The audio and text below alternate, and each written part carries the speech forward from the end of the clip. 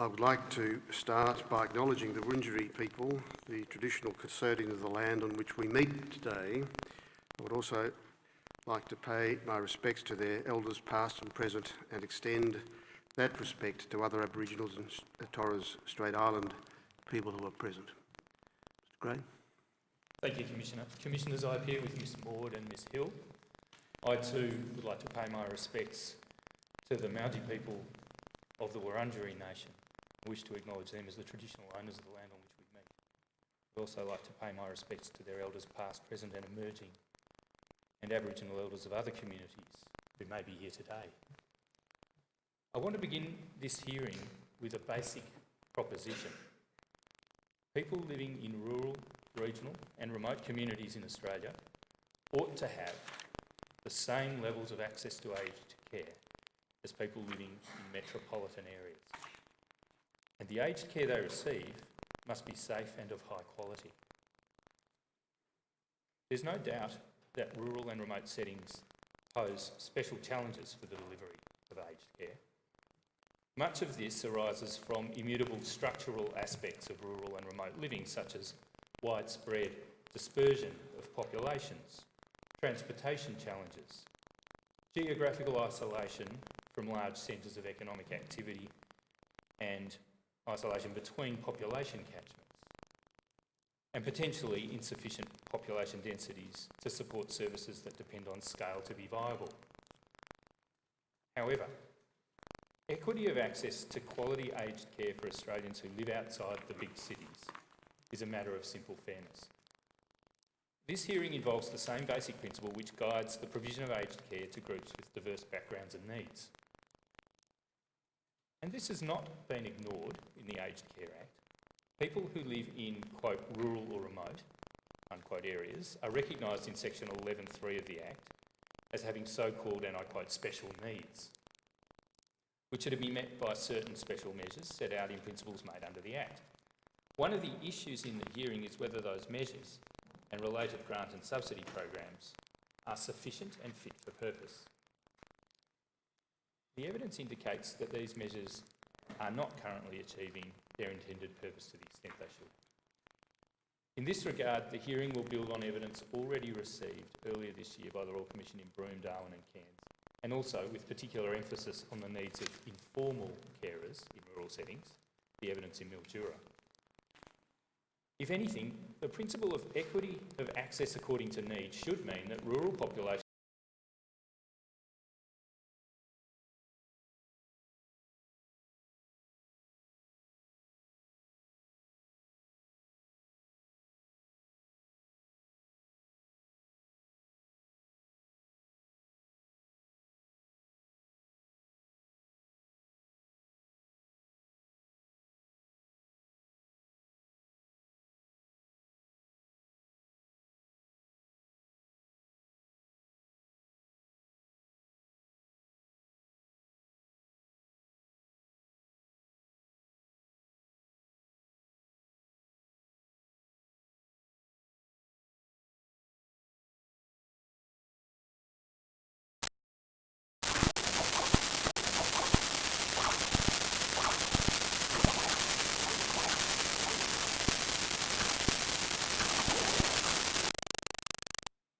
there are fewer residential aged care places per 1,000 people in regional and remote areas when compared with major cities. Next, there are fewer people using community aged care services per 1,000 people in regional and remote areas when compared with major cities. Next, there are higher hospital patient days used by those eligible and waiting for residential aged care in regional and remote areas when compared with the general population. Next, few residential aged care facilities in regional, rural and remote settings can cater for diverse and complex needs, such as the needs of people with advanced dementia, creating complex behavioural management issues, for example. And finally, people wait longer for home care packages, especially, and the services associated with those packages, especially for higher level packages. Particularly in remote areas, these services may not be available at all. There's a technical point I should make here. Throughout this hearing, we will use the Australian Statistical Geography Standard remoteness structure.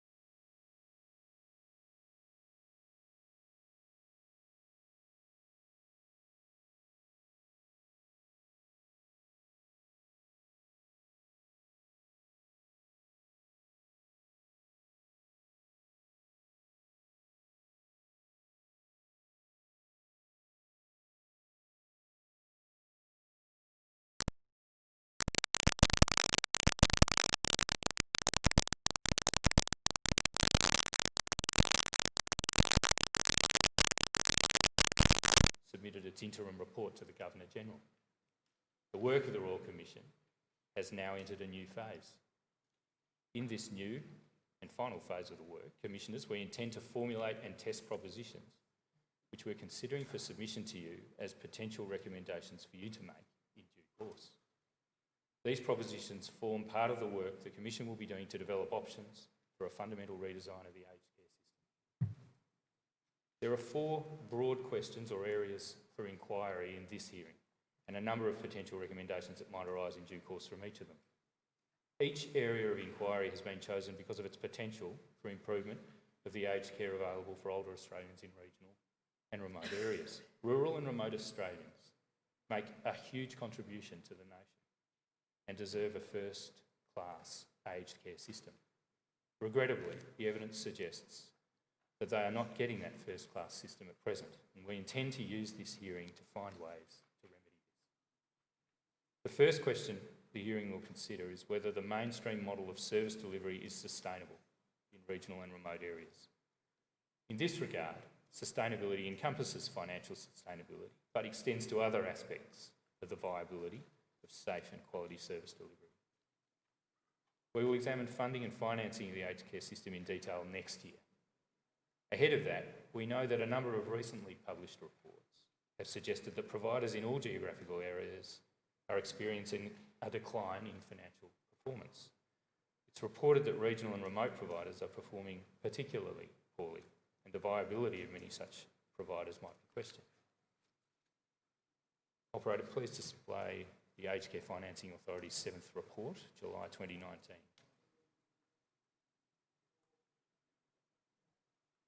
Thank you. If we go to page 9, please, operator. We call out the text beginning 44% of residential care providers.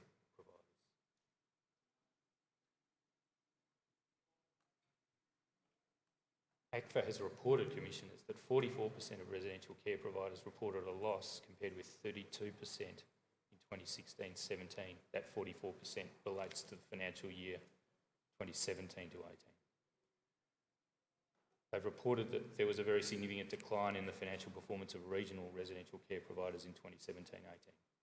And on average, the performance of not-for-profit providers dropped significantly more than for-profit providers. Not-for-profit providers are prevalent in regional and rural areas. The issue of whether and to what extent mainstream aged care providers can operate sustainably under the current funding and financing framework is not a new issue.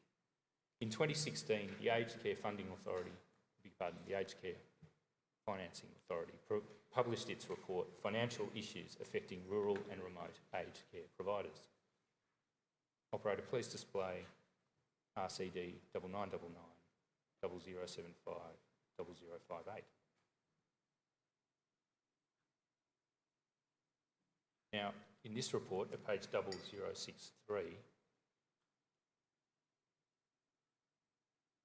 ACFA found that in spite of the potential availability of supplementary funding known as the Viability Supplement, rural providers face higher costs and their other sources of income are lower, leaving them worse off overall. In light of this, perhaps it's unsurprising that residential aged care facilities in regional and remote areas are overwhelmingly owned and operated by not-for-profit organisations, and also by government. In the case of not-for-profit organisations, providers tend to own fewer facilities each compared with those in metropolitan areas, and the organisations and facilities are smaller. And these factors raise potential scale and professionalism issues. We will explore potential mechanisms for capacity building and interventions that might support these organisations to deliver quality aged care services or to safeguard the welfare of care recipients where services might be at risk of failing. As to the issue of financial sustainability, in this hearing we'll ask you Commissioners to consider the proposition that aged care services delivered in regional and remote areas should be funded to a level that accords with the additional costs incurred in supplying the services in these areas. The Australian Government will be considering submitting to you should establish an independent authority charged with A, conducting a cost study to determine the appropriate level of subsidies in these contexts, and B, updating required subsidy levels annually. The Independent Hospital Pricing Authority could be used as a model for the form, structure and the work of such an authority.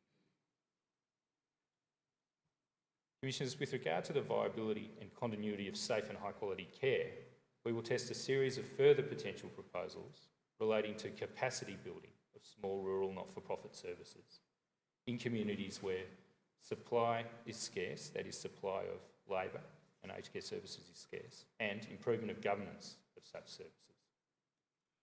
We will also consider the potential benefits of a mechanism by which the Australian Government could intervene when providers encounter extreme cases of challenging care needs, which the provider has become unable to meet.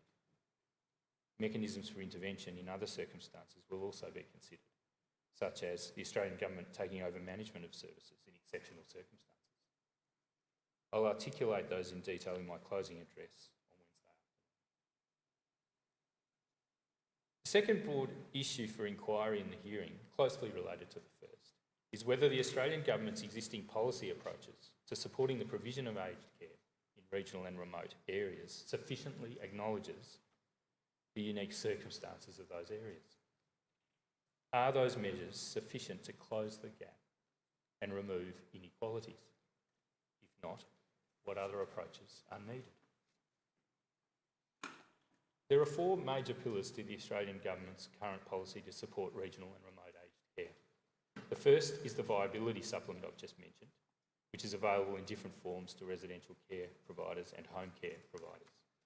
The second is the availability of capital grants directed predominantly to residential and home care providers in regional and remote locations for infrastructure investment. The third is a set of arrangements under the Allocation Principles 2014, by which priority may be given to special needs, that's statutory term, in the course of assessments and decision making as part of the aged care approvals rounds processes. That results in the allocation of places to residential care providers. And the fourth is the prevalence in regional and remote settings of two flexible programs for the provision of aged care. The National Aboriginal and Torres Strait Islander Flexible Aged Care Program, sometimes called NATSI Flex or NATSI FAC program. And this was a focus of evidence in Broome in particular. And secondly, the Multi-Purpose Service Program, which will be a focus in this hearing in Mudgee. The Multi-Purpose Service or MPS program is a partnership between the Australian and state and territory governments with the aim of providing health and aged care services in regional and remote communities that couldn't support standalone hospitals or residential aged care services sustainably. The program was developed in the 1990s at a time when regional hospitals were struggling to deliver acute health services sustainably, and the ageing regional population meant that the aged care hostels and nursing homes in those regions were no longer meeting demand. Flexibility of funding and infrastructure to meet community need is a key tenet of the model. For example, multi-purpose services receive Australian Government funding to deliver aged care services and state or territory funds for the delivery of health services and capital infrastructure. A pooled funding arrangement thereby provides for flexibility to allocate resources where required.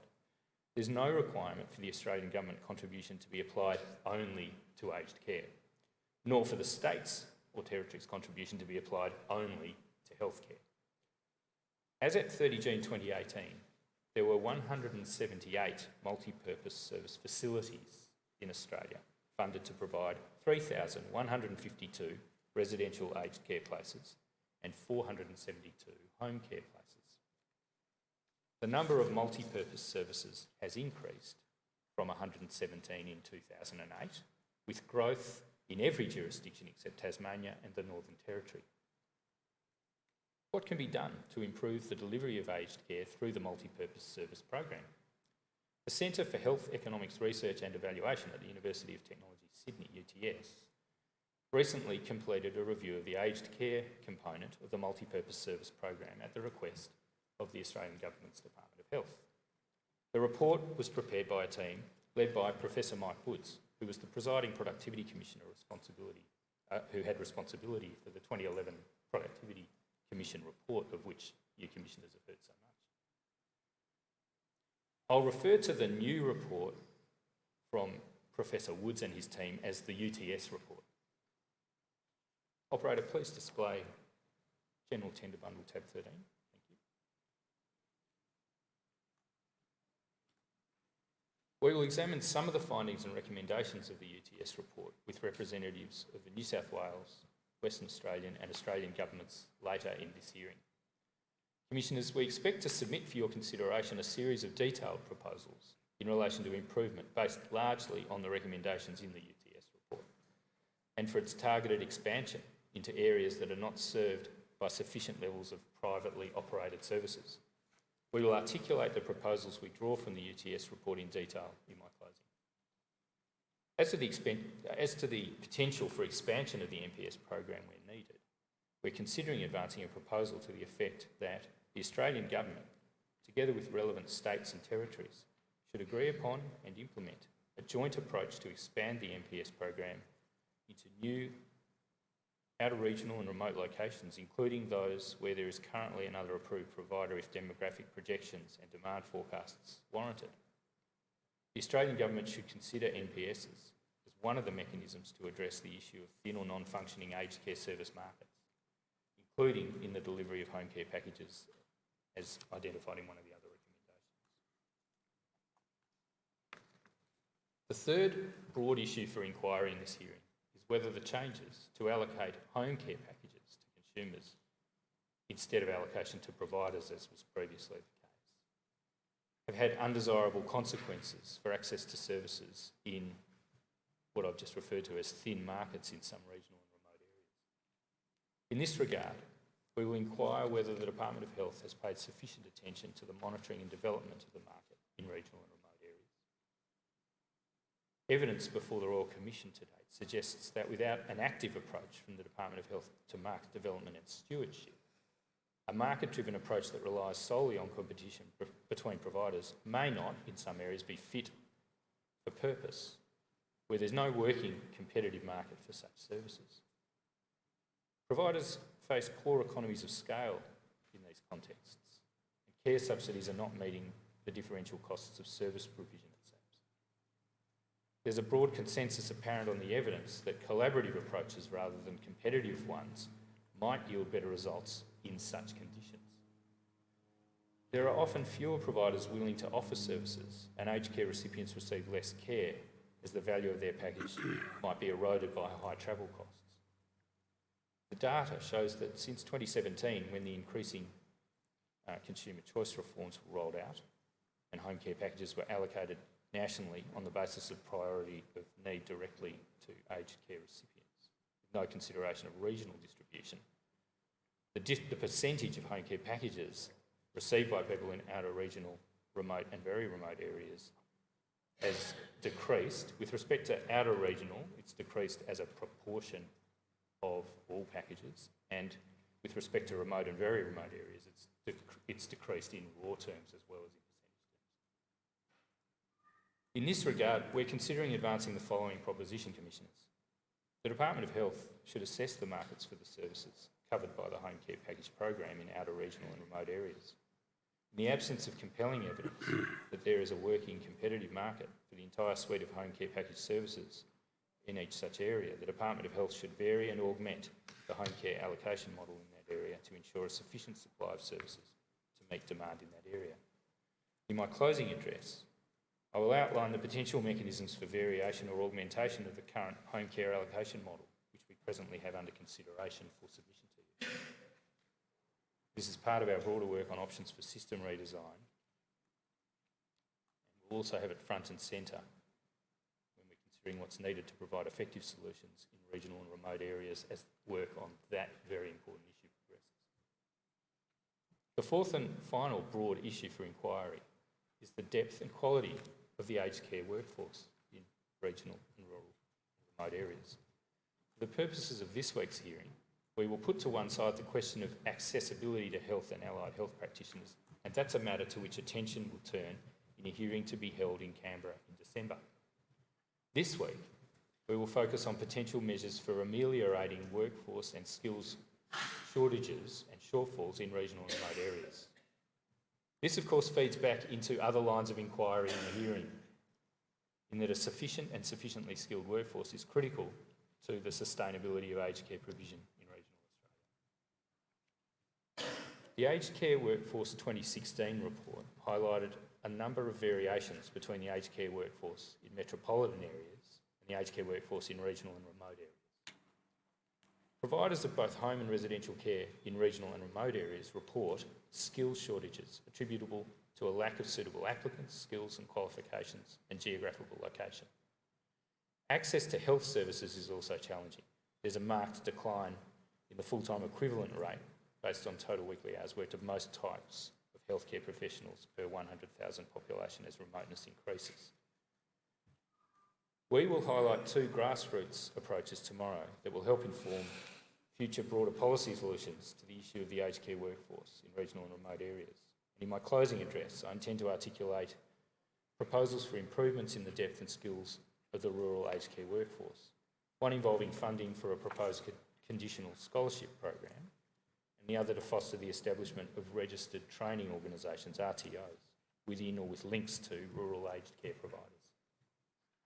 In Melbourne Hearing 3, you heard evidence from Ms Kerry Rivette, CEO of Shepparton Village, about a proposal for a traineeship program venture between her organisation and a local TAFE.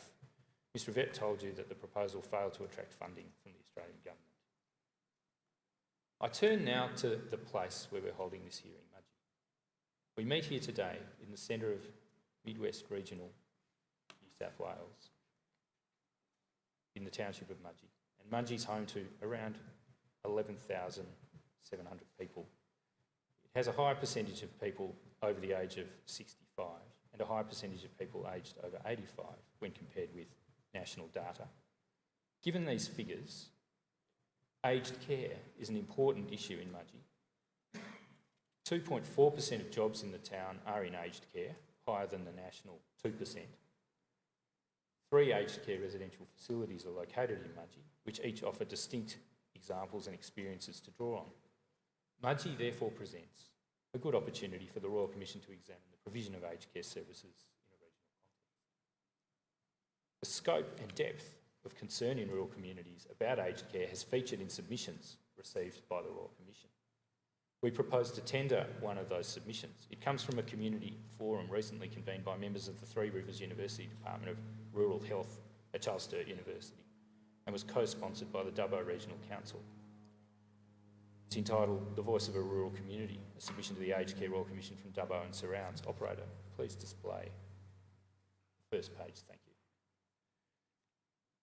We then go to page 0004, please, operator.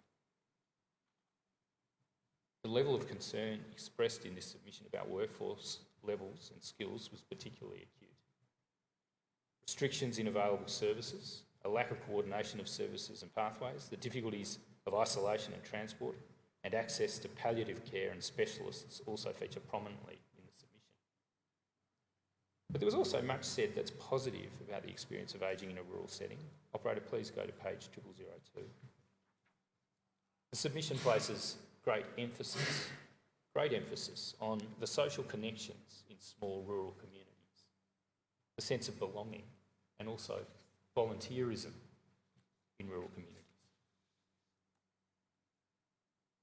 The Office of the Royal Commission experienced the depth of concern about aged care in the region firsthand when our staff were warmly welcomed at community meetings held in Mudgee and Dubbo in September. The community came out in higher than expected numbers, some in challenging weather conditions, to meet with Royal Commission staff and share their stories, knowledge and experiences in accessing and delivering aged care in the region. These generous insights formed the basis of the preparation of what you'll hear over the coming 3 days. Some of those community members will appear before you this week as witnesses. The first witness this morning will be Miss Ruth Hamilton, who will speak to you about her experience as a carer for her mother in a regional residential facility. Ms Hamilton will provide evidence about quality and safety from a family member's perspective and her experience of quality assessment and accreditation audits undertaken by the Aged Care Quality and Safety Commission at the facility. The rest of the day today will be taken up with a limited case study examining the experiences since the commencement of 2018 through to September 2019 of Pioneer House Aged Care, a local residential aged care facility here in Mudgee. I'll open the case study following the evidence of Ms Hamilton. Tomorrow, the Commission will open with direct experience accounts given by Mr Philip Dunlop and Mrs Sue Dunlop. Mr Dunlop cares for Mrs Dunlop on a rural property in New South Wales. Mrs Dunlop is the recipient of a home care package. Together, they will explain to you the challenges of accessing home care and some of the specific barriers that they've encountered living in a rural area. Commissioners, you'll then hear another perspective. A panel of approved home care providers comprising representatives from Australian Unity, Uniting and Live Better Community Services will give evidence about the practical and systemic challenges associated with delivering home care services in regional and remote areas. They will be asked what is needed to ensure that people in regional and remote areas have access to quality aged care in their homes. Dr Rachel Winterton is an academic at La Trobe University and also the convener of the Australian Association of Gerontology Special Interest Group for Rural, Regional and Remote Aged Care. She will give evidence about some of the innovative approaches that are needed to overcome the challenges associated with service delivery in these regions. Specifically, Dr Winterton will describe the Rural Workforce Centre model and how it can be adopted and implemented to facilitate greater access and high quality services to older people in regional and remote communities. Tomorrow afternoon, we will continue the theme of exploring innovative approaches to overcoming the inherent challenges of service provision. Mr Lyndon Sees, Chief Executive Officer of Alpine Health Victoria, will share with you his knowledge and experiences in delivering services through the multi-purpose service program. Mr Sees explains how Alpine Health has strived to meet broader needs of the community, establishing the service as an employer and service provider in the region across health, aged and disability care. Alpine Health also became a registered training organisation to train, attract and retain a local workforce. Ms Sally Good, Chair of the Loxton and District's Health Advisory Council in South Australia, will then give evidence about her own experience of addressing workforce challenges for aged care in the South Australian Riverland. The Advisory Council worked to establish a scholarship program in the region to encourage locals to gain skills, knowledge and experience in the aged care sector. The scholarship program is in its second year and has successfully provided a pool of qualified workers, many of whom have gone on to secure employment in the aged care sector in the region. Finally, on Tuesday, Ms Sue Hood will share her experience of caring for her husband who's living with dementia and the difficult path to seeking formal support services in the regional hub, Dubbo. On the final day of the hearing, Wednesday, we intend to commence with evidence from Mr Julian Krieg, Chair of the York Health Advisory Group, who will outline his views on the benefits associated with flexible funding through the multi-purpose service program and the barriers to delivering services with individualised funding packages. We will then hear from representatives of the New South Wales and Western Australian governments on their participation in the multi-purpose service program and their operation of several MPS facilities in regional and remote areas. On Wednesday afternoon, we will hear from Mr Graham Barden, Assistant Secretary of the Residential and Flexible Care Division in the Department of Health of the Australian Government, and also Mr David Hallen, Acting Deputy Secretary for Ageing and Aged Care, Department of Health. In this evidence, we will examine many of the issues I've canvassed in this opening and will seek the Department's response to the emerging evidence. The final witness to appear in the Mudgee hearings will be Mr Peter Harris. Mr Harris is a carer for his wife who lives in a multi-purpose service in New South Wales. Mr Harris will tell you the value of the multi-purpose service in keeping his wife nearby and how important the service is to the community. Operator, please display Mudgee Hearing General Tender Bundle Index. Commissioners, I tender the 37 documents constituting the General Tender Bundle for the Mudgee Hearing set out in the index which is currently on display. Yes, thank you. Well, that tender bundle will be Exhibit 12-1. Thank you, Commissioner. Ms Hill will now call our first witness. Ms Hill. If the Commission pleases, I call Ruth Hamilton.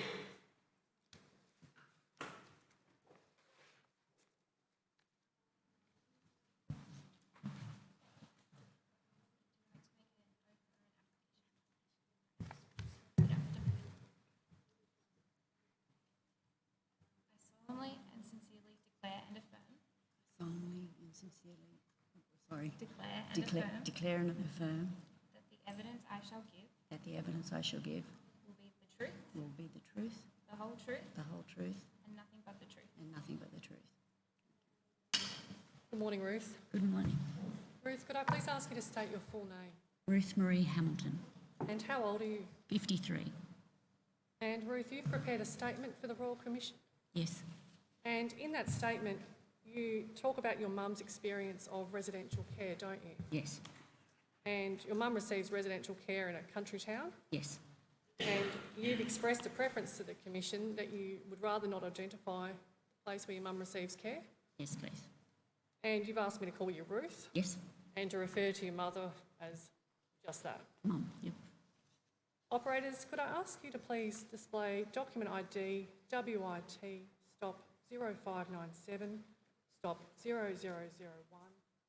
stop 0001.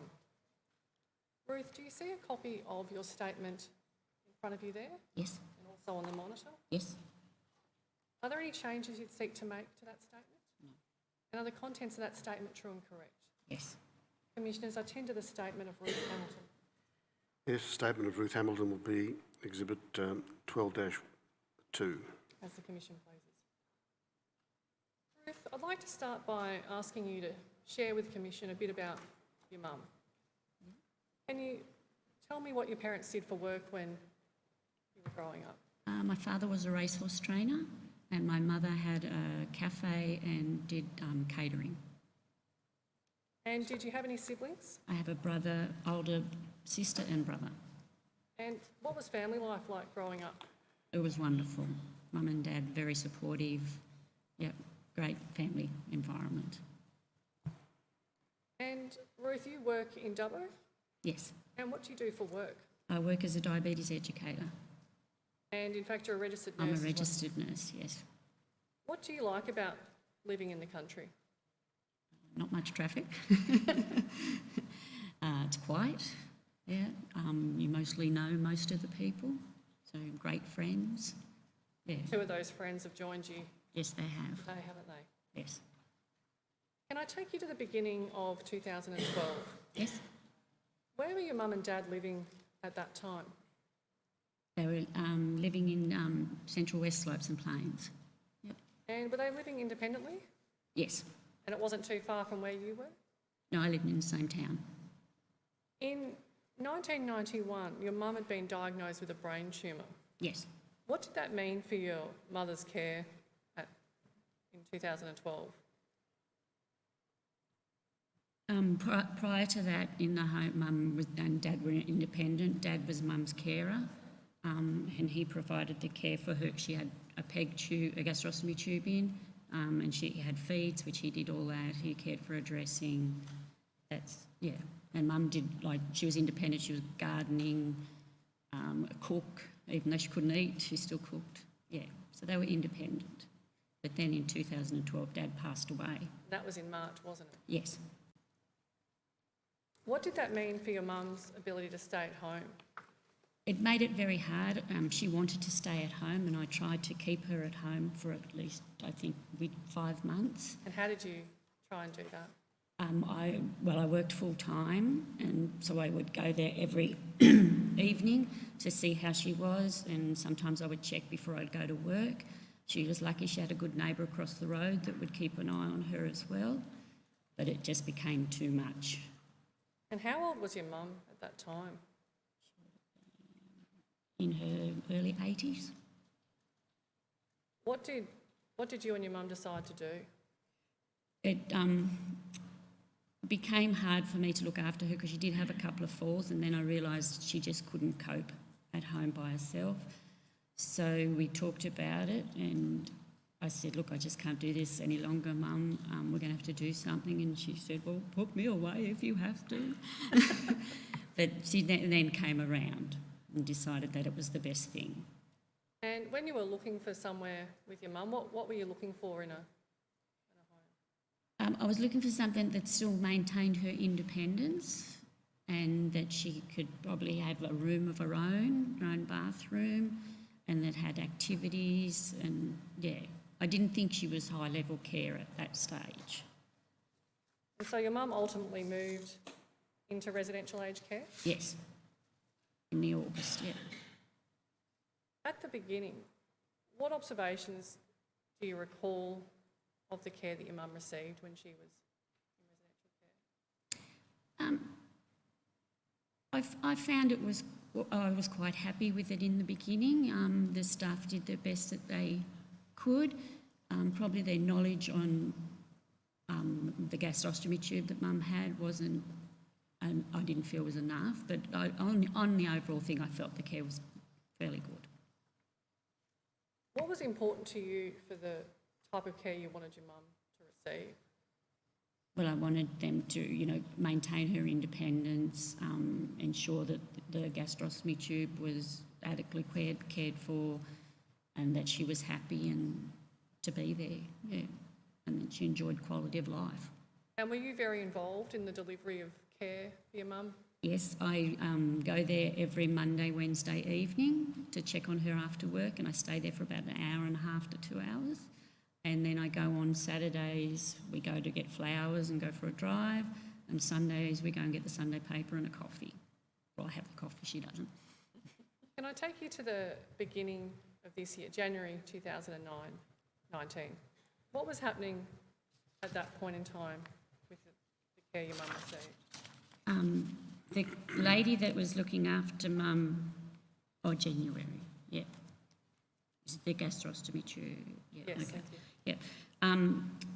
Mum has a gastrostomy tube which that beginning of, or the end of 2018 had changed, and what was happening that the staff, when they were feeding Mum, unfortunately it was getting broken, and I spoke to the manager about that, and she said the staff, they had new staff and that they were being trained.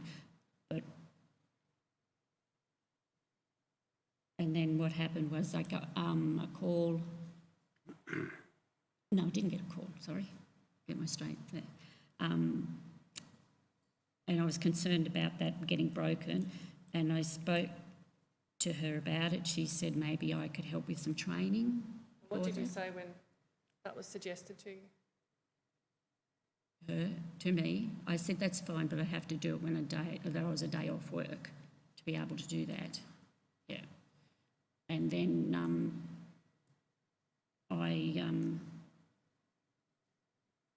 sorry, I've lost my train of thought. You were talking about how you'd had a conversation with the manager at your mum's facility. Yes. And you'd had a conversation with her about you were prepared to offer training about the changing of the peg tube. Yeah. But I didn't want anyone to do it until I had seen them, supervised them, them watching me do it, and then me supervising them do it. And what did the manager say to you? She said that they had some of them were employed in their country as registered nurses, but they were employed as PCs here, and they were registered nurses and had the skills. to do it. But I said I still wanted to watch them do it, so I knew that they were competent. And then what happened? Then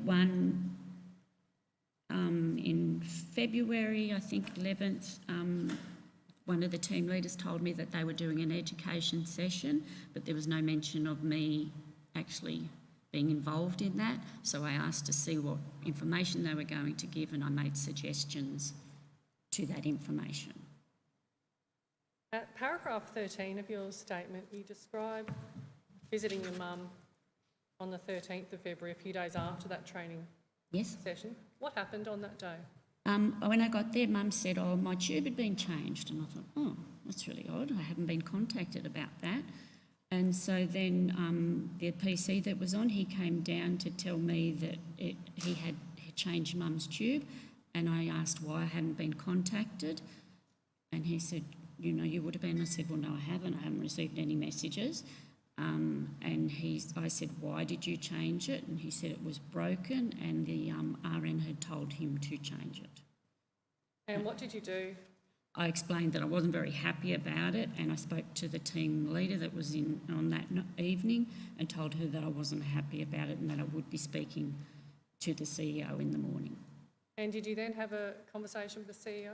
Yes, I rang her the following day and asked her why I hadn't been contacted about it and then my concerns about it being done, and that she knew. I said, you knew that I didn't want it done until I had supervised someone doing it.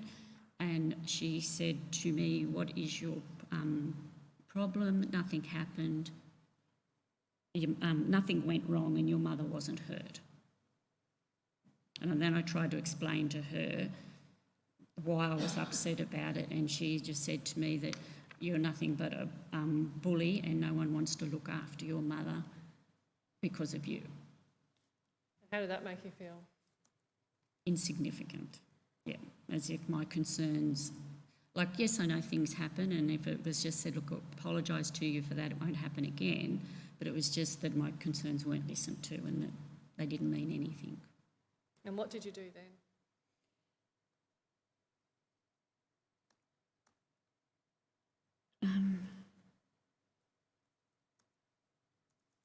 Well, I didn't really do anything then, yeah. I just thought, yeah, not good. And then in March, your mum tells you that there was a meeting held at the facility, is that right? No, Mum, they get the minutes of the residents' meeting, yep. And Mum leaves them there for me to have a read, so I was reading those minutes and I was quite concerned by something that was in those minutes. What were you concerned by? It was stated that some residents, the CEO had been at the meeting, and she said some residents evidently telling officers they are not getting the care needed. The CEO advising it is very important and disappointing if residents do not report to management, CEO or the emotional or spiritual support team members or the residents meeting before going to the department. Any complaints cannot be fixed if not reported and discussed. And you're reading there from your statement at Yes. paragraph 15, and you've also provided the Royal Minutes. Commission staff with a copy of those minutes. haven't Yes. you? Can I turn then to April 2019? Yep. In April 2019, there was an audit at your mum's facility, wasn't there? Yes. How did you find out about that? I was contacted by one of the auditors, And where were the auditors from? the Aged Care Commission. Were you involved in the audit? No, just that phone call from her. And what was the phone call? She wanted to see how I felt about Mum's care and if I was happy with the care and if I thought that the staff had the skills and if the RNs had the skills as well to be caring for my mum. And what did you say to that person? I said that I was concerned about Mum's care. I did have issues with it because since January 2000 this year, Mum had a carer that looked after her 5 of the 7 days for 2 years, same carer, and she'd recently been moved. And I'd noticed Mum's care had declined since then.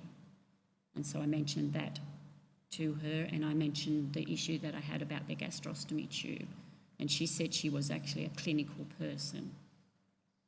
And I said I had there was a folder in Mum's room that I could write in the family notes, and I used to write things in there if the dressing wasn't done properly or certain things I wanted to leave. And she said, oh, she had been in there but hadn't seen those notes. What observations did you make of the audit process? That audit, I think, was very concise and very good, because I've heard later on that they actually did not pass that. That particular audit in that April? Reaccreditation, yes. I think they were quite thorough. Did you have any contact with the staff at your mum's facility about that audit in April? I did have to make a phone call about an issue, and I spoke to one RN there, and she told me that because after that audit, Mum's folder had then been locked away in a cupboard, and I said, I don't have access to that anymore, and she said, oh yes, that came from the audit. They went through us like a fine-tooth comb. It was really awful. You've referred to the April audit as that audit. There was another audit in August of 2019. This year, Yes. wasn't there? Yes. How did you become aware of the August audit? I was sent an email that had a release saying that they were going to be doing an audit, and if you wanted to make an appointment, you could. So I did make an appointment. And you attended that appointment? Yes. And what happened at that time? That appointment with that lady, she told me that she didn't have a clinical background, and I didn't feel that it was as an effective audit. She asked my mum questions, and then I said things after, and those questions I didn't feel I thought they were fluffy questions, and they're not questions that people, if that's what the questions they were asking the facility, I don't think the residents would tell the actual truth. Can I ask you to expand on what you mean by fluffy questions? Well, are you happy here? If you had an issue, would you feel comfortable saying something about it? Yeah, if you had pain, would you tell the staff? What observations did you make of your mum in answering those sorts of questions? She would just go, yes, yes. And yes. why do you think that was? I think her generation, they don't like to make waves, and because, you know, the repercussions that may happen to them, and they just like to keep people happy. What would you have liked to have seen in that audit process in August? I would have liked it to have been another clinical audit, because I felt that the majority of the issues that they may have failed were clinical issues, and I don't see how they could have, in that period, fixed all those issues. And if the person wasn't clinical, how would they know if they were actually fixed? Did you become aware of the outcome of the August audit? Yes, I was talking to staff and asked whether they had failed or passed, and they had passed. And the comment that had been said to the staff that it was an easier audit, it was much better. And did you have any discussions with staff about their work and what they were doing at that facility after that audit? The first one or the second one? The second one? Yeah, the staff were pretty disappointed themselves, and they didn't think many changes had taken place. Can I ask you how, as someone with a background, a clinical background as a registered nurse and also being the daughter, how do you balance, or is there a balance to your professional background as a nurse and being a daughter? It's hard, because I probably, as being a nurse, I have certain expectations, and they're probably more than what people can probably provide there. So it is hard. But most of the staff are very good, and if they're not sure about some of the things for Mum, they will ask me to help them. Yeah, with that. But it is hard balancing that in being the daughter and not being pushy as a nurse. And how do you balance that with the communication that you've described needing from your mum's facility? I find it hard. I don't feel that I can go to management about my concerns. So I do talk to the staff about some of the issues and they try and fix them, but then sometimes they've had repercussions from trying to do that. What do you mean by repercussions? One of the issues that we had, they said that I asked them about, and they said they would leave a note in the book about it, and that person the next week got a disciplinary action for that, following that up. And how's your mum going now? She's not too bad. Yeah, she's 89 this year, and yeah, she has her moments. She gets, often she'll go there and say, "Can I not go home with you? I don't like being here," which makes it very hard for me. Yeah, and she's a little bit happier now, but she did have an issue before, whereas they employ a lot of male people, male PCs, and she wasn't happy with being showered by a male, so that was an issue I had to... And when you refer to PCs, you're describing personal carers? Carers, yes. How did you manage that issue?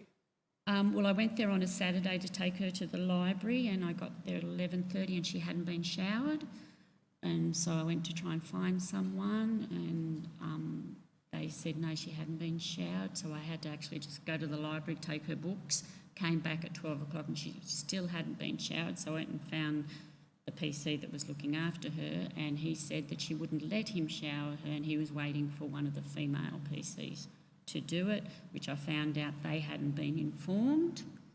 So I actually went and showered my mother that day, and I said to Mum, "Why do you not like the male showering you?" And she said, "Would you like a male showering you?" I said, "No, I probably wouldn't."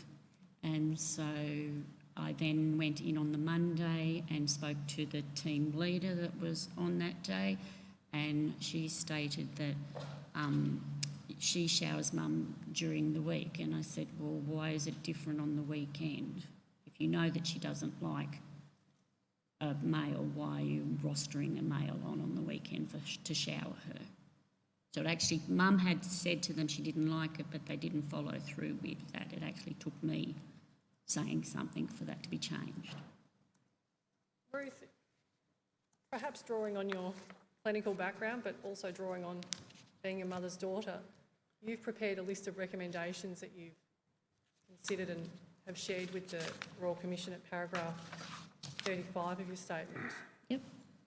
Could I ask you to read them to the commissioners? Yep. I feel that a RN should be rostered on every shift, not just on call, because at present they only have an RN during the day shift. RNs to have compulsory training in wound care and diabetes care. All aged care Quality and Safety Commission auditors to have a clinical background so that a thorough audit is done. Residents and family to be notified of the outcomes of audits, areas that they have failed and any changes that are being implemented. The facilities need to be more open. Residents and family be notified of audits. This was the first time I had been informed of an audit and invited to have a meeting. Aged Care and Safety Commission to send residents and family a survey prior to an audit to get a background of the issues that are there.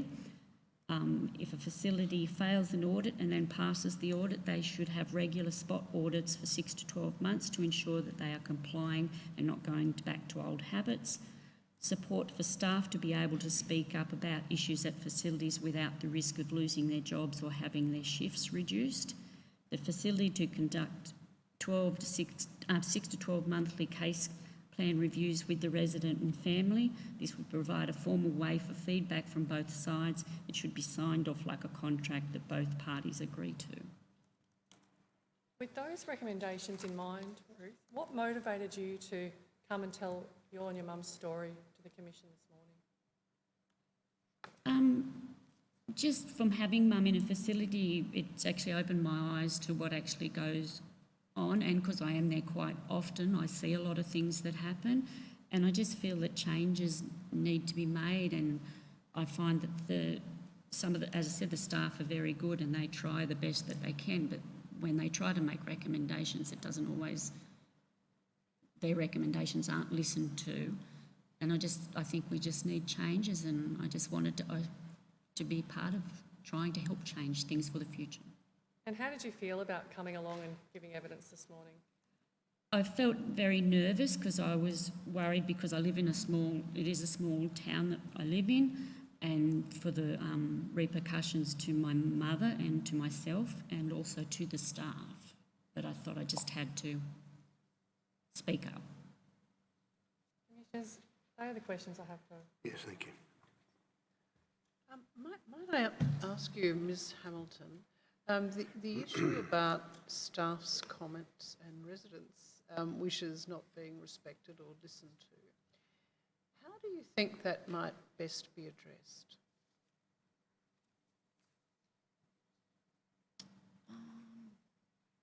I'm really asking how you change the approach to that in the management or the leadership of the organisation, I think. Leadership being more open and being supportive and listening to those recommendations and not saying that it won't be done this way. Yeah, just more listening, and that coming from that management part, that they're more open and willing to make changes, and not the residents or the family feeling that there's no point saying anything because nothing's, a lot of the residents won't say anything because they are frightened of the repercussions and that there's no change anyway. Thank you. Ms Hamilton, thank you very much for coming to give evidence. It's very important that the Commission hears evidence like yours. I think we're all conscious of the vulnerability that not only people like your mother but also you feel, and it's very important that you've said what you've said to us. Thank you.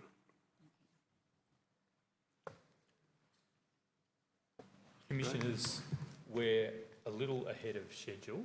We could break now, or I could proceed to an opening of the case study. What's your preference, Mr Gray? I'm indifferent. The opening will take about 20 minutes. I think we might do the opening, Mr Gray. Thank you, Commissioners.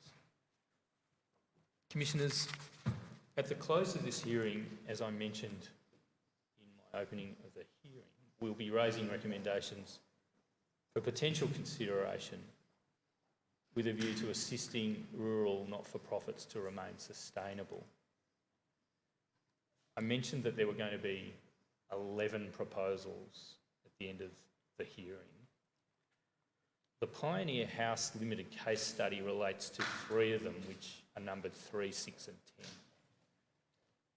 Recommendation 3 relates to targeted assistance for small standalone rural not-for-profit aged care providers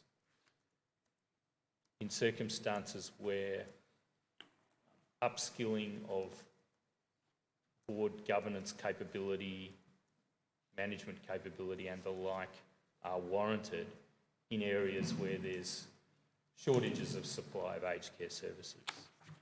And Commissioners, that recommendation in many respects mirrors the criteria of the existing Service Development Assistance Program, which in the main relates to services directed to Aboriginal and Torres Strait Islander people in remote areas, and it would represent, in effect, a tailored expansion of that program so as to make it available more widely and perhaps in a way that is capable of being custom tailored to different settings relating to rural not-for-profit residential aged care services. Number 6 is a proposal for an intervention power on the part of government, probably the Department of Health, in relation to very challenging and complex needs where it appears that a small rural standalone not-for-profit is no longer able to meet complex care needs of, say, a resident who is showing very difficult and challenging behaviours, and that circumstance is threatening the viability of the service, and the service is in an area where there's a shortage of supply of aged care services. And number 10 is a suggestion in relation to initiatives that would encourage the training, attraction and retention of local rural workforce, in particular via scholarship programs and establishment of linked RTO programs. Now, the Pioneer House case study is intended to test the workability and advisability of those proposals. Pioneer House is a not-for-profit residential aged care service operated by a community organisation which was originally established in 1964 after concerned citizens in the Mudgee area identified the need for an aged care facility in the district. There was a major refurbishment of the facility operated by that organisation commencing in June 2007. And the facility was reopened in 2008 with services available for 81 residents, divided into 4 wings, 2 of which are for general care and 2 of which are for dementia care. The directors of Pioneer House Living Limited are voluntary members of the local community. And as I said in the opening, it's a rural community here in Mudgee. Albeit classified as inner regional, it's surrounded by outer regional areas. The board, at the relevant period that we're concerned with, commissioners, of commencement of 2018 through to September 2019, had no member with any clinical expertise or experience. And furthermore, we'll be asking Mr. Codrington, the chair of the board, about this, but we understand that the board didn't have risk management or legal experience either.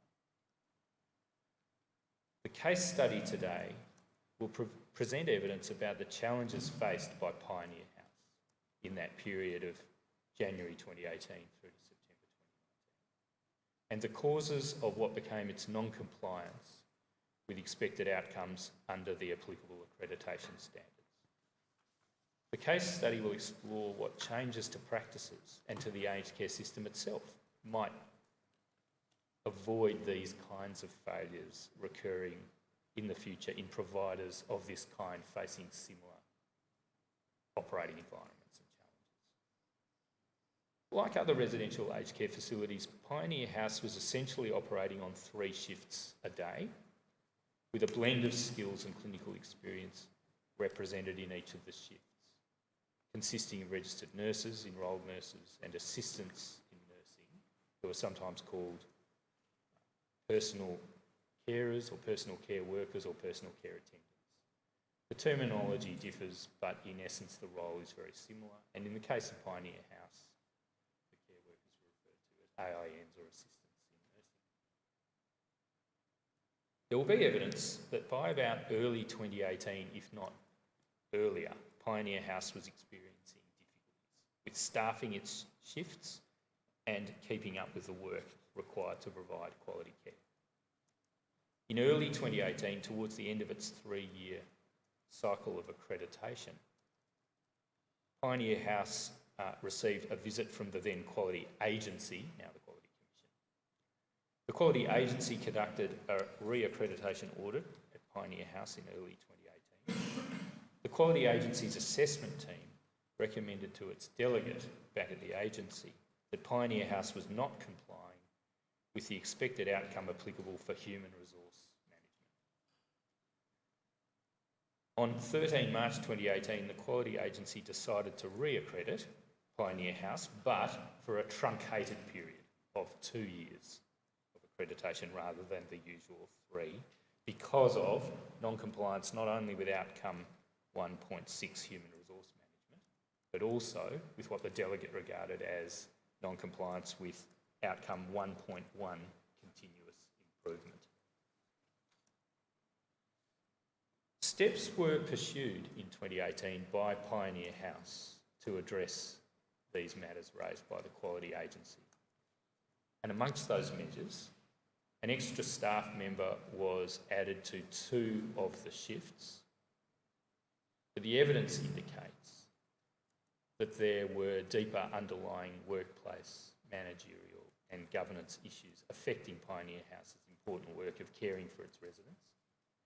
And compounding this situation, in late 2018, Pioneer House accepted admission after a period of respite of a resident on a permanent basis whose pseudonym is Mr UI. And Mr UI was living with dementia. Mr UI was unsettled at Pioneer House, and there were numerous incidents involving Mr UI and other residents, and sometimes other staff, involving physical force and other behaviour.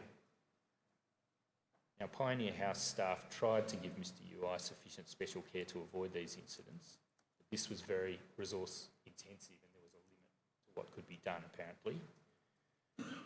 This evidence, I think you'll be able to see, Commissioners, links through to the recommendation I just identified as recommendation 6 about the possibility of the Council Assisting Team in due course proposing to you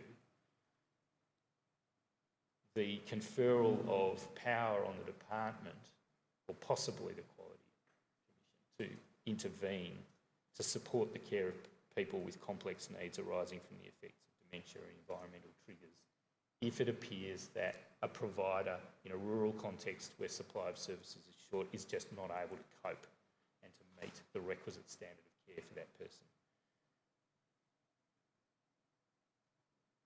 Returning to, in effect, my chronological opening, at the same time, by early 2019, Pioneer House's management considered that in light of Pioneer House's poor financial performance, which had been a matter of increasing concern over the preceding financial year and into the financial year 2018-19, in light of that, there should be a reduction of the additional staff who'd been added in 2018 so that the level of the staff on the morning and night shifts would be decreased again to the early 2018 level. Now, on closer inquiry, the evidence suggests that Pioneer House's volunteer board may not have well understood the implications of doing this for the care of residents in the circumstances Pioneer House faced. In February 2019, so very shortly after that decision was taken and at about the time it was being implemented, the Quality Commission, on a visit to Pioneer House, found that Pioneer House's care had deteriorated and Pioneer House was found to be non-compliant with almost half of the expected outcomes under the accreditation standards at the time. Shortly after that, the department, under its separate sanctions function, imposed sanctions on Pioneer House, requiring Pioneer House to appoint a nurse advisor and to conduct a program of training at its expense if it was to save its status as an approved provider. And also, at the same time, Pioneer House was precluded from receiving subsidies for newly admitted residents, save that this was later varied for some respite residents. The effect of that element of the conditions imposed on the sanctions was that Pioneer House, while it was under sanction, which was to run until 27 August 2019, would be, in effect, prevented from taking new residents until it had achieved compliance. That's the policy behind a condition of that kind. The chair of Pioneer House, Mr. Alan Codrington, will be our first witness in the case study after the break. He has, over many years, generously given his time to serving Pioneer House in a voluntary capacity. He's been doing so for 16 years. He's been chair for the last 4 years and he was vice chair for 9 years before that. He's made a witness statement for the Royal Commission, and I'll also be asking him questions so that he'll give some supplementary oral evidence about the events I've described, including the board's decision making. And he'll also be invited to outline recommendations he makes in his statement for avoiding the sorts of problems which can be encountered by small rural not-for-profits and which were encountered by Pioneer House in the relevant period. Next, one of Pioneer House's clinical staff, Miss Tanya Sargent, registered nurse, RN, will also give evidence. Apart from a brief period in May and June this year when Miss Sargent was acting Don, Director of Nursing, she was essentially a deputy Don throughout the entirety of the relevant period. Pioneer House has produced a number of its business records to the Royal Commission from the relevant period. Out of these, we on the Council Assisting Team, with the assistance of other staff of the Royal Commission, including its solicitors, have compiled a selection of the most relevant documents, and they are in an index for the case study. Operator, please display the Pioneer House Tender Bundle Index. Commissioners, I tender the documents in accordance with the index. All right, well, that tender bundle will be Exhibit 12-4. Thank you, Commissioner. Returning to the chronological opening, on 3 and 4 May 2018, a series of focus groups and interviews were conducted by an organisation called InSync Surveys at Pioneer House, in which staff identified areas for improvement in relation to clarity of staff roles, values for actions and behaviour, staffing levels and training, communication between management and staff, and respect and recognition. Operator, please display tab 8 of the general tender bundle, of the case study tender bundle. A report of these matters was provided by InSync to Pioneer House in about May 2018, and some aspects of this document will be raised in the course of the examination of the witnesses. InSync recommended 6 actions, which included planning workshops to agree on actions and initiatives to deal with the issues in the report, and implementation in accordance with agreed timelines, and a governance process for monitoring implementation with regular updates to be provided to staff, and finally with a rerun of the survey in 6 months. Operator, please display tab, or perhaps there's no need to display it, I'll just refer on the transcript tab 73 as evidence in support of this point, Commissioners. On 16 July 2018, Mr UI commenced as a respite resident. On 27 August 2018, Dementia Support Australia received a referral from Pioneer House about Mr UI. Dementia Support Australia is the organisation you've heard a lot of evidence about, particularly in the Sydney hearing. Dementia Support Australia is a joint venture of Hammond Care supported by the government. It is available to provide advisory services and, in some cases, concrete physical presence and intervention to assist providers to care for people living with dementia who are showing challenging behaviours as a result of their dementia and environmental triggers. DSA ventured, bigger pardon, Commissioners, Dementia Support Australia actually visited Pioneer House on 30 August 2018 and gave a report which included suggested strategies for managing the care of Mr UI. That's at tab 9. At about this time in August 2018, there's evidence from the papers submitted to the board that the financial performance of Pioneer House was not tracking as the board wished. The finance manager reported that occupancy was lower than planned, and the level of aged care funding instrument, ACFI claims, was below the level planned and advised by a consultant group which had been retained by Pioneer House. On 1 September 2018, this is tab 74, Pioneer House and Mr UI's wife signed a permanent residency or permanent resident agreement for Mr UI. ask you, operator, to please display tab 11 now. On 9 January 2019, an all-staff meeting was held at Pioneer House. The finance manager and the CEO Don refers to one person who held both positions of CEO and Director of Nursing. Both of those people, the finance manager and the CEO Don, spoke to staff about the financial pressures that Pioneer House was facing. And the minutes of the meeting, which are on display, record that the CEO Don spoke to the inability to sustain rosters as they are. And the minutes record, if we go to page 29, please, operator, that staff were informed that it was proposed to make changes to the roster to reduce one AIN on the morning and evening shift. Now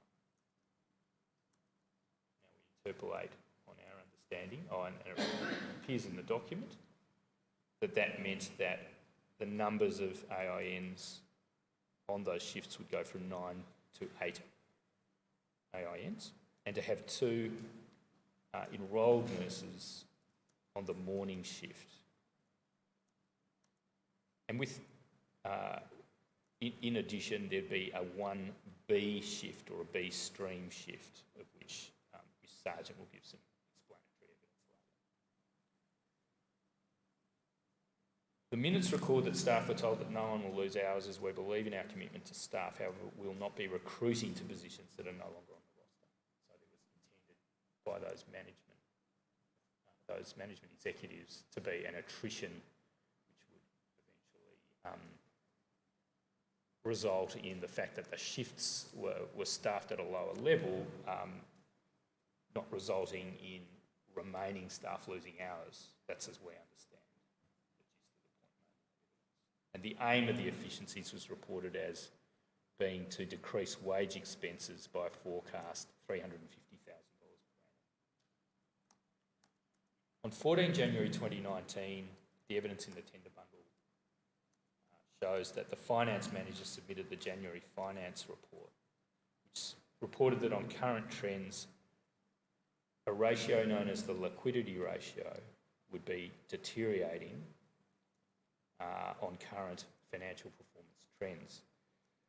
The liquidity ratio, as we understand it, and we'll ask Mr. Codrington, but as we understand it, the liquidity ratio represents, in effect, the cash at bank compared with liabilities represented by RADs or refundable accommodation deposits. The finance manager reported that Pioneer House was providing 3.37 care hours per resident per day, close to a benchmark mean care hours for not-for-profits of 3.30. And we'll ask the witnesses to explain where these means come from, but it appears evident that the decision-making at board level was based on not exceeding a mean or an average number of hours for not-for-profits providing care to their residents. The main issue identified in the report was that ACFI was below the level at which the consultants said it should be. The finance manager warned that Pioneer House needed to make a profit in order to have the likelihood of positive cash flow, without which we will eventually run below our policy 50% liquidity ratio.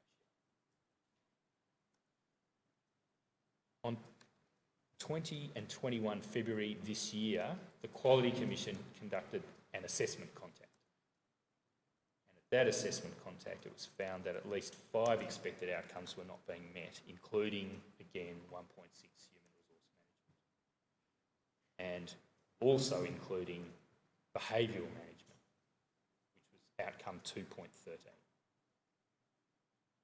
In the assessment contact report, which is at tab 31, please display that, operator, there's a list which shows unfilled shifts on nearly every day, or unfilled positions for AINs on shifts on nearly every day from 15 January 2019 to 21 February 2019.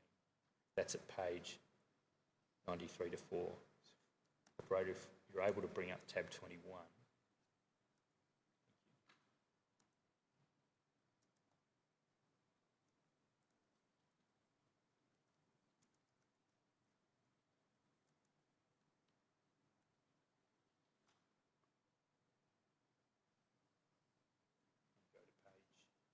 93 and 4 and display them both. Thank you,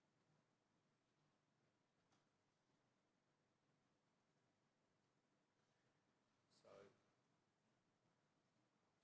So this list of unfilled positions on the roster, on the shifts displayed on the roster is of serious concern and shows the lengths to which the problems at Pioneer House regarding staffing had gone.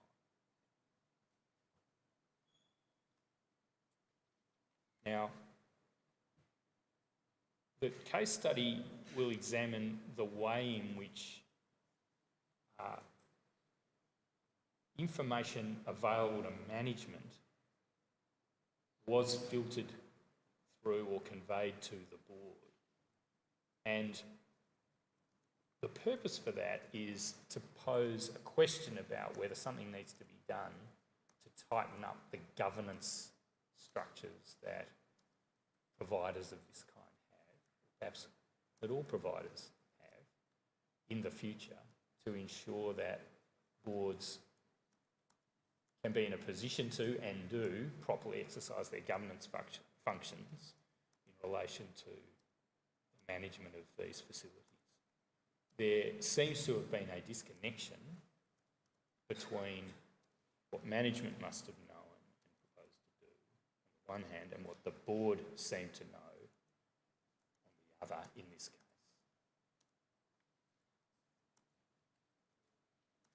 Now, the CEO, Don, was reporting to the board on continual behavioural management challenges posed in the dementia care area of Pioneer House, and those concerns and challenges focused quite largely on Mr. UI. There were attempts by management of Pioneer House to negotiate with the family of Mr. UI about the transfer of Mr. UI to other facilities that might have been better able to care for Mr. UI in a way that would be safe for other residents. There are significant points of uncertainty that arise in circumstances of that kind. The User Rights Principles 2014 under the Act don't include a clear mechanism for resolution of an impasse which can exist when a provider thinks it can no longer provide safe care, but the resident or his representative refuses to relinquish tenure under the resident agreement. Now, there is a section of the User Rights Principles that deals with this issue. It's section 6, CTH 0001 1000 4726 at page 4735. Thank you, operator. However, formal existence of a mechanism is one thing. How to practically apply it in circumstances where there's a disagreement on the part of family members about such a transfer is quite another.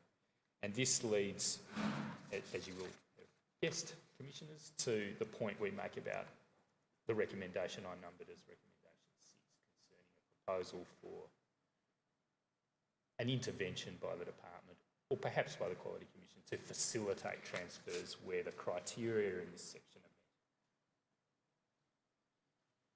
met. Now, as I mentioned at the outset, on 27 February 2019, the Department of Health imposed sanctions. They're at tab 26. And the conditions imposed by the sanctions were as I described them, including appointment of a nurse advisor. To comply with the sanction conditions, on about 6 March 2019, Pioneer House appointed Harcourt Aged Care Advisors Proprietary Limited, led by Ms Michelle Harcourt, RN, as its nurse advisor.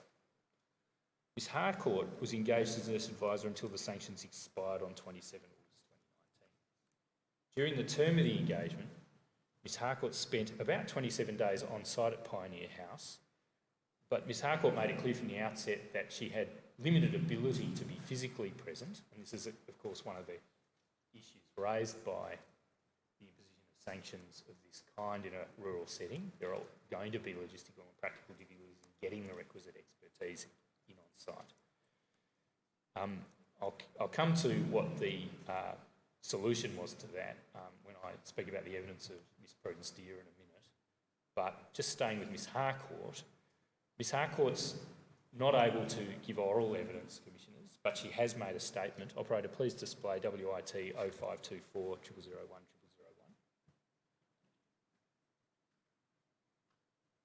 Now, I'll be asking Mr Codrington about aspects of this statement so that there'll be a fair opportunity for Mr Codrington to comment on it, and indeed he's been apprised of it. Having said that, I seek to tender the statement. Yes, all right. Well, the statement of Ms Harcourt, dated the 14th of October 2019, is Exhibit 12-4.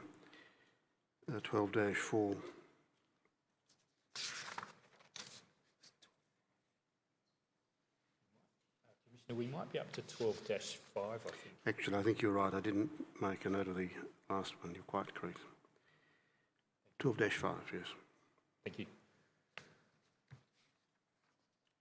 Commissioners, I probably have another 5 to 10 minutes to go with the opening. Should we break?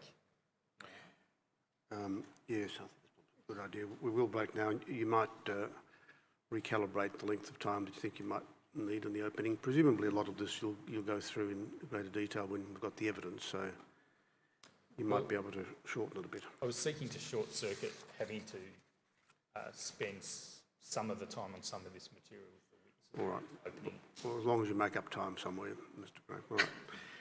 We'll adjourn till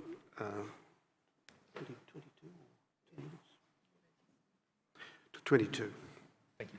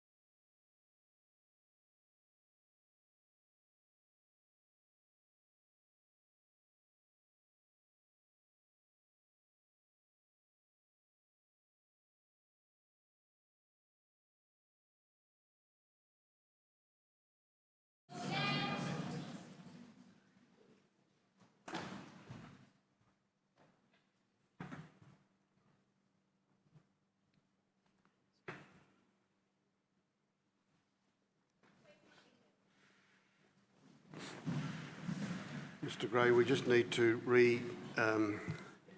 renumber some of these exhibits. I think I had been correct originally. It was 12.4, the witness statement of Ms Harcourt, so that'll be that. 12-4, the Pioneer House tender bundle is 12-3. So the next one will be 12-5. Thank you, Commissioner.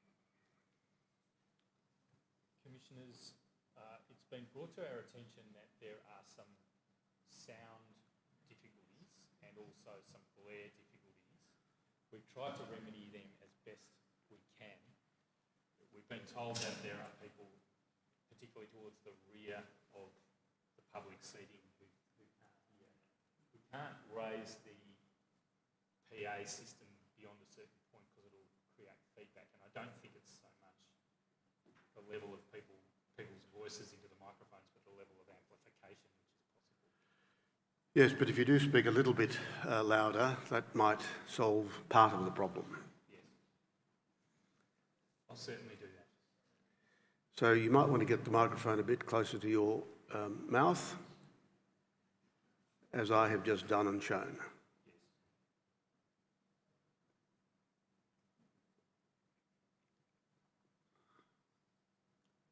So with respect to Ms Harcourt's statement, which is now Exhibit 12-4,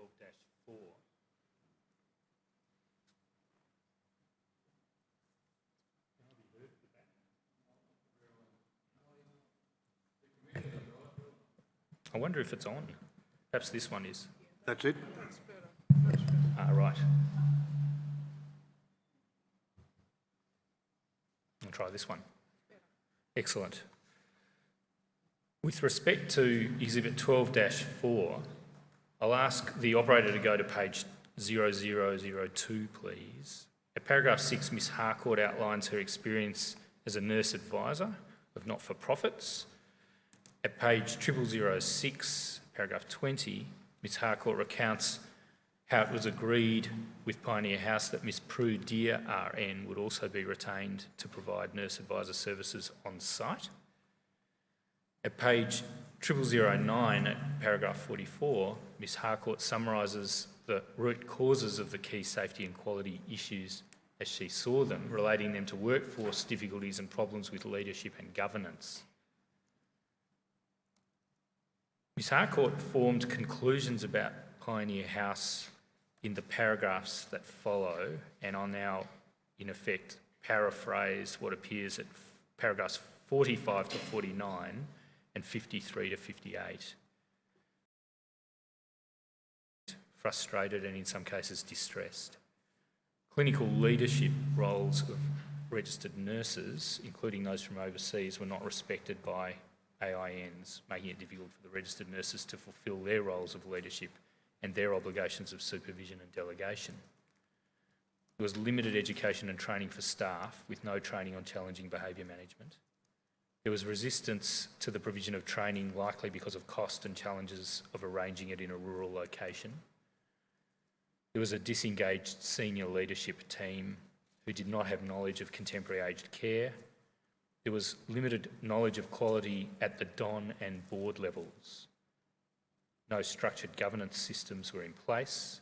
There was a focus on financial data at board level with very little data provided to the board about clinical service level. From early 2018, the issues with short staffing and lack of policies and processes to guide quality were deficient. There was high turnover of staff. Remaining staff reported that a lot of good staff had left out of frustration. And the ongoing issues continued to get worse over 2018, with a lack of attention to ensuring that human resources were sufficient to enable staff to perform their roles, and this had an adverse impact on care. There were ineffective mechanisms to ensure proper reporting to the board and to ensure that they understood their role of governing an organisation delivering complex services to a very complex group of vulnerable residents. There was no indication, says Ms Harcourt, that accreditation had been limited to 2 years as a result of the re-accreditation process in early 2018. I'll ask Mr Codrington about that. There was ongoing conflict between the CEO, Don, on the one hand and the chair on the other.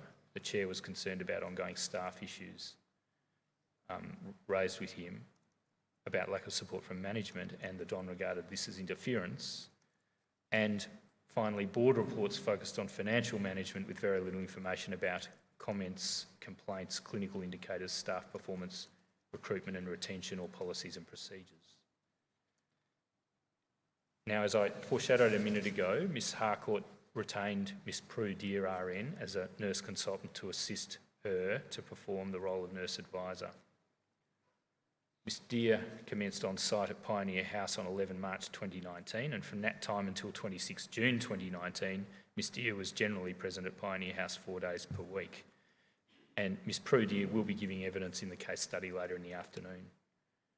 2 further witnesses have made statements, and it's unnecessary to call them to give oral evidence. The first of these is Ms Robin Daskine, RN, who was acting Don from 9 September 2019 to about 14 October 2019, and she gives a brief statement about the staff pool available to Pioneer House and the composition of its 4 wings and their occupancy levels in February 2019.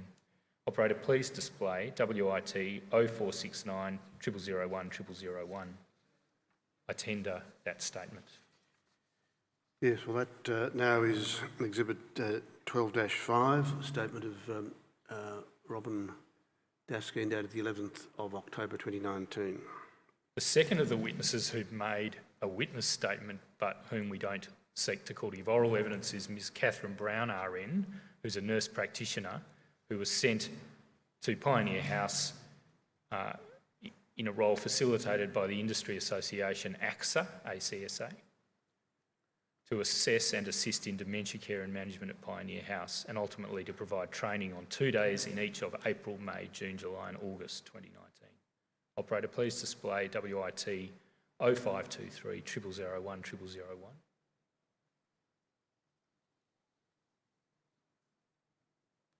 Commissioners, I tender that statement. Yes, a statement of Catherine Brown dated the 3rd of October 2019 will be Exhibit 12-6. Commissioners, in the tender bundle, I won't ask you to turn to it now, but it's at tab 16. There's an assessment report conducted by, or authored by Ms Brown, finding that the relevant dementia care wing of Pioneer House was inappropriate for caring for residents with very high behavioural needs, although she did identify certain improvements that could be made reasonably easily, such as converting some available space into a space used for diversional activities. Ms Brown identified gaps in services to dementia support, in services for dementia support in rural areas more generally. And in her statement towards the end at pages 10 and 11, please operator, of this back in the statement, 12-6, pages 10 and 11, Ms Brown makes recommendations for improvement of services for dementia support, in particular in rural areas.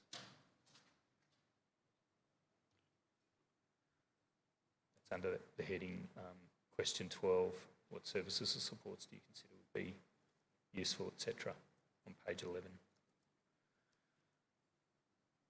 Towards the end of the sanction period on 12 August 2019, the nurse advisor, Ms Harcourt, wrote to the board in relation to the likely status of Pioneer House when sanctions were due to expire, noting that 2 outcomes remained still unmet. This is tab 70, Commissioners. Ms Harcourt reported that with respect to key personnel and recruitment of a CEO, Don, we've now had a recruitment company on board since mid-May without great outcomes. Ms Harcourt expressed confidence that Pioneer House would be compliant with the old accreditation standards, although she was not necessarily so confident that Pioneer House would be compliant if required to meet the new quality standards that had come into effect on 1 July 2019 and to which residential aged care facilities would have to be assessed in future accreditations. Ms Harcourt's engagement as nurse advisor ceased when the period of the sanctions expired, and she provided a handover of information to the incoming interim CEO of Pioneer House on 8 September 2019. Mr Codrington gives evidence that the sanctions caused Pioneer House a loss of $934,000, comprising $482,000 in lost revenue because of an inability to accept new residents, and $452,000 for the actual monies paid to the various people who assisted the advisor and the advisor's company herself. Commissioners, I'll now call Mr Codrington. Yes, thank you. Oh. Bateman will announce his appearance. May it please the Commission. Bateman on behalf of Pioneer House Living Limited. Yes, thank you.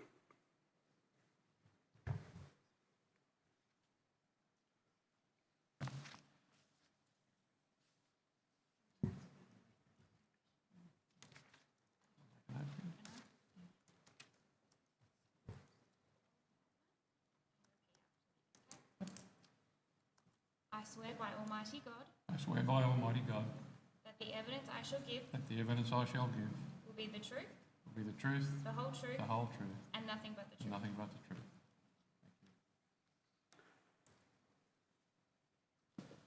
Mr Gray? Thank you, Commissioner. Mr Codrington, please take a seat. Thank you.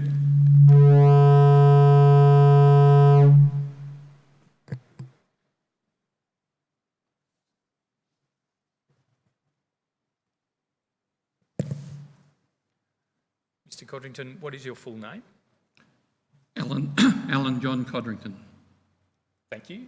And Mr Codrington, you've made a statement for the Royal Commission, haven't you? I have.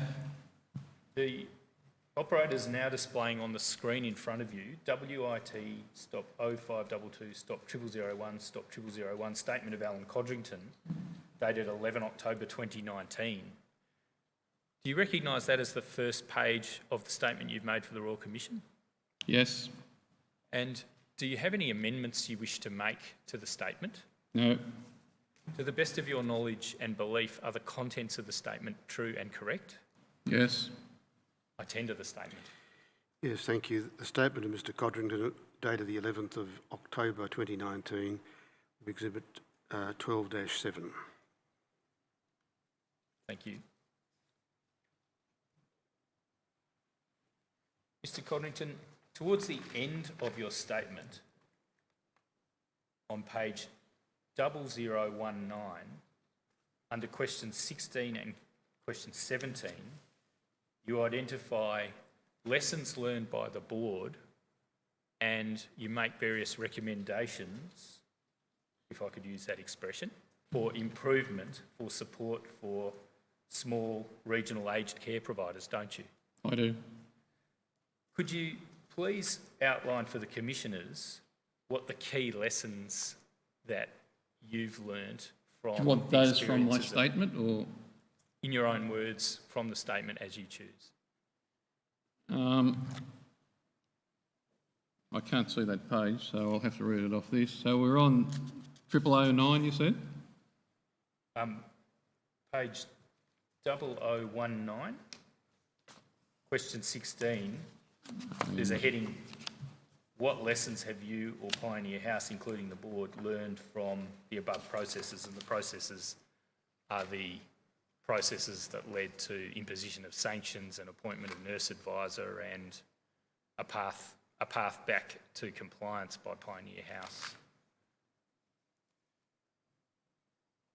So that relates to question 17? Question 16. Question 16.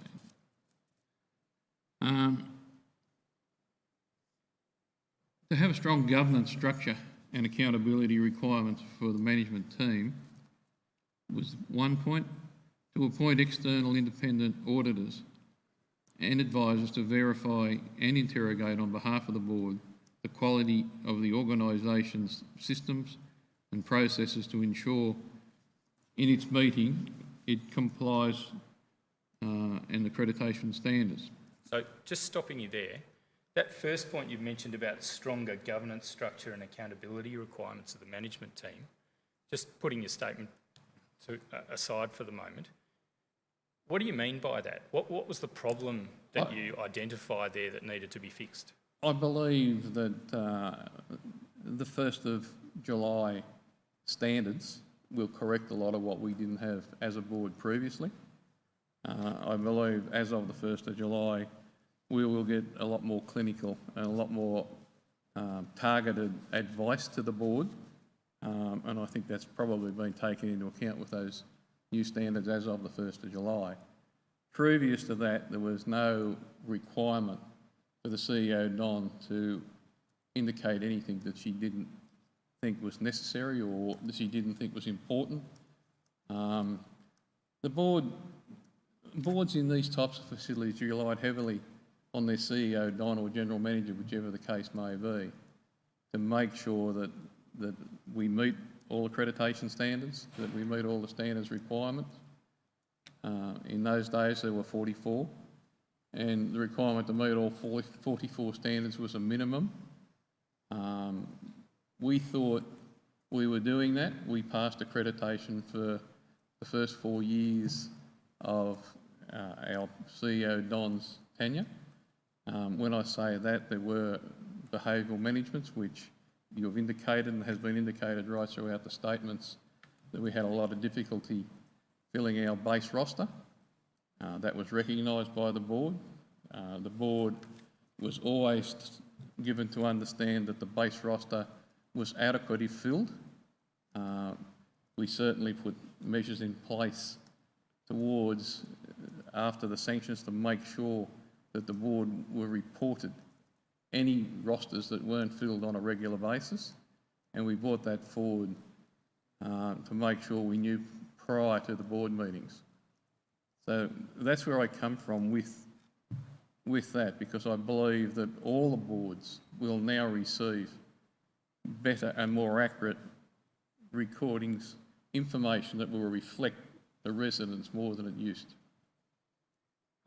Is it the case that the board didn't have anybody on it over the relevant period of 2018 to September 2019 with clinical expertise or experience? Not necessarily.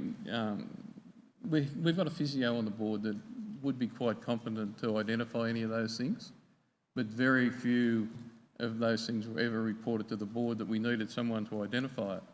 We have put in place now with the board ongoing that physio we feel is competent. She feels she's competent enough to actually decipher the clinical reports that will come to the board, and we will take notice of that. What's the point you make in 93.2 about external and independent auditors and advisors to verify and interrogate?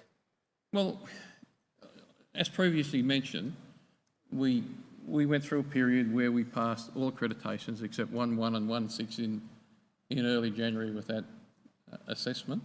All the rest of them we went through. There were previous mentions about human resources, which always related back to difficulty filling shifts. But other than that, we passed all our accreditation. So we were led to believe that the person we employed in that role was competent and capable of doing the job. In light of that, if you had an audit at least every 6 months, reporting to the board whether our policies and whether the work that we believe was being done was actually being done, I think is very important, and that's why it's there. Okay. Well, perhaps we'll come back to the recommendations you make under question 17 a little later, but I might just ask you now about some of the events of the relevant period of 2018 to September 2019 and seek your clarification of some of the facts.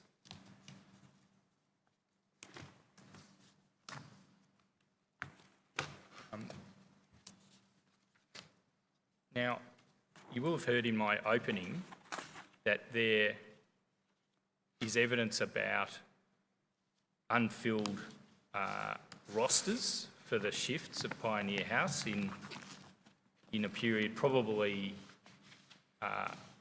commencing sometime in 2018 and going through to 2019. Yep.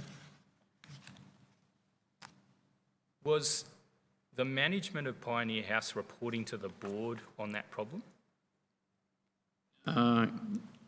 Yes, the board was aware. When our accreditation came up, we were completely aware that our accreditation had been reduced from 3 years to 2 years. Our CEO, Don, indicated that she expected that, and that's what they do, were her term, her comments. in hindsight, should it have raised bigger awareness that it was a potential problem? In all probability, it should have been. But as I previously said, our accreditation standard was in pretty good condition prior to that.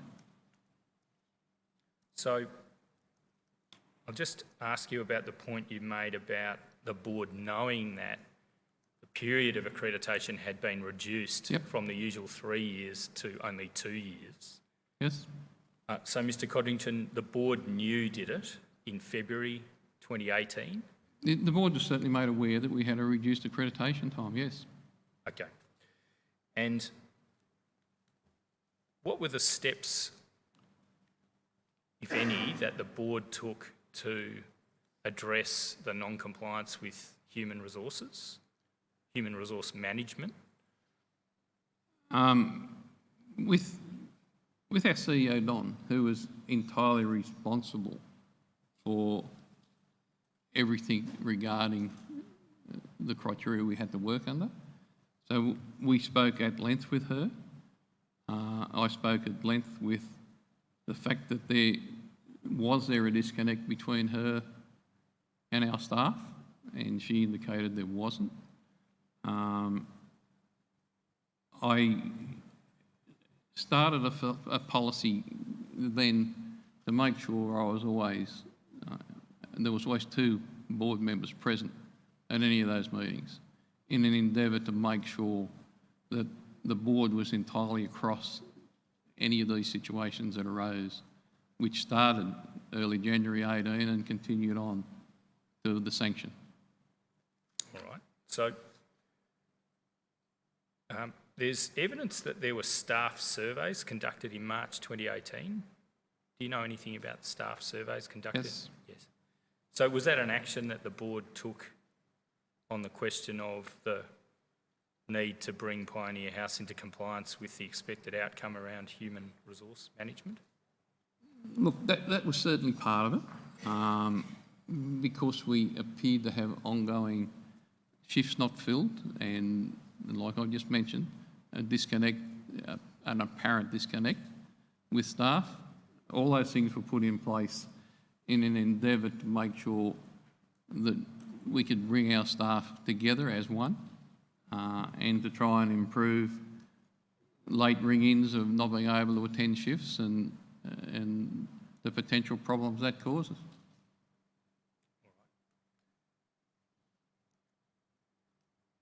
Now,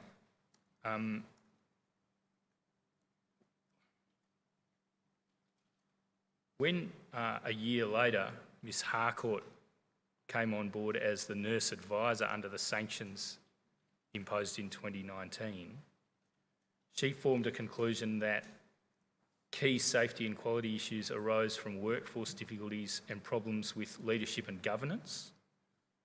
That was a phrase I read out. Yeah, I during the heard you opening. read it out before, yes.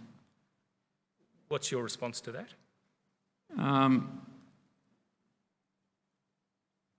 With Miss Harcourt's statement, it was difficult to get a grip on it because of the fact that she brought Prue Deer in. Prue was there for the first 3 months.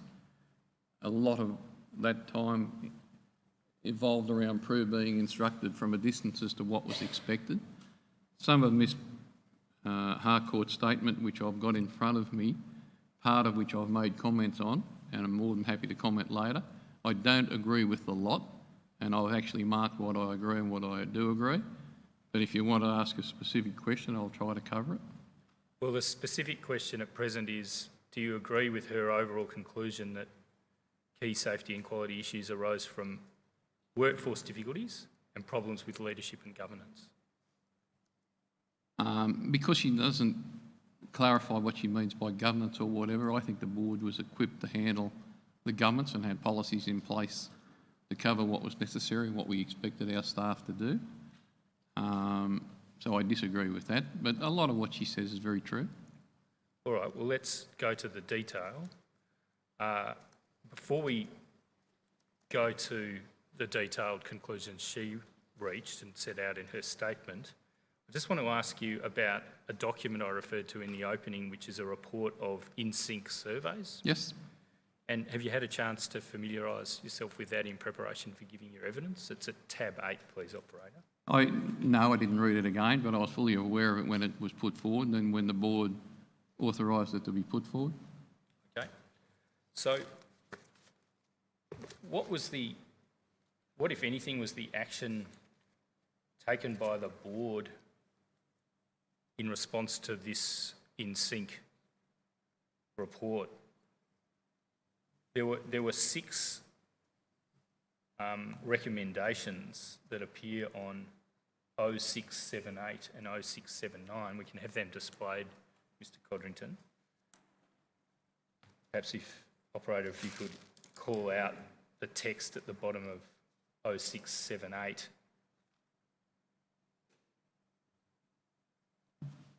And you see there, thank you. You see there are 6 recommendations. Accordingly, we recommend that, and then there's A, B, C, D, E, F. Yes. Did the board consider putting in place those steps? We certainly put in place that there had to be workshops and we had to have meetings with our staff, all the staff, which was, INSIC said they could come up and do it, but our CEO, Don, decided that it was better to use our deputy Dons to run those meetings. So those meetings were put into, and we agreed to put those initiatives in place. We did agree with the time that we would try to do that, have regular updates back to the staff. It was chosen by our senior staff that rather than try to have meetings with all the staff at any given time, they chose to do it with staff from each area, maintenance, kitchen, laundry, and the nursing criteria. We took minutes of that. It was a lot of fairly damning information come out in that INSEC report. The board took it very seriously to the point that we were pretty dismayed that some of our staff would consider it necessary to make those comments. So yes, we did. If we go, please, to page 0686,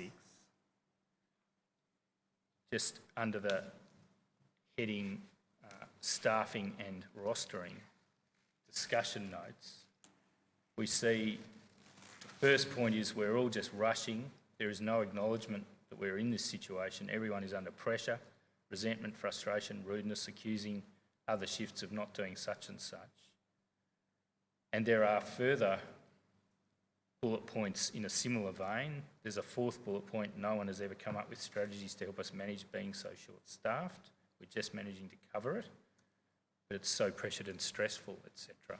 Did you, as a board, take note of those comments about, in effect, short staffing at the time, that is in May 2018, Mr. Codrington? Everything that was raised in that meeting, including that, were read by the entire board. So the board was aware of that and quite concerned about a lot of those comments, so yes. In 2018, there were a series of financial reports to the board about the financial performance of Pioneer House not tracking in accordance with a plan set by consultants called Minus. Is that right? M-I-N... Mirrors, yeah, I call it mirrors, whatever, it's all the same. M-I-R-U-S? Yes. And what were those consultants retained to help Pioneer House to do? Because ACFI virtually pays for most of the stuff that goes on, or most of the kitchen, laundry, front office staff. That's ACFI? Are paid by ACFI. So ACFI is an amount of money that the government will allow you to claim over and above the standard rates into a nursing home. Our ACFI was down between 130 and 140. The average ACFI was, I think, 175 at that stage. Some of the for-profit organisations run above 180.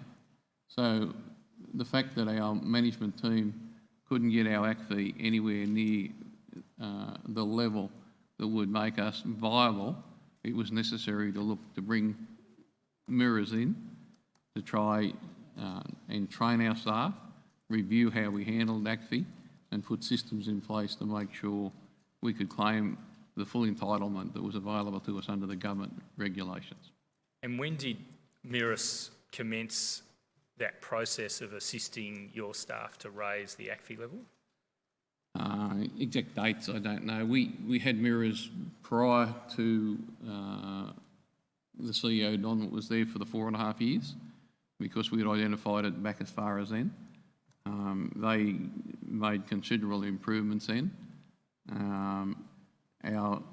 The current CEO, or the CEO that's under this criteria, indicated that they knew what to do and there was no need to have mirrors, and we went down that track for the first 2 years and found what was previously put in place was deteriorating.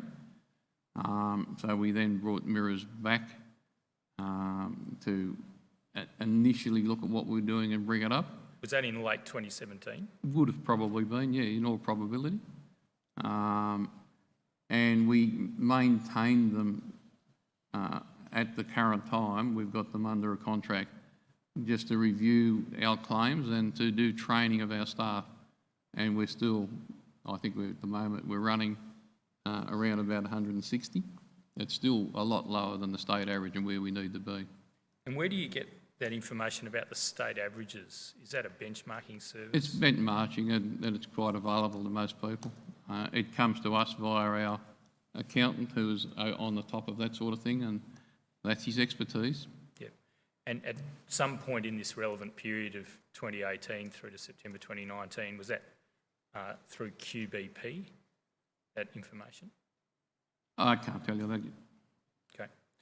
Now,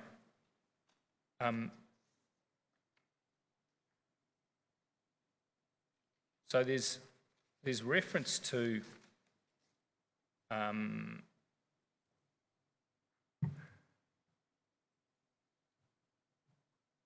the CEO, Don, outlining the focus groups in one of the minutes of the board meetings. That's on 18 June. I'll just ask the operator to bring that up, please. It's tab 1, operator, at page 0197. And this is a familiar format, Mr. Codrington, for the board minutes, isn't it? Yes. There was usually a CEO Don report. That was item 4 in this document, and a finance report, that was item 5. Yes. And if we look at the end of item 4, we see somebody asked re staff survey progress, and then there's a reference to the name of the CEO, Don, who's now left the employ of Pioneer House as of mid this year. Yes. And it says she outlined the focus groups. Is Yes. that a reference to this process referred to in the InSync report? Yes. Right. But there doesn't seem to have been detailed decision-making by the board minuted at any time about specifically what should be done in relation to the matters in the InSync report. Do you agree with that? In all probability, I would have thought there would have been some things minuted, but it was certainly discussed, and as that board member asked the question, that was a regular general business question, or if it didn't come up in general business, it would come in, if mentioned, as a dot point in the CEO Don's report. Now, Mr. Codrington, one of the things Pioneer House seems to have done after being found by the assessment team back in early 2018 to be non-compliant with human resource management was to put on extra staff on 2 of the shifts. Is that right? Just to clarify that, our CEO Don asked the board to put extra staff on to endeavour her to correct what she thought were a couple of inefficiencies before that accreditation period. So the board put forward and allowed those extra staff immediately to be put on. All right. Now, when did that happen? When did those extra staff, Prior to when were they added? prior to the to the re-accreditation period that started early 18. So about the beginning of 2018? Either that or a little bit before. Yeah, I can't recollect exactly, but yes. All right. And this in sync report, which I've read from, Yes. was referring to, in effect, pressures from short staffing in about May 2018. Do you agree with that? Yeah, that'd be right. So wasn't the feedback from the in sync process, which you've said was read by the board at the time, showing the board that there were staffing pressures and staffing level shortages, even though there'd been additional staff put on in early 2018? These people, the extra staff were put on for specific reasons, which was what the board was told. Our base roster, we always expected it to be filled.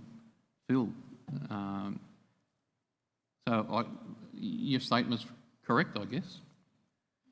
So even with the additional AINs on the morning and evening shift, the feedback from staff was that Pioneer House was under staffing level pressure as at May 2018, agreed? Other than to make a comment, without seeing the exact figures that you're talking about at the exact shift, I can't give you a positive answer to that. Well, it's just plain common sense, isn't it? From the document, that's what the feedback seems to be. Yeah, but I still don't see the figures, so I don't know whether they were or they weren't, but you are probably right. Well, did you ask to see the figures at the time? At that particular in stage, May. probably not. And why not? I guess the board had to have trust in its management team, and that was the case of the board, to have policies in place and try and make sure that we'd done everything we could do. We weren't involved in direct management of staff, ever. Ms Harcourt referred to there being conflict between the CEO, Don, on the one hand, and yourself on the other, concerning issues that were being raised by staff. Yes, What was the nature of that conflict? there wasn't a conflict. So you say she's wrong about that, do you? Yes.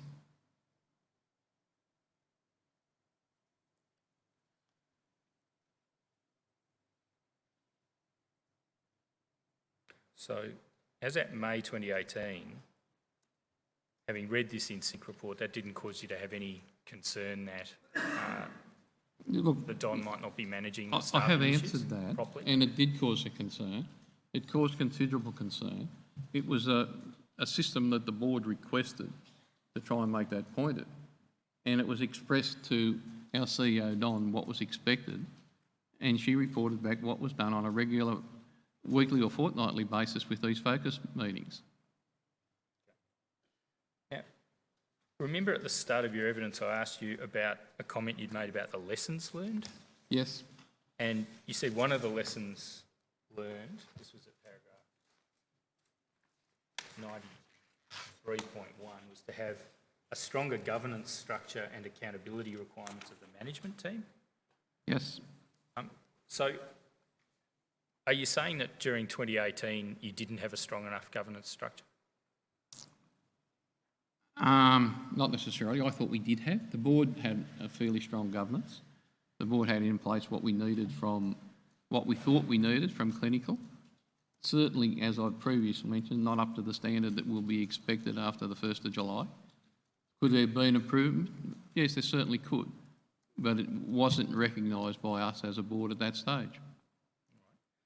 Because it seems that actually on your evidence that the board knew about this feedback from staff, but just trusted the Don to respond to it without supervising precisely what was being done in response to that concern, the concern in the feedback from staff. Is that? I've got a job to hear you at the moment. You're speaking very softly. sorry, I'll say it again. It seems from what you said about the board having received and considered the in-sync report, that the board knew about the feedback about short staffing levels, but simply left it to the Don to respond to that feedback. Is that right? Other than the questions asked at the board meeting and the board level as to why, yes. And the board didn't have a governance structure in place to follow up on what the Don did in that respect. Is that right? Apart from If governance was necessary to do that, no, but I wouldn't have thought that was part of governance. In a situation where you're getting feedback of the kind in this in-sync report, why wouldn't the board's role extend to taking a closer look at what management was doing on staffing issues? I can't answer that.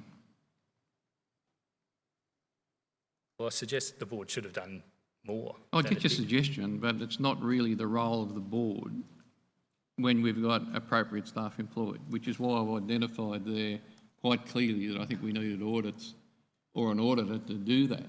And I've made other information in my report regarding what I think the government should do to help that. So we have identified it, but I don't know what you expect me to say. You are making suggestions from where you stand. I hear the suggestions. You are probably right. Now, I was asking you about the financial performance that was reported to you by the finance manager in the latter part of 2018, and I'd asked you whether it was the case that Pioneer House wasn't performing as planned on either ACFI level or indeed on occupancy levels. I beg your pardon, I'll ask that again. I'd asked you about whether Pioneer House was tracking as planned on ACFI levels, and you said Pioneer House wasn't tracking as had been planned with Myris's help with respect to planned ACFI levels. Is That's that right? correct. Was occupancy also a concern of the board in late 2018? Yes. And was it the case that Pioneer House wasn't tracking as planned with respect to occupancy levels?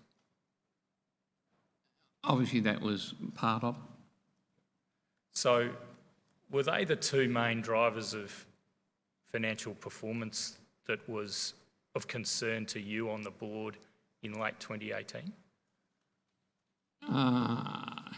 Yes, it was identified by the board where we, with the aid of our local member Andrew Dree, went to see Ken White, the Minister for Health and Ageing, with our full balance sheets, our finances, the fact that we were forced to employ mirrors to try and lift our ACFI in an endeavour to point out that the board recognised that we weren't tracking at a level where we were going to end up financially stable.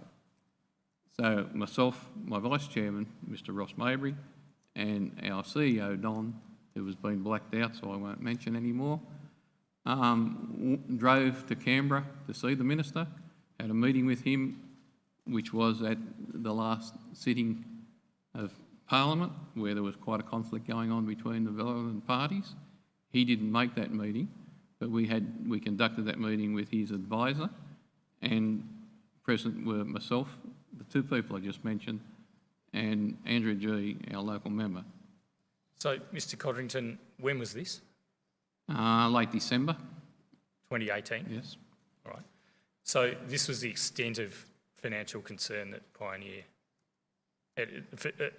this was the extent of the concern at Pioneer at board and management level about the deterioration in Pioneer's financial performance, is that right? It's probably not fair to say the extent.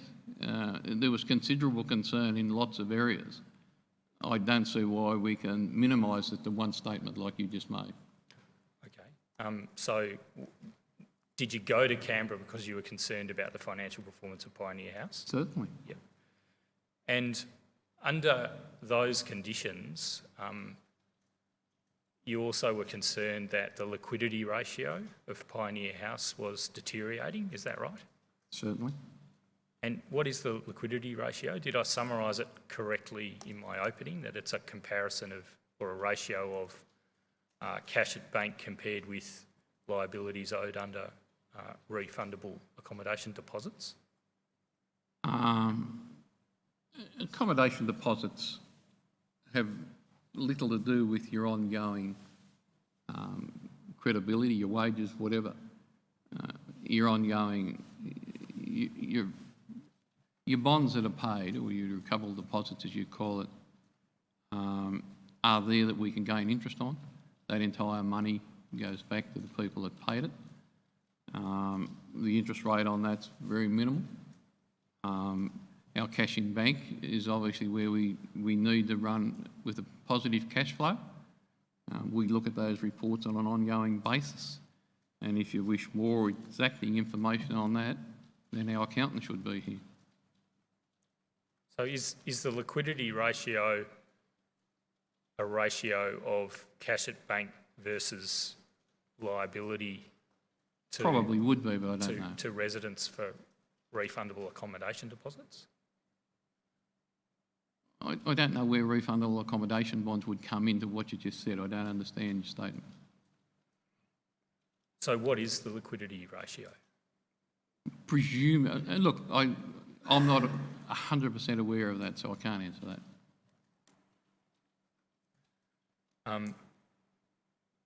At a meeting on the 9th of January, the finance manager and the CEO, Don, announced to all staff a reduction in staff levels for the morning and evening rosters and certain other changes to the roster. Are you aware of that, having at least heard me refer to it in the opening? We were aware that it was going to happen, but we were asked not to attend. They seen it as a management matter. Okay, that was going to be my next question. So when did you first hear that the finance manager and the CEO, Don, were going to announce that to all staff on the 9th of January? I would have assumed it would have come up at the previous board meeting. If not, it would have been told to me to reflect it to the board. Yep. Do you know whether it was minuted in any board minutes? We can't find any. I'm not sure. I was aware that it took place, and I was aware of the statements. I was away when some of that happened, and when I returned, my able to IC or vice chairman had asked these questions and was made aware of what was happening. So I presume it would have come up in that particular board meeting that I wasn't present at, but no, I can't answer it definitively. So when do you say that board meeting took place that you weren't present at which this might have been raised? I think it was around about June, but I'm not 100% sure of that. You would have those records there, they're not in front of me at the moment. Do you think it was June 2018? Probably, I don't know. Well, the reduction in the rosters was announced on the 9th of January 2019 to take place at the beginning of February 2019. Does that cause you to reconsider? Yeah, probably. Like I said, I was unsure of when that took place. Well, you've had an opportunity to look over the board minutes in preparation for giving your evidence, I suggest. Yeah, you suggest correctly. We were given hundreds of pages to look over, and I didn't think it was a memory test, so I don't recall. Right.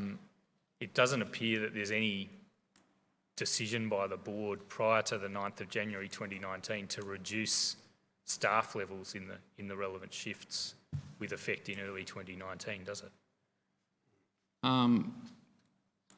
Due respect, you appear to be asking me questions you know the answers to that I'm not aware of, and I've indicated that. Okay.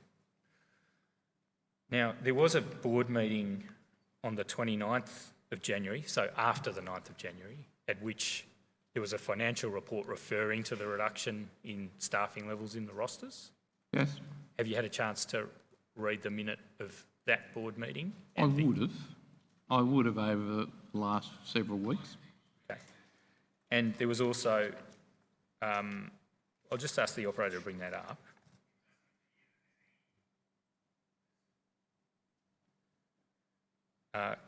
Operator, please go to tab 1 at page 0221.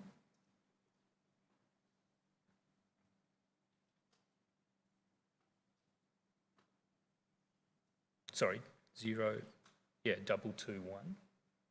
So if we just stop there for a second at 0220, do you see there, Mr Codrington, that's the cover sheet for the minutes of the board meeting on the 29th of January 2019? You able to see that at the top? I can see the cover sheet and the date, yes. Yep, thank you. And then over to the next page, 0221, there's a finance report. Yes. And there's a reference to a review of a monthly report, finance report package reviewed, financial report and payments and reconciliations for the previous month approved. Now, if we go to another document, we can see what appears to be that report. It's at tab 19, please, operator.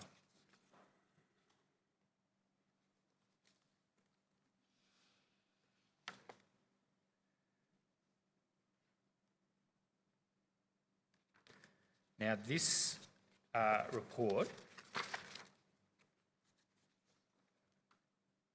bears the date, I beg your pardon, we've got, yes, thank you, PAC 0002 0001 0351. If we just go over the page to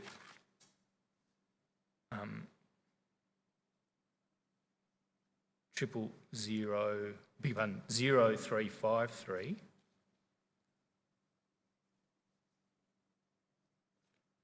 Do you see there's under summary,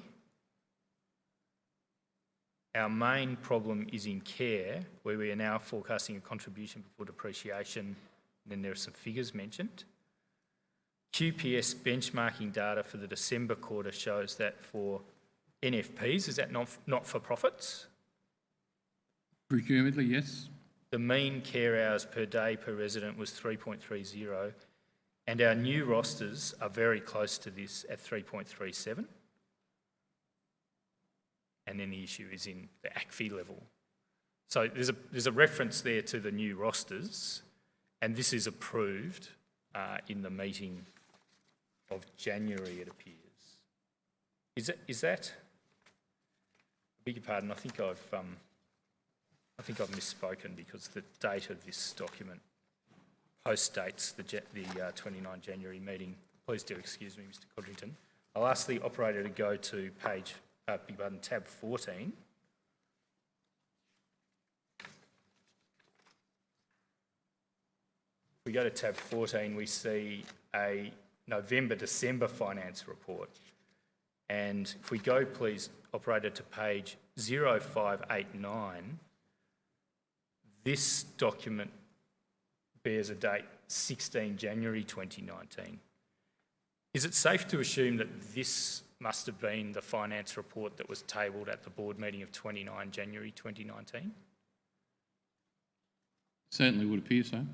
Thank you. And if we go, please, to page 0588, operator, of this document. At point 3 of that page, we have nursing wages are 50k below plan for the rest of the year. This assumes the introduction of new care rosters from February, which have a reduction of 2 AINs and 1 EN. Is that enrolled nurse? Sorry? EN, is that enrolled nurse? An EN is an enrolled nurse, yes. Yep. From the current rosters. This is not a reduction of 3 staff from the actual December staffing, as some shifts were not filled in December due to lack of staff, but this will ensure that staffing does not increase back to the previous peak levels. So is this a reference to the reduction of staffing that was announced, or the reduction of staffing levels announced on 9 January 2019? Yeah, I would assume that was what it referred to. And this report seems to be the report that is approved at the board meeting of 29 January 2019. Is that right? Yes. So in effect, there's a retrospective approval of the reduction of the rosters. Is that right? That is retrospective in the sense that it comes after the announcement of the 9th of I January. would be very, very surprised if we weren't aware of that prior to that. But yes, you're right. Okay. And you were present at this meeting, weren't you? I think, As far as I know, my name should be on the front of it if I was. I missed very, very few meetings, probably only one, maybe two. if we go back, please, operator, to tab 1, page 0220, we see in the template table at the top that you were present Yep. and chairing. Yep. Is that a convenient time, Commissioners?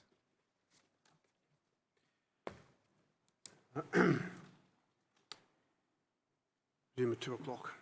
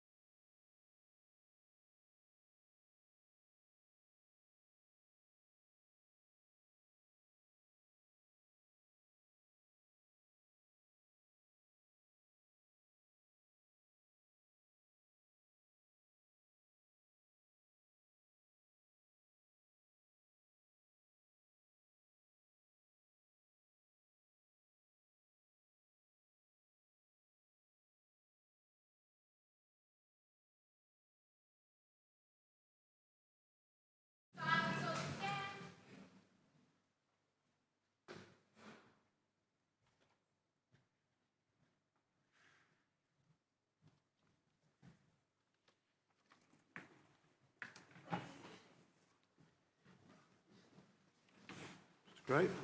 Thank you, Commissioners.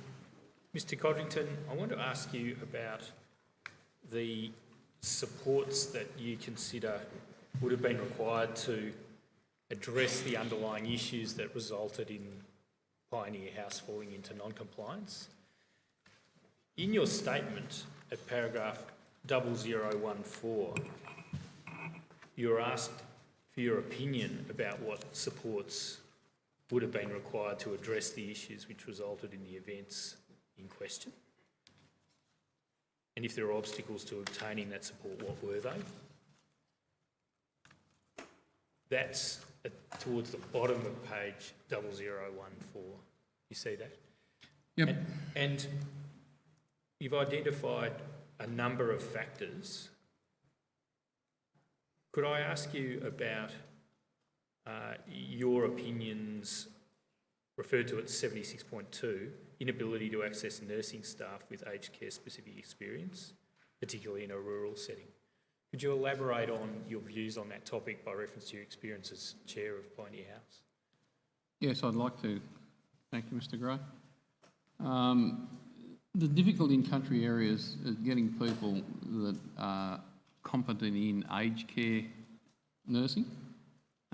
There are a lot of nurses available that are competent in lots of areas, but we've identified to have someone that's competent in aged care with clinical knowledge, with knowledge going forward. The fact that they're dealing with people that are entering the last phase of their life, the demands are a lot greater than they are in the hospital regime, and we've just had a lot of difficulty getting registered nurses, enrolled nurses with particular experience in aged care with good clinical knowledge. It's very difficult. I have mentioned further down there that an incentive to bring people to the country areas might be an advantage. We obviously pay to the standard, but aged care nursing is a lot more demanding with incontinent people, people with dementia, people with very serious and vulnerable people. So that's my thoughts about that. Thank you.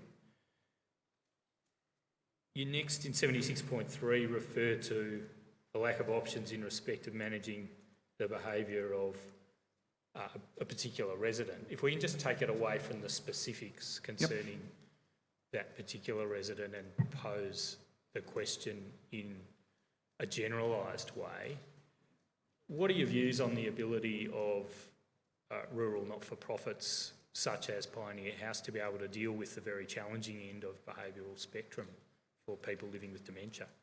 If it goes to the maximum, particularly with dementia patients that have been recognised as front lobe dementia, which often results in very bad behavioural management, sometimes tending on violence, sometimes because their inability their body to react with their brain.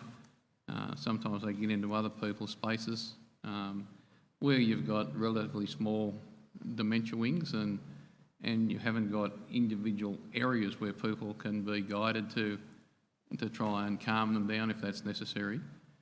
Depending on your facility, your layout of your facility and the type of difficult behaviours, and if you happen to get two into one area where they interact with one another, the demand on the staff is considerably high. For your staff to understand that, to understand how to do it, to understand that you can't make these people do things, you've got to try and guide them, you've got to try and comfort them. It's the most challenging thing I think anyone in a rural nursing home can do if you've got someone that's very, very difficult with behavioural management and with dementia. And has Pioneer House reached, in effect, the point at which, on occasion, it hasn't been able to adequately care for somebody? And certainly, yeah. We have. What have been the options available? We see some evidence here, quite extensive evidence of attempts to contact Dementia Support Australia and obtain assistance. What are the options that are available to Pioneer House, and at what point are they exhausted? We endeavoured to go through all the options. We went to Dementia Care Australia. We went through the dementia care group that Hammond Care have been subsidised by the government to make available to us. We got a nurse practitioner in. We changed the layout of our facility. We implemented a lot of plans, a lot of photos, a lot of different things on the walls, a lot of identifying features, a lot of different chairs to encourage people to relax and try to get them to relax. We identified things that they last remembered and tried to have photos of different things on their door. We done considerable things with that. We got people in to give us specific dementia training. We got people in to go through the exercise of making our staff recognise what dementia was and how, try to get your staff to understand how that dementia person felt. We done all that, and basically we reached the end of our tether because we still had the same problem that we started with the start of the sanction, which we received on the 27th of February. That was mentioned then, and we still experience the same thing now after Michelle Harcourt come forward with 4 different advisors and everything else I've just mentioned. We have still got the same problem. We endeavoured to put this person in another facility. We endeavoured to have Bloomfield accept him to see if they could come up with a better way to medicate this person without chemically restraining him that he become a zombie, because no one ever wants to do that, including us. But we tried to control it. He was this particular case was a walker. And I'd like to finish it because it's very important. I was trying to make the question a general one. So yeah, I know you were, but it's very difficult to make a general question because all this trouble started with us when this particular person that you're trying to avoid talking about or would rather not first come to the facility. Because if he got into someone's face, and he didn't know he was doing it, he just entered someone's personal space, and the reaction from everybody, demented or not, is go away. And I won't use the terminology that was used with that go away, but it became the stage that it put enormous pressure on our staff and enormous pressure on our CEO, Don, who had to control, educate the staff, and continually told us he had a tenure that we had to recognise, the security of tenure, which made it difficult to move him. We did arrange to go to another bed, and his family, rightfully so, said that they didn't want to do that. Didn't help us, but everyone seems to have their rights, except the facility, to do something that makes this better for us and makes it better for our residents and staff. do you have any recommendation for the Commission as to Certainly. how that might be addressed? I would like to think the Commission could put in place somewhere where the government realised how difficult this was to manage. I've mentioned in my report that even a flying squad to come in before it got to the extent that it was, or someone to help us go to the next step with a resident like this. We asked questions regarding what we could do. What's in place at the moment, and don't get me wrong, people from the Safety Commission and people from the Health Department endeavour to do the right thing by everybody, but they won't give advice, whether they're not allowed or they won't. No one wants to expose themselves to giving advice that doesn't work, which is why I said I think someone should be able to give us advice as to what we can do and how we can do it. Our CEO, Don, asked this question and reported back to the board. She was told to read the Act, which isn't very satisfactory when that particular Act says that he has got tenure, security of tenure, and we should keep him and try to manage him.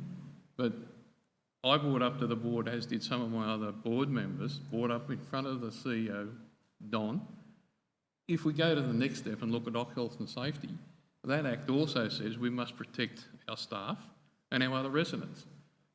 We weren't protecting them to the letter of the law, but one Act counteracts the other Act, and there's nowhere for someone like us or our management team to go to and say, these two Acts conflict. What can we do to remedy this situation? There's a lot in what you've said. Can I just take two aspects of it You can, a little you might. further? The flying squads, and Yes. you have referred to them in your statement. Can you please expand on what you have in mind for Well, the flying squads? We expanded that to a flying squad from an advisory group. It's one of the same thing, but to try and get everybody's mind around the fact that we were sanctioned. The amount of money we were sanctioned for, you've already mentioned in your report, and it's in mine. That has got the potential to virtually break facilities like us. We were forced to employ Bentleys, which are a group of people, to make sure we protect all our staff, our senior staff and our board, that we don't trade insolvent. So we had to pay for that on top of what we paid the advisors and what we lost by not bringing people in. And probably to be specific with that, having spent all that money, if the flying squad or advisory squad could come through the door and recognise what the problem is and had the power to say two things, with this particular thing, we've got to be able to find somewhere that you can place this resident for his safety and the safety of everybody else, and allow you to run the place without this considerable loss you've had. That's the second part of the question. The first part, before the sanction was imposed, as I said to you in an earlier statement, we went through 4 years, and the unmets we met were 1.1 and 1.6, continuous improvement and behavioural management and human resources. So the previous 4 years to the start of 18, we passed all accreditation, which led the board to believe that the management team we had in place were doing an adequate job. And we seen that as the role of the board to do that. If the flying squad could come in and identify and say, well, you've had those couple of unmets, you've been reduced to 2 years instead of 3 years, why don't we go through your systems and make sure what the board's being told is actually being done? So it's part of the flying squad and part of an audit team, because I've mentioned the audit team as well. And whether the government class it as an audit team that they do in an endeavour to help, rather than send in the police force in an endeavour to put you in jail, two completely different things. And that's what I'd like uppermost in my mind to get before the commissioners. I think you've covered both of the strands I wanted to pick up, because the second strand I was going to ask about was, should the government have a role in trying to facilitate the transfer of a person that a rural aged care 100%. provider can't care for anymore? Sorry I spoke over the top of you, but 100%, I agree with that. And what about the funding of those two measures? That is, the flying squads with the advisory role, if some initial non-compliance is picked up, and also the facilitation of transfers of people for whom a rural provider can't care anymore. From where I sit as chairman, and having dealt with, and I've got a couple of previous chairmen back on my board, because it's difficult to get people to come onto your board, and I'm grateful that I've had their knowledge behind everything we've done. But it's a situation that they, look, I'd be silly if I sat here and said we should pay for it, because I've just told you how much money that we lost. So yes, I think the government should pay for it. When you're stretched, when we went through the exercise to go and see the minister and show him what we'd lost the previous year, and then have this dumped on you the second year, you don't have to be a mathematician to work out how much money this facility has lost in 2 years. And I just think the advisory or flying squad could avoid all that wasted expenditure. It's not wasted. Did we need to do extra training? Did we need to do a lot of things? But they're the things I think the flying squad would pick up before they become crucial. You shouldn't have to be slammed with a sledgehammer to know you've got to tidy things up. So that's where I come from with that. Thank you. All right. Now, next, we've got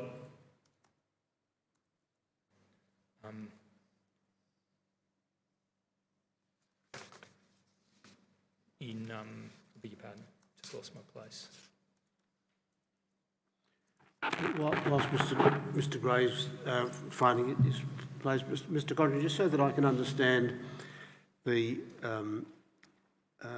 point of what you've just said, the idea seems to be that it would be useful for places like yours to have somebody from, as it were, the government or externally to come in, having a look at you from time to time and saying to you, well, here are some things that you need to do to be viable or to deal with some problems that at the moment you're not dealing with adequately. Is that the general idea of the audit strokes flying squad? 100%. To avoid that massive lot of money, Commissioner, if someone came through, and it can't be that costly, just to come through, check your process, check what you've done, make sure what's being reported to the board is accurate.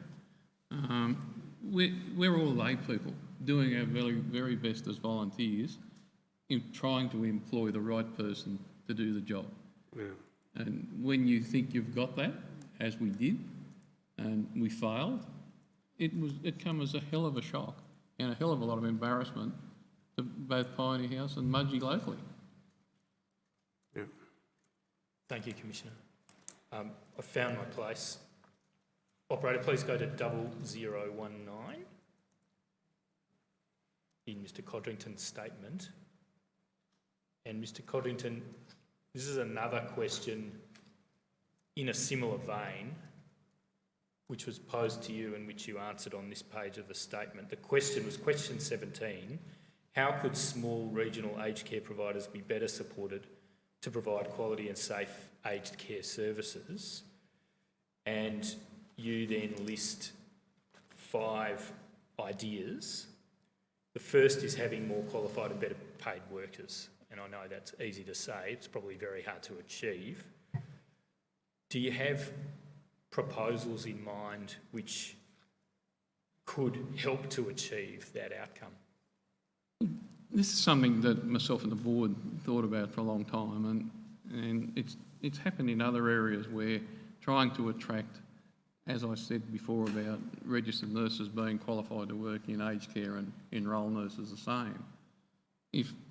If we could offer them more money, more incentive to move from somewhere else to Mudgee, make them feel more secure that they're being well paid, and we think the government could do that. I heard mention about more training, but most people in this room would assume that a registered nurse is 100% qualified to work in any facet, whether it be hospital, aged care or whatever. We've got to try and attract nurses and enrol nurses from probably an easier or higher elevated position back to aged care, and we need people that want to dedicate themselves to looking after the aged. And to get that's not easy. You've got to bring them from places where they probably work, where they're comfortable. We've got a lot of, and so everyone can understand, visa nurses, where we've joined in the government policy to bring visa nurses in that have been trained elsewhere, upskilled to a certain extent, but we don't know how much in Australia. We've found that we've had to put a buddy system in with other registered nurses to take those around and pre-train them to work to the standard that we want them to work. But you're relying on other registered nurses or our deputy dons to try and upskill those people to aged care. If something was put in place to train specific aged care nurses, because the clinical care and the clinical knowledge and the expertise needed for that is far greater than I think in other facets where people can go in and be in charge of different areas and they never come into that sort of situation. And I know that's a bit long-winded, but I'm a bit passionate about some of these things. Sorry. No. So just taking that idea a little further and scrutinising it about RNs and ENs and the visa staff. There's downtime involved in training them up in your workplace.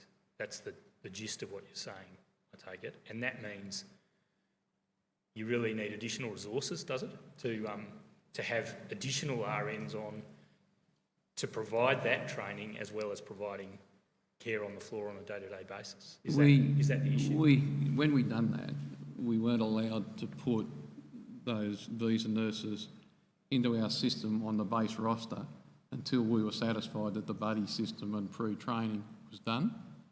Was it done for as long as we probably should have? Probably not. But those people have come on board. Most of them are very passionate and they want to learn. But no, we don't put them on the base roster until we're satisfied that the buddy system with other registered nurses actually works. I see. So you have to absorb the cost, do you, of the buddy system Definitely. until the visa nurse, as you've described, that person is sufficiently skilled to take over on a standalone basis.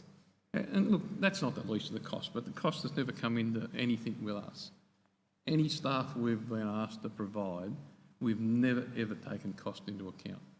The board has always given permission on any request from our Don. If we wanted staff from an agency and they were available, we would bring them in. I know there's mentions here about agency staff being often difficult to get, but if we knew we had someone going on an overseas holiday for a month or having a baby out for 2 months, we would apply to the agency if we couldn't get our own registered nurse to supply one for a block. But you obviously have to know that in advance, and when you applied for them for a block, they would be able to provide that to us. And we've done that on several occasions to make sure we maintain 24/7 registered nurses in our facility. So what can or should be done to the system to assist rural providers like yourselves in training up the RNs if it's necessary under a buddy system? Is anything further required from government on that? Every time you ask me a question like that, I say money. The more money that the government can put forward to our facility to endeavour to do that, so we actually pay the facility where these people come from. We've got to pay 10 grand, we've got to guarantee them, sometimes we've got to find accommodation until they settle.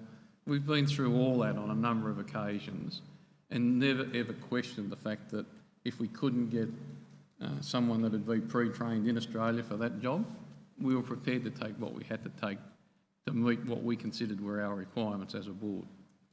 So we've always done that. So it's always about money.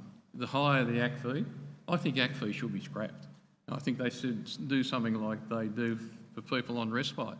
If you've got someone there on respite that's considered a high care person, then they put the money in your hand. You don't have to claim it. Why should you have to claim it for all the rest of the high care people where you can't get what you're entitled to, and you've got to employ people like mirrors that cost over a period of time several $100,000 to do what the government could put in your hand and say, here it is, we want you to run the place effectively. And do you say it should be scrapped in essence because of those high transactional costs, not just mirrors, but having to make claims all the time? You mentioned earlier, and I thought the figure was fairly reduced, that 44% of places were losing money. I think it's more than that, but I can't quote figures, so I won't. But of all those people, a majority of those have employed mirrors or someone like mirrors, and people to try and help us get our ACT fee claim up to a reasonable level. Why should people looking after the aged have to throw money in someone else's bucket and take it out of our bucket to do it, to make it harder? So that's why I say it should be scrapped. Part of the questions I asked in front of Ken White's advisor was that she thinks that'll happen and good things are coming in 2 years. But I'm not convinced a lot of places like us will survive another 2 years while they make their mind up.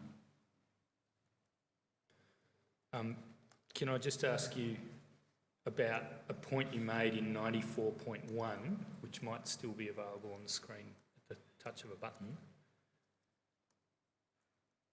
You refer to a regional allowance or loading that could be provided, and I think that's with reference to RNs and ENs. Yep, definitely. Could you explain that?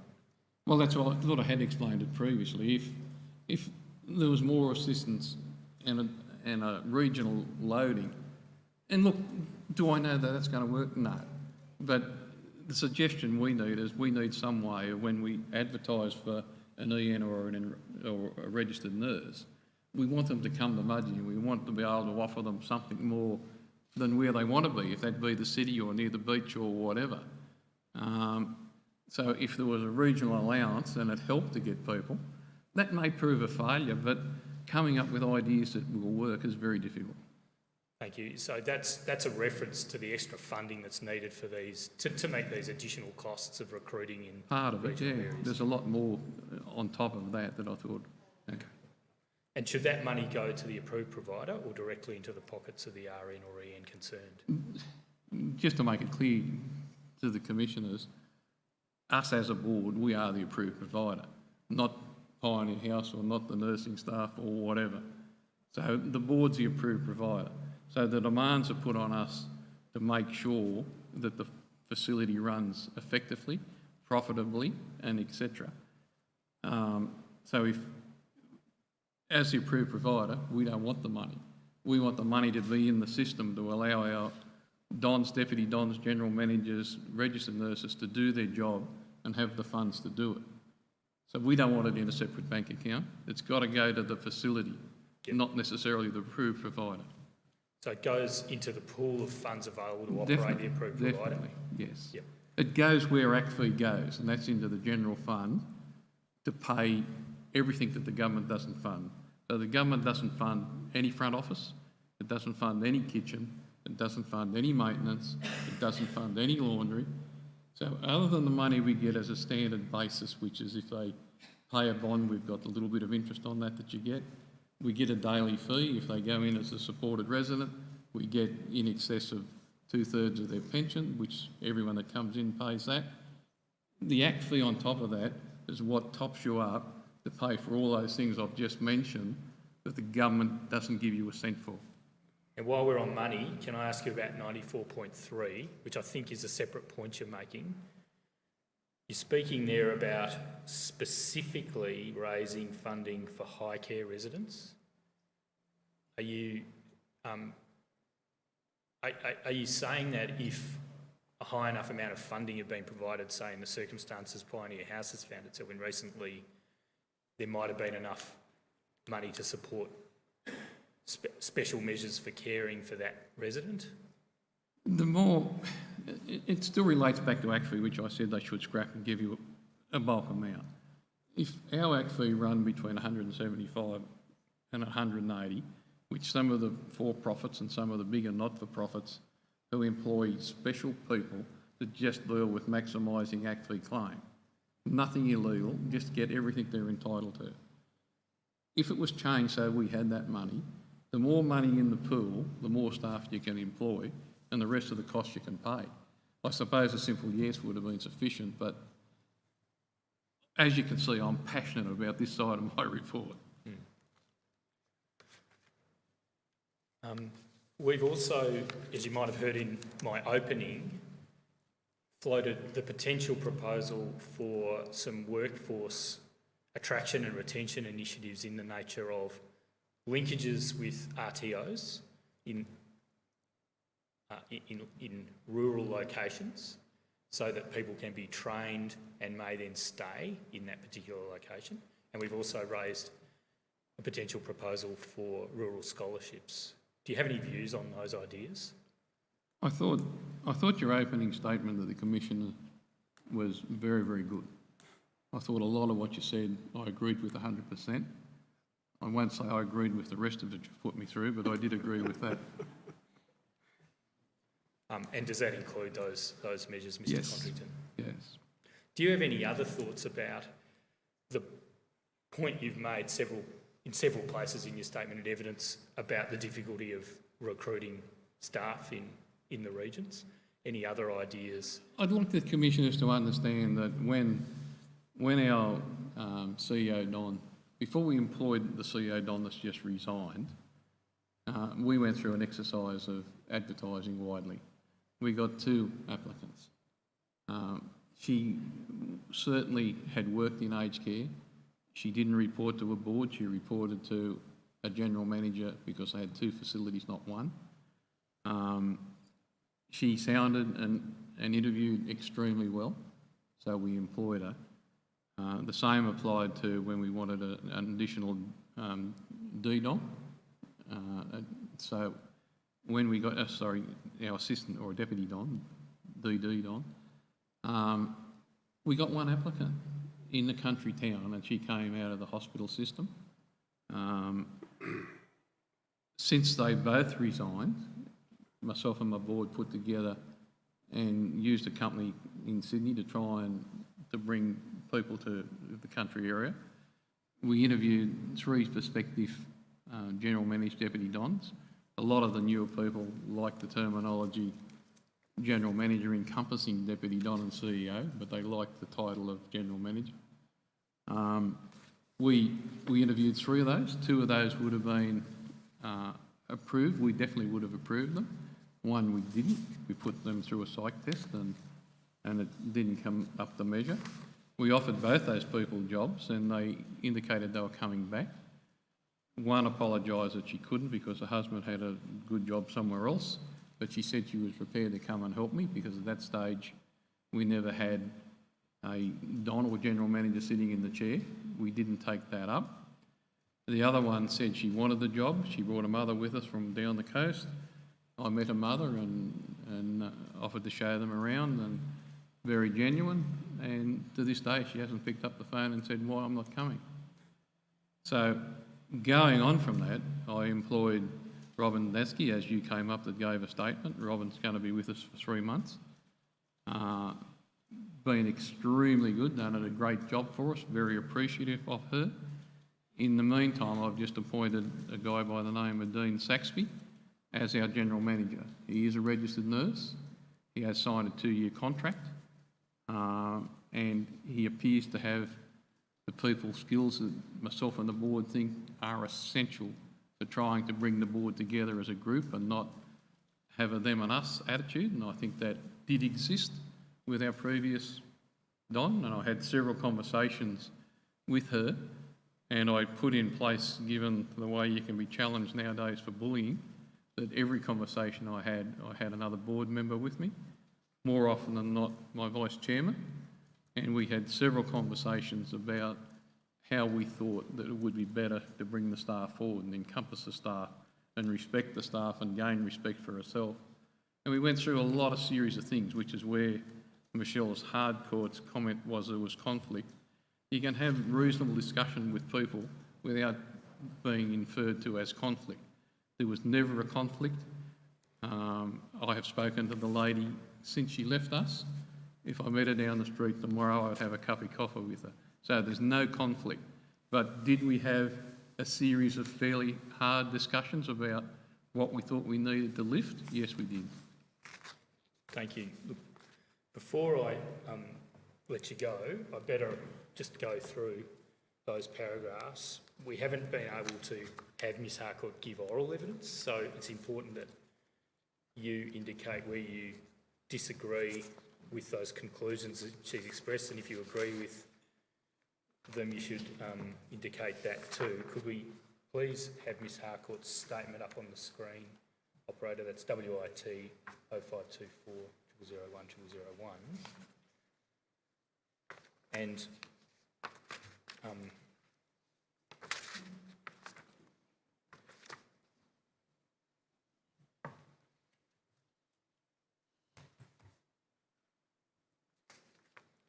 we go to paragraph 58, which begins at the foot of page 0012.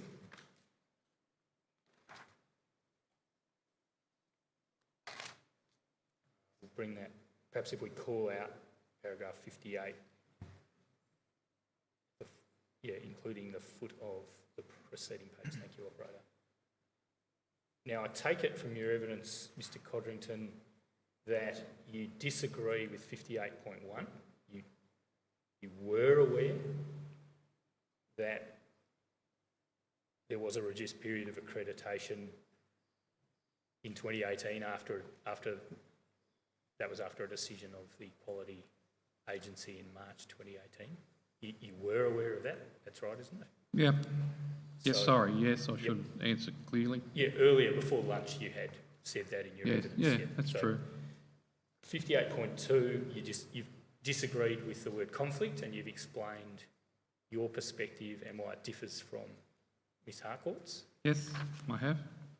58.3, what do you say to that? That BOM is Board of Management. Board of Management reports focused on financial performance, and there was very limited information about comments, complaints, and indicators. I disagreed with that because she's inferred there, and I take offence to the inference that we concentrated on finance more than anything else. We got 2 reports. We treated them both equally. They both read their report. We certainly have to concentrate and consider our finances to the uppermost level, but to make a statement that we concentrated on more of that than the residents that are there. And I'd like to add to that, I know one-word answers are better, but I've got a vice-chairman with his mum in Pioneer House. I've got Deputy Don with a mum and 2 other family members in Pioneer House. I've got an accountant that had his mum and dad, his wife's mum and dad, and the dad's passed. I've had my secretary, her mum is in another nursing home. So my board is all over the respect that our residents should be given. And to make a statement that we consider finance more than those people, I'd take definite offence at it. Okay. And just while you've mentioned that point about the membership of the board having those connections, is that a feature of not-for-profits in the regions generally, that you have that ability or opportunity to have real connection between the community, the people in the relevant facility and the board itself when you have a volunteer board? Look, I don't think it's essential, but I think it was worth mentioning that that's what we've got. It didn't stop us being sanctioned, and there was an inference earlier that the board probably should have done more, but which is why the commissioners have received my statements about how I think we should have been able to avoid that sanction in the first place. It needs to be said because it hasn't been asked yet. We were sanctioned on 4 to 5 matters originally and a severe problem. So when we were sanctioned, it didn't include 21 unmets. You made a statement for everyone here to hear that we had 21 unmets. When we were sanctioned, they've got it listed as 5 unmets. 2 of those were regularly compliant, so we've condensed that. You can't to 4, and then they say immediate and severe risk. And in my statement, I mentioned that I challenged that. We were never given due right to reply to that.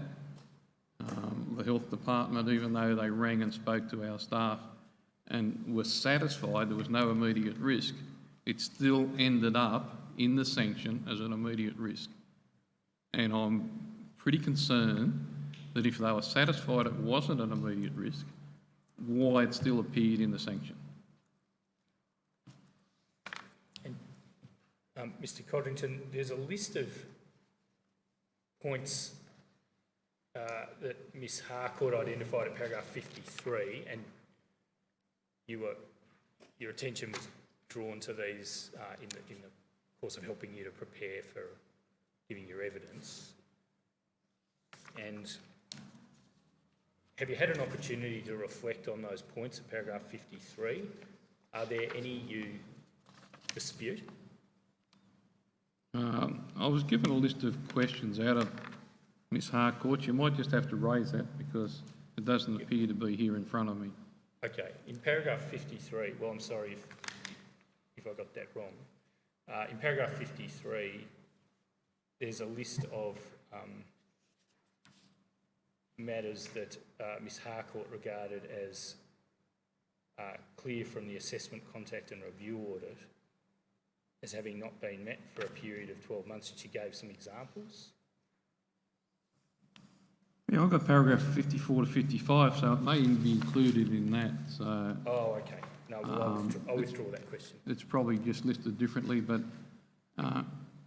she did mention, and I've just made a note here that any request put to the board by the CEO Don for staff was put to the board by the CEO Don or staff. Yep. Was always addressed. I always told all the staff that anything that came outside, I would address it with the CEO, Don, as I considered that the proper procedure. I also made it very clear at those meetings that if it was a complaint about the CEO, Don, I would address it at a board meeting without the CEO, Don.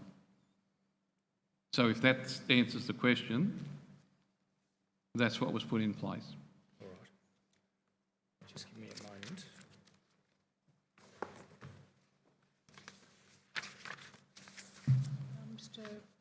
Mr Codrington, Sorry, yes, Commissioner. I'm sorry, Mr Codrington.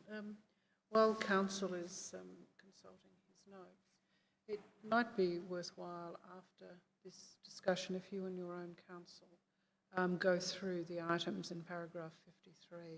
I think that will help our discovery as we go forward. Yes. But I wanted to ask you a specific question about your board. And we're quite conscious of the challenge of recruiting boards in country districts. And I wanted to ask you whether, as a board, you've been through a process of looking at the skills of your board members since the problems with the sanctions and so on, and what you might need as you go forward as a board. Yeah, look, we have. We've put in place one of our board members as a physio, and after speaking extensively with Dr. Robin Dasky, who is our acting general manager till the end of November, we believe she's got adequate skills to look at the clinical side of things as a physio. We have got an honorary solicitor. It's been brought to our attention that before we get involved with writing anything to the government, we should take legal advice, and it would be nice to be able to get legal advice on the board. Because we're a small community area, having risk management has been raised, and it's been raised at a board level. It was raised at a governance session that I organised from our association, which was held together with Pioneer House and Canada. So we've tried to reduce the cost of things where we think it's beneficial. We haven't done anything about risk management. We have had a long discussion with our new CEO, Don, who is now a general manager. That's his term.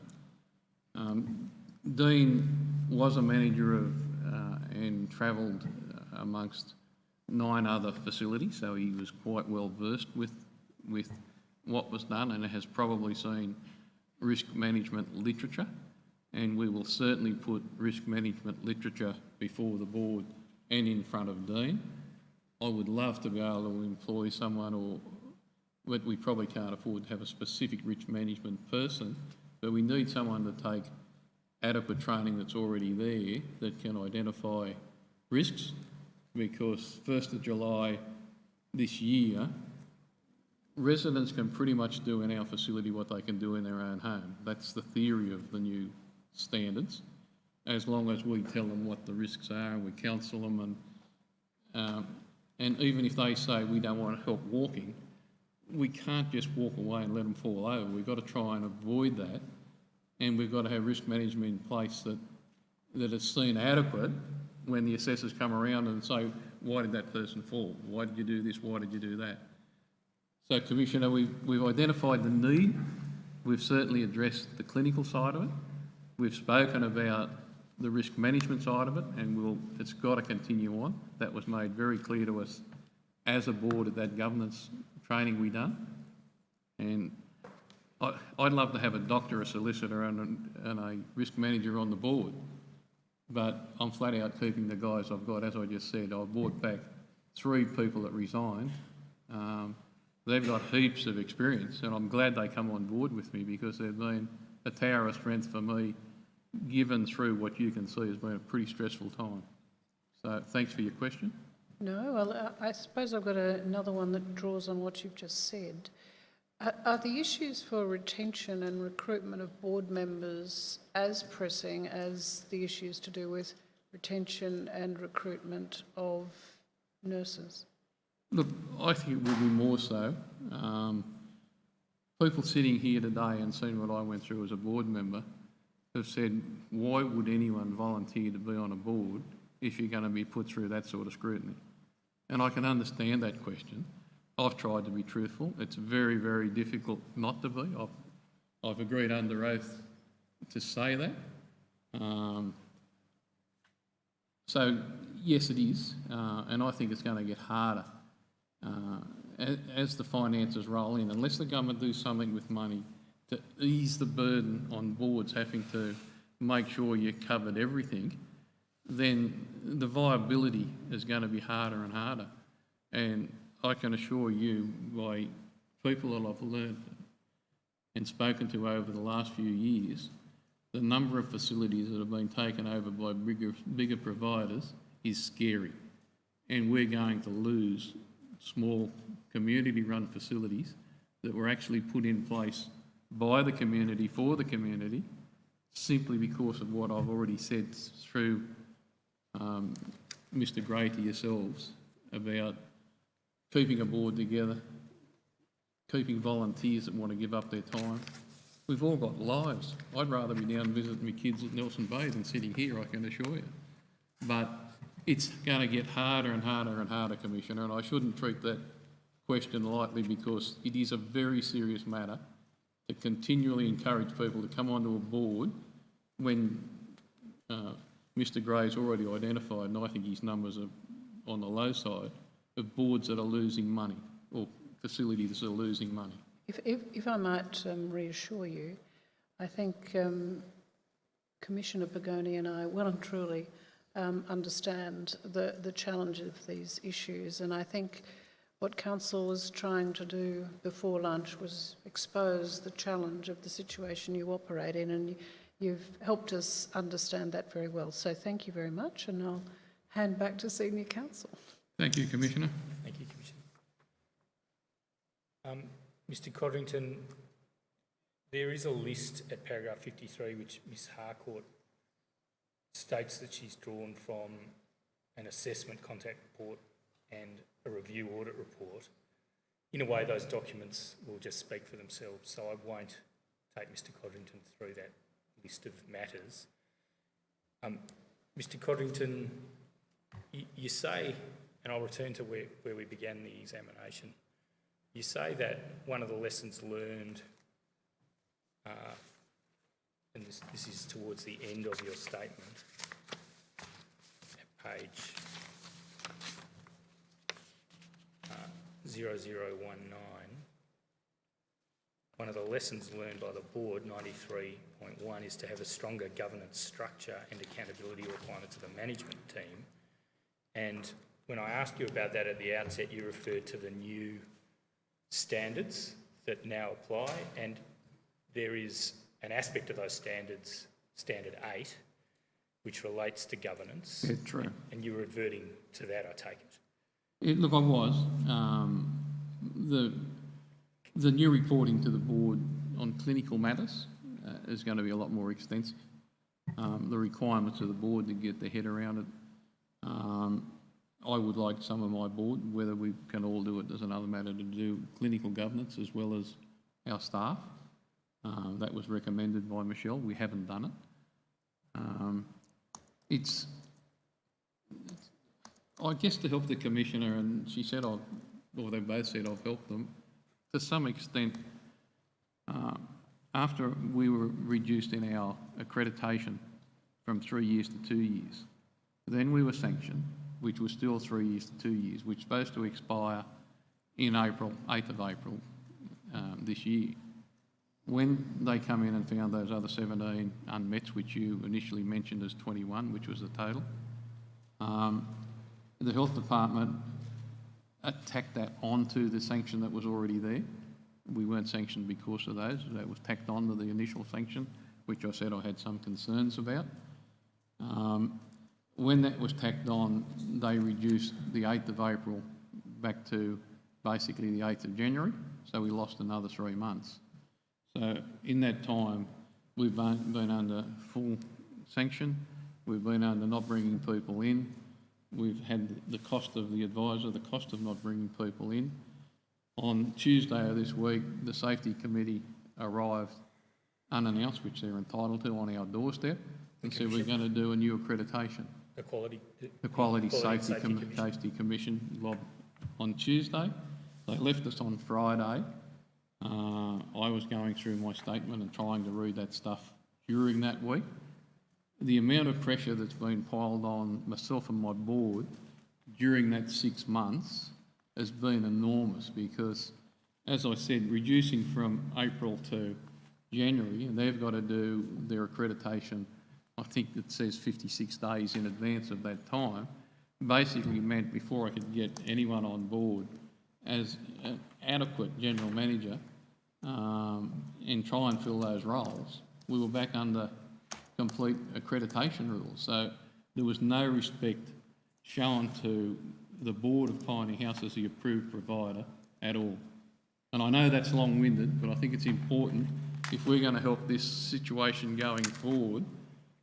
I think people have got to be 100% aware of what I just said, because without my wife, who has probably broken down in tears a couple of times because of the stress,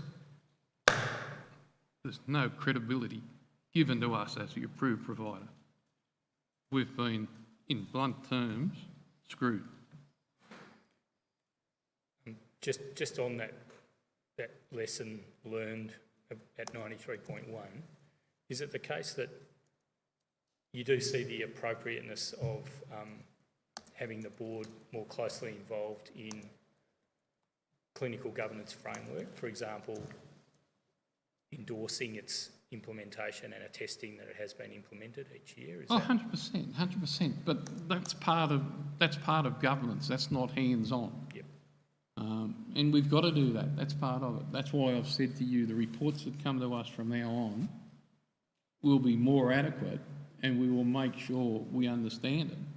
And the person we've got in the seat now as our general manager has had that spelled out in very, very blunt terms, that we feel let down by what we previously had.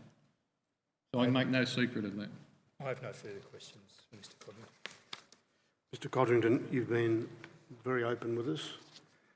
We've learned a great deal, and we really thank you very sincerely for the way in which you've given your evidence. Thank you very much. Thanks, Commissioners. I appreciate that. Thanks, Mr Gray. Thanks, Mr. Codrington. Ms. Maud will call our next witness. Yes, Ms Maud? Can I ask one question? Does that mean I'm excused completely if I wish to be? You're sorry, that's always a defect of mine. I never formally do that. I apologise to you. You are formally excused. You may go home and do other things. Thank you. I appreciate it. Thank you very much for listening.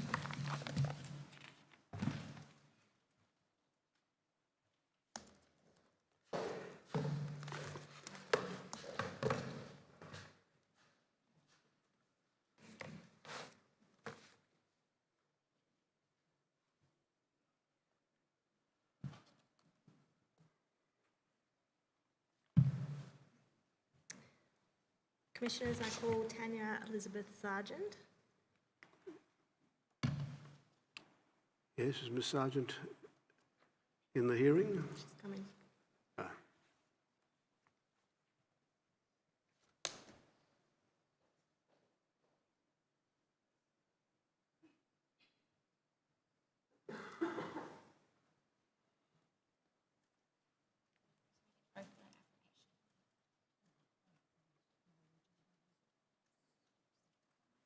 After me.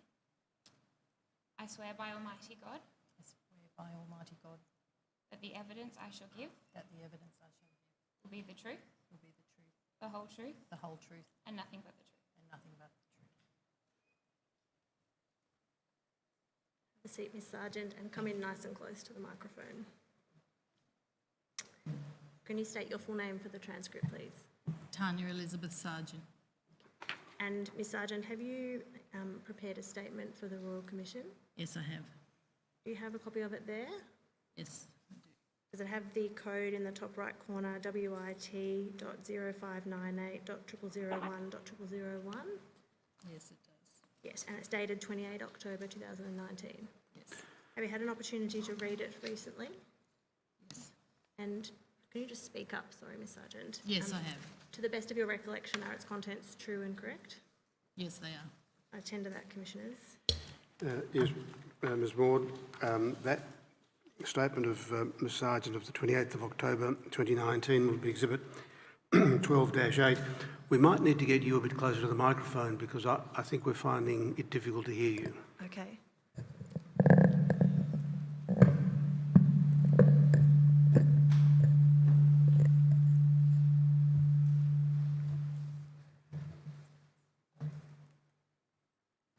Is that better?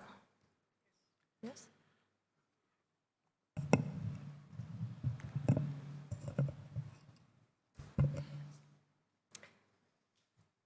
Now, Ms Sargent, you're a registered nurse and you're currently employed as the Deputy Director of Nursing at Pioneer House, is that correct? Yes, that's correct. And you've worked in aged care for about 30 years?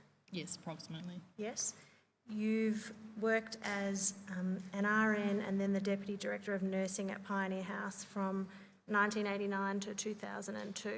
Yes, And then you had a period of some years working for another residential aged care provider in the Mudgee from 2003 to 2011. yes, And then you returned from February 2011 at Pioneer House as a registered nurse and then in your current role as Deputy Director of Nursing. yes, that's correct. And you were acting in the role of Director of Nursing for a short period of about a month in May, June this year, is that right?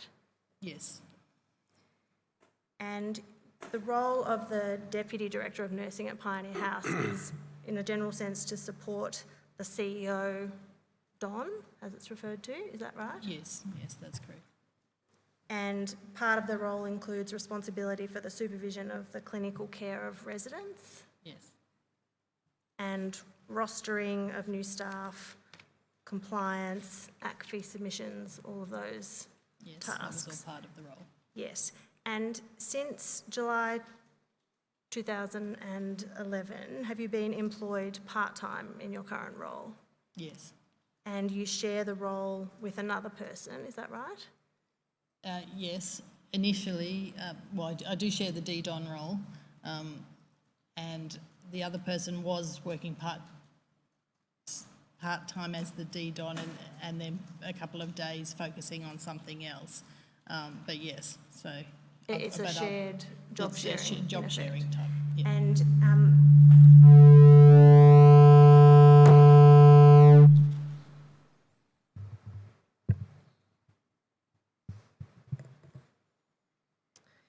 since August last year, your role has primarily been responsibility for Pioneer House's ACFI documentation?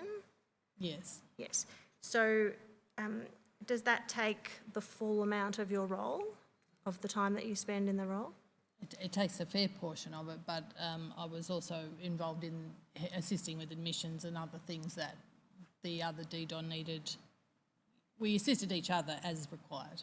I see. And you're employed 3 days a week, is that right? Yes, that's correct. Now, I want to ask you about the filling of rosters at Pioneer House, which you say in your statement has always been an issue. Is the difficulty that you encounter both filling the rostered positions in relation to assistants in nursing, AINs and RNs? Yes, And does Pioneer House have minimum qualification requirements for the AINs that it employs? yes, we do like where possible for them to have a Certificate 3. We will employ them if they're willing to be working towards or willing to work towards one at times, because at times you do get people that have experience but don't actually have the qualifications. So you'll take people who don't necessarily have a Certificate 3 if they're also undertaking study and they've also got prior experience in aged care. Yes, And you say in your statement that you have concerns about the lack of consistency of skills of the newly recruited AINs that you've seen at Pioneer House. What's the explanation for the inconsistency in skills that you've observed? what I've observed is, like particularly, so they're coming from TAFE.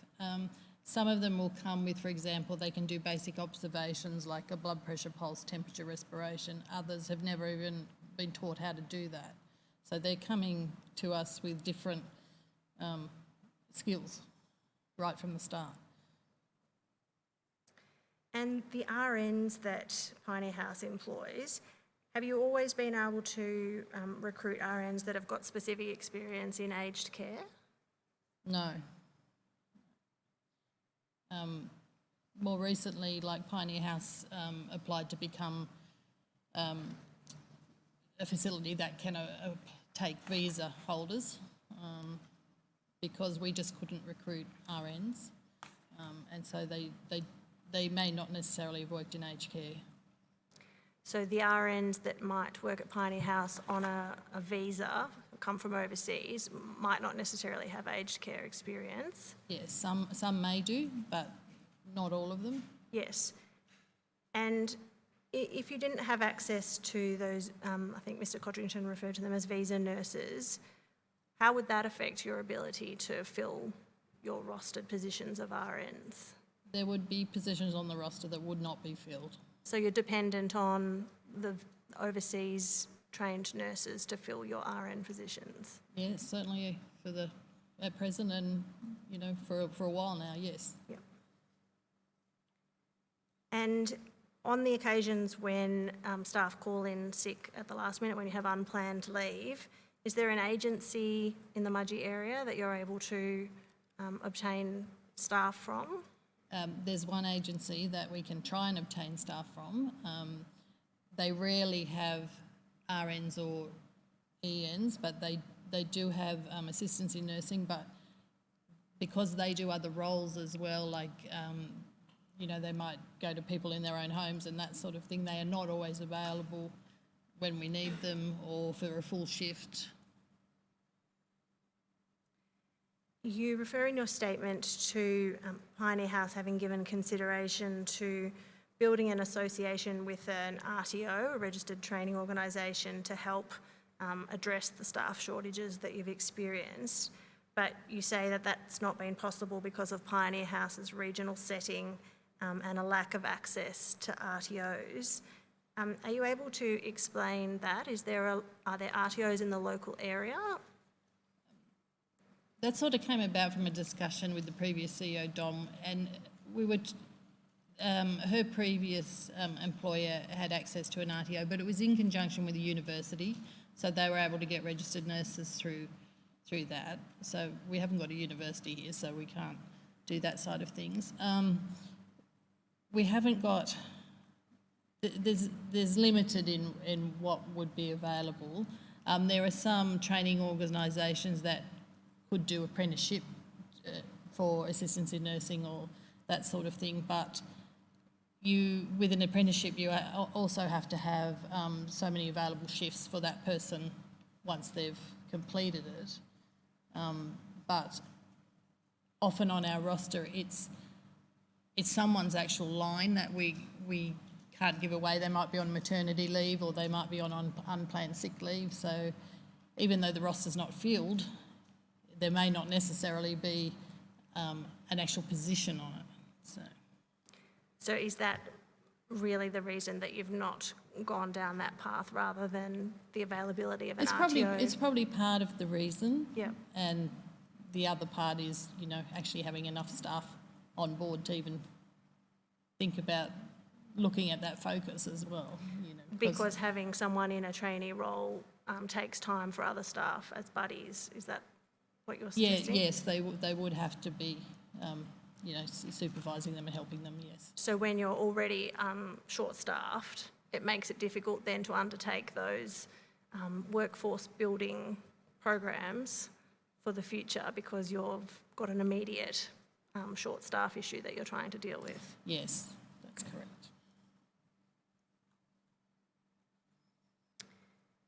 You've lived in the Mudgee area for a long time. Do you have a sense of whether a program such as exists at the moment for medical practitioners, a bonded scholarship program, might be useful or successful in this area? So a program whereby people would receive a scholarship to do a nursing degree, but on the condition that they would then return to the regional area to work for a period of time. Is that something that you think would be useful or might be successful in this area? It could be successful. I think anything that will get people to the regional areas to work would help. So. All right. In paragraph 37 of your statement, you identify changes to the roster at Pioneer House over a period of time from January 2018.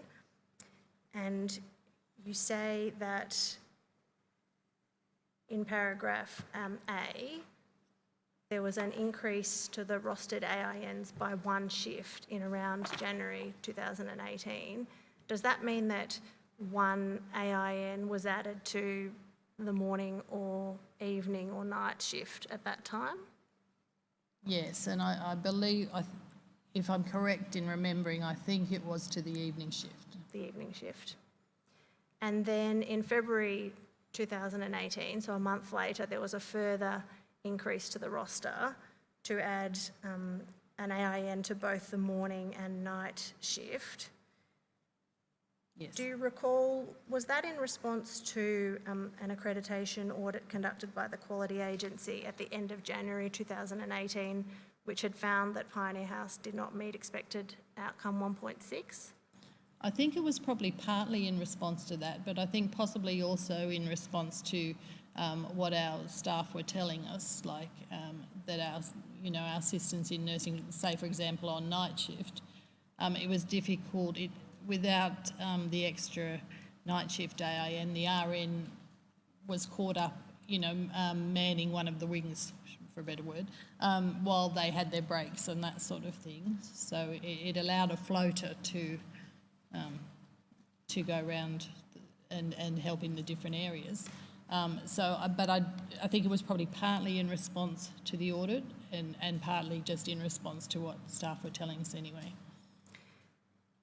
Because Pioneer House was found to not meet standard 1.6 in January 2018, but then an assessment contact in May 2018, they were then found to be meeting standard 1.6. Is that your recollection? Yes, that's my recollection. Then in paragraph 37C through to E, you talk about changes that were made in January this year. And just so that it's clear what that is, there was a reduction of one AIN on both the morning and the evening shift. Yes. And a reduction of one endorsed enrolled nurse in the morning and evening shift. Yes. And introduction of a B stream EEN shift. Can you just explain to the Commission what a B stream EEN shift is? So that shift that's referred to as the B stream was it was just a title given to the endorsed enrolled nurse shift that started at a different time. It started later, like I think 10 o'clock through to 6:30 p.m. to help sort of cover things at either end of the day. So.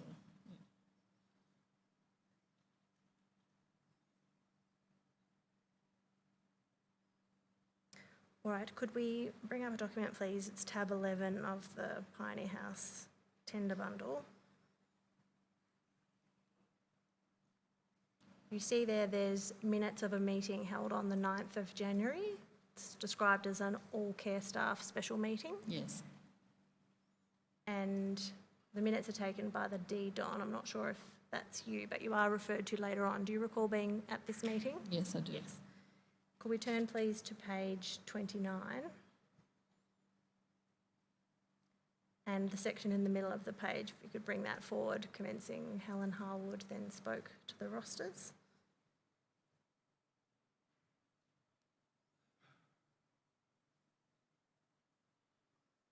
So this is describing the roster changes that we've just been through. Is that right? Yes, that is Yes. correct. And then underneath that paragraph,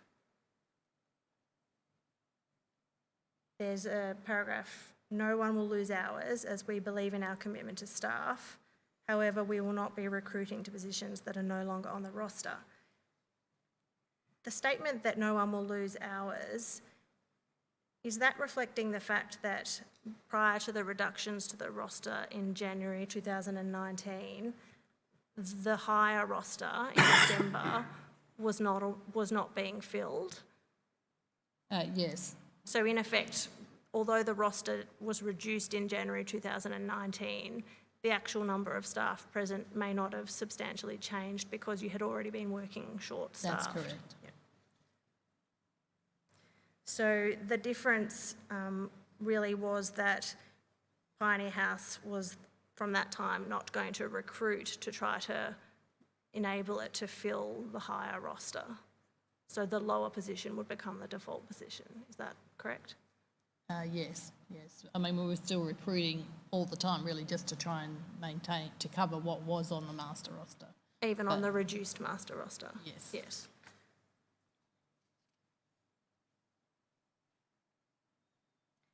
So the position after the changes in January 2019 was that on the morning shift, there were 2 RNs, 2 EENs and 8 AINs, plus 1 EEN on the B stream shift. And that was until May 2018, is that right? Yes, that would be correct. And then from May, the B stream shift was phased out. Yes, it was phased out, and they actually went back to the 3 ENs on the morning. Okay, Early increased the start. number of EENs again. Well, Yes. the start time, really, Yep. effectively, and added the evening EN back on as well. So, And the evening shift from this point in time, from January 2019, was 1 RN, 1 EN and 8 AINs. yes, I think that's correct. And the night shift was 1 RN and 5 AINs. You say in your statement that from the start of January 2018 through till September this year, you had raised with the CEO Don on a number of occasions your concern that Pioneer House didn't have sufficient staff to meet the care needs of the residents.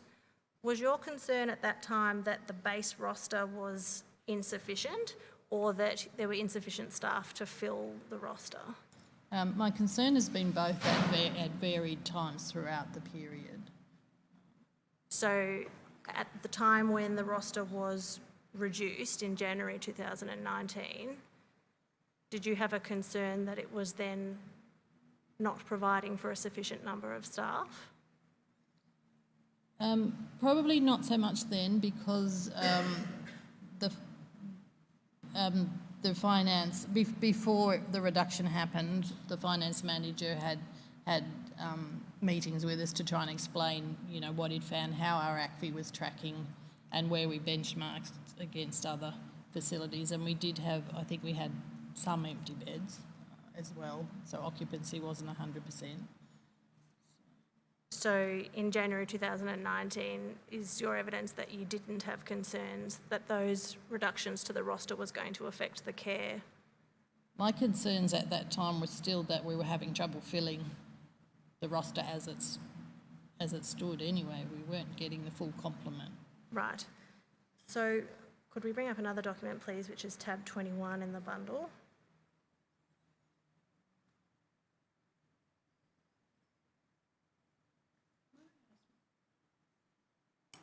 Might I ask Ms Sargent whether there's a generalised problem in Mudgee with availability of nurses, including at the hospital? I'm not sure about the hospital, but I do know the other aged care facilities do advertise. You know, I see advertisements for care staff for their facilities in the local paper or on, you know, places such as Indeed and Seek. Yeah, and it's the case, isn't it, that RNs who work in aged care are paid less than RNs who work in the hospital system? Yes, I believe so. Yep, so there's an issue there about, might I suggest, equalising at least the salaries between the RNs in the aged care sector and the RNs in the state hospital system. Yes, I think that also impacts us as well. Thank you. I'm just waiting for tab 21. And can you show pages 93 and 94 side by side? So from the first page there, you saw that that was an assessment report of the quality agency in February 2019. And here on the page, you can see the assessors are reporting the number of unfilled shifts since 15 January. And they've identified there almost every day or every second day shifts that have been unfilled for AINs and also for, on some occasions, EENs. Does that look to you like the kind of short staffing that you were experiencing at this time in January, February 2019? Yes, unfortunately it does.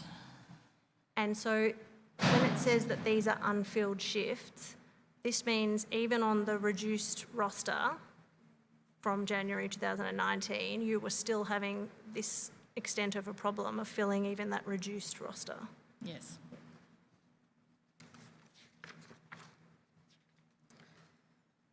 Now, I want to ask you some questions about a resident at Pioneer House in the dementia wing, who I'm going to refer to as Mr. UI, and you know who I'm talking about. Yes, I do.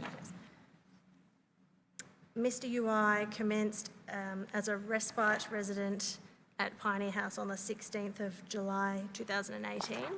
Does that sound correct to you? Yes, I'm not sure of the exact date, but it was July 2018. Yes.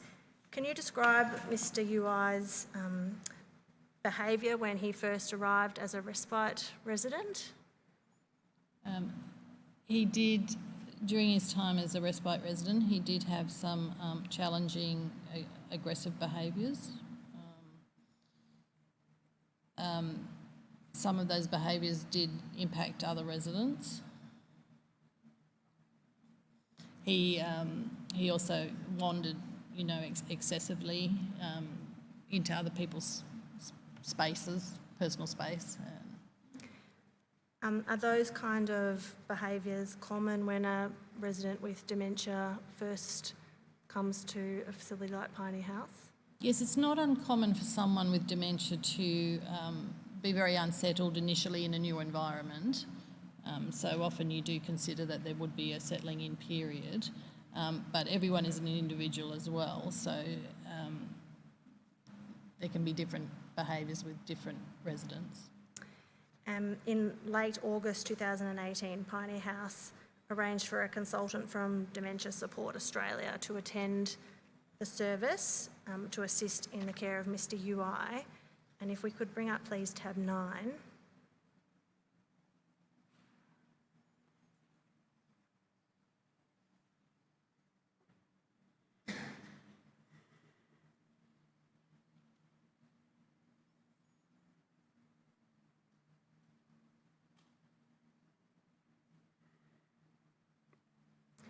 And just highlight the box at the bottom there, reason for referral. Well, that's probably enough. If you could just read that to yourself, the box, reason for referral.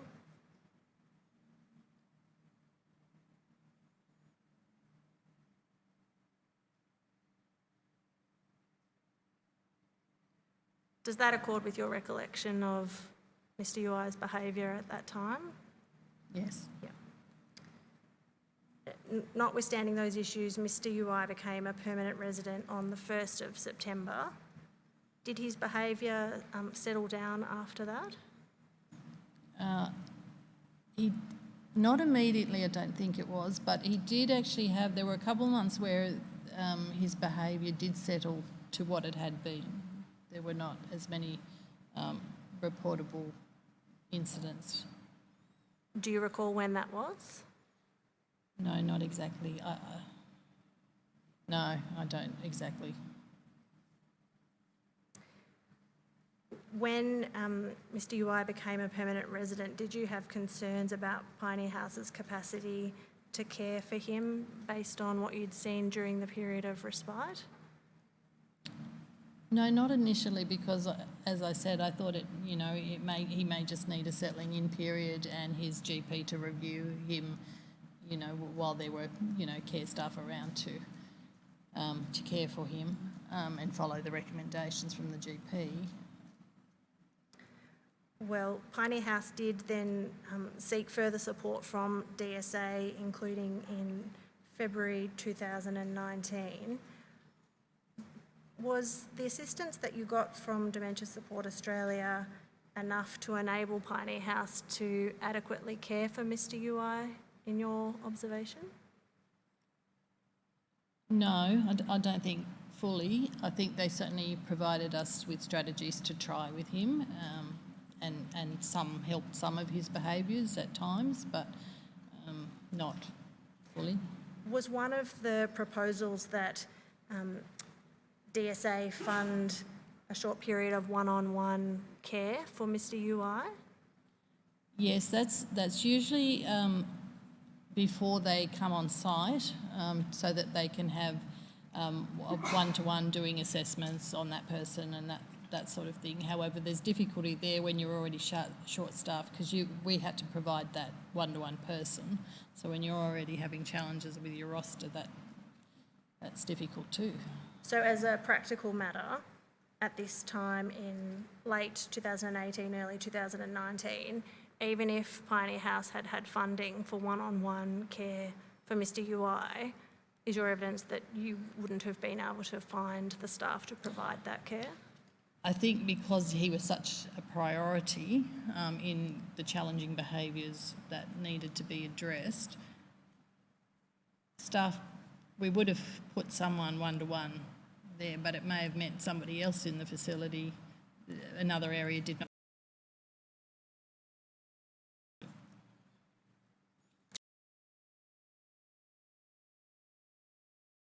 Were imposed on Pioneer House. Nurse practitioner consultant called Catherine Brown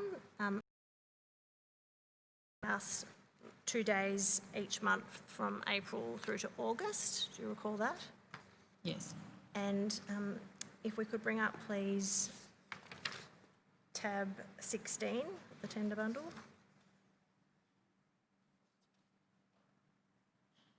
One of the things that Ms Brown did was to undertake an environmental audit. And you see there in the paragraph at the bottom that the aim of that audit was to identify strengths and weaknesses of the physical environment in the dementia care setting. Do you recall that audit taking place? Yes. And Pioneer House was provided with a report of Ms Brown's findings, which is this document that we're looking at. Do you recall, would this have been something you saw at the time? Yes, I believe I did. I just want to briefly take you through some of the observations that Ms Brown made. One of them, which is on page 59, under the heading 2, provide a human scale. You see in the middle of the paragraph, there's a reference to the large common rooms currently not conducive to emotional support or feelings of being in control and creates entrapment. Is that an issue that you had observed in the dementia wing at Pioneer House?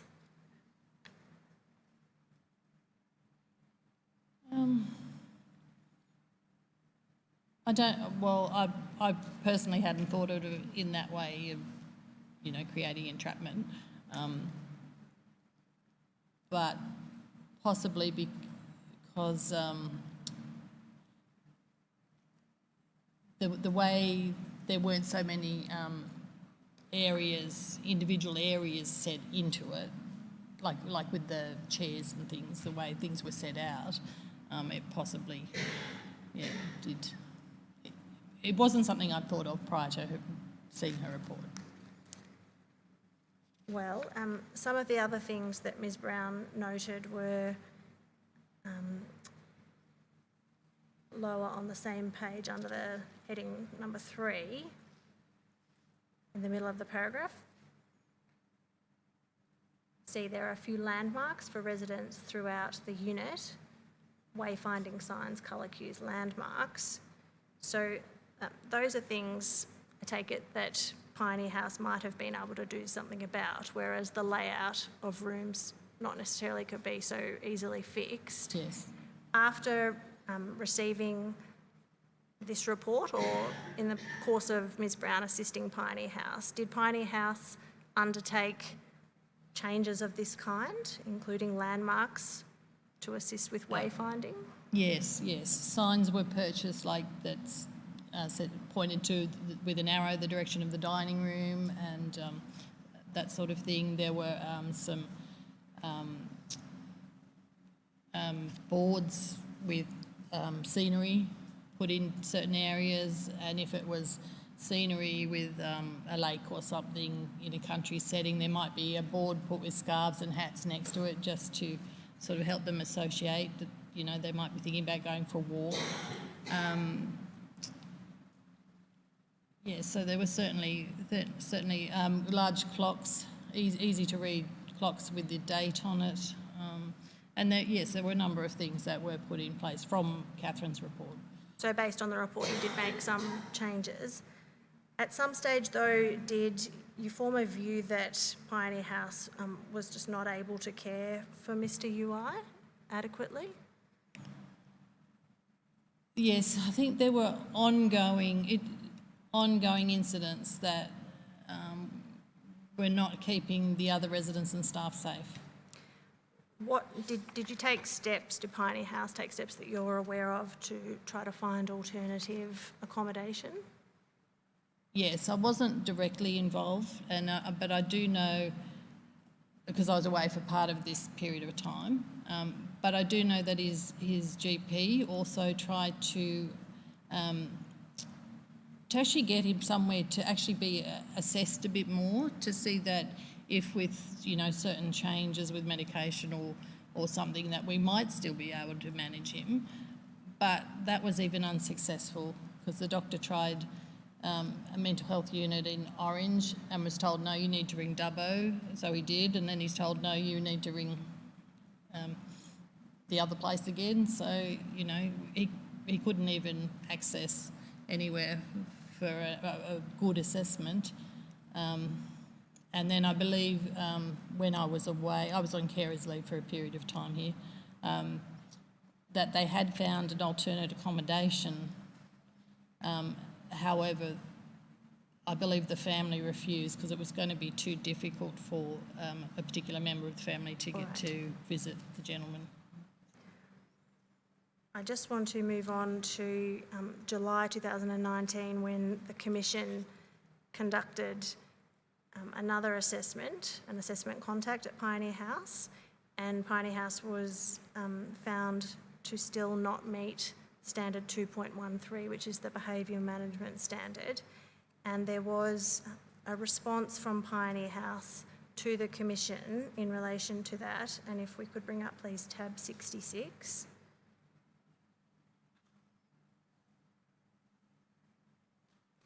And the highlight, you see there, just before I highlight, it's a letter from Pioneer House, and you can see over the page, if necessary, it's from the other Deputy Director of Nursing.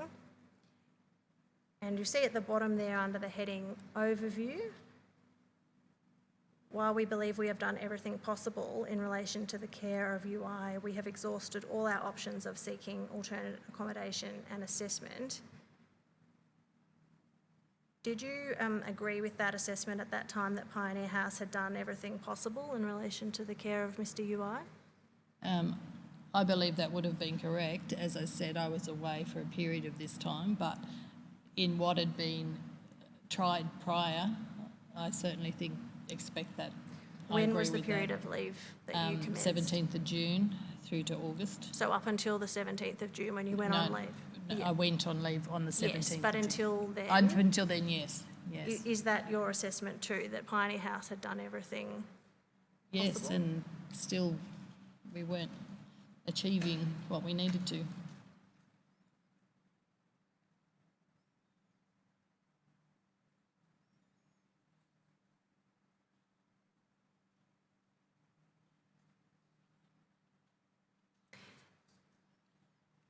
Do you have views that you've formed over your time at Pioneer House as to further support that would be useful for you in dealing with dementia residents displaying complex behaviour?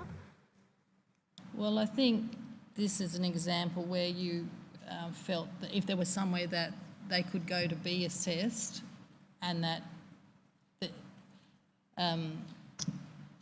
and then, you know, if possible, then you might be able to manage them once they've been fully assessed under, you know, supervision of specialists. You know, there's possibilities then that you might be able to manage them when they come back. And if not, then there needs to be alternative accommodation that you can just access.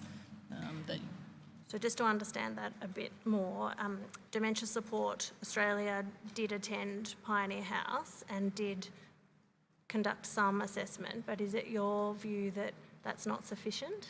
Yes. And why is that? What else would be required? Well, for example, when they come, the psychiatrist does not attend in person. They go off all the assessments that the person that does come provides them. But also, it may be that person needs to be reviewed for a number of weeks to really get a full understanding of what's going on with them, which, I mean, they're coming in from Victoria at times was the person that came. And the people that come from Dementia Support Australia, are they nurses? I'm not 100% sure, sorry. I think. But it's specialist psychiatric Yes. care and advice that you're specifically looking for? Yes, well, we weren't, with the information that DSA was giving us, we still weren't achieving, so he needed to be reviewed even further. So, and I do know the GP did try to get him reviewed by the older person's mental health team, but was told no, because he has dementia, you know, you can't access that. The GP was told no. And the mental health team, is that a team that comes to you, or does that require being admitted somewhere else? The registered nurse comes first, and then there's times the psychiatrist comes. Right. But we could not access that. So that's a mental health specific service that they wouldn't provide because it was a dementia case? Yes. So, Commissioners, I have no further questions for this witness. Ms Sargent, thank you for giving evidence. You're free to go. Thank you.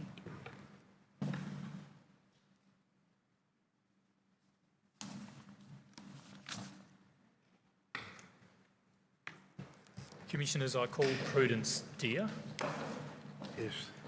Commissioners, I fear we may be about 10 minutes behind the run sheet, and consequently I seek your indulgence for an extra 10 minutes till about 4:10. Sure. Thank you.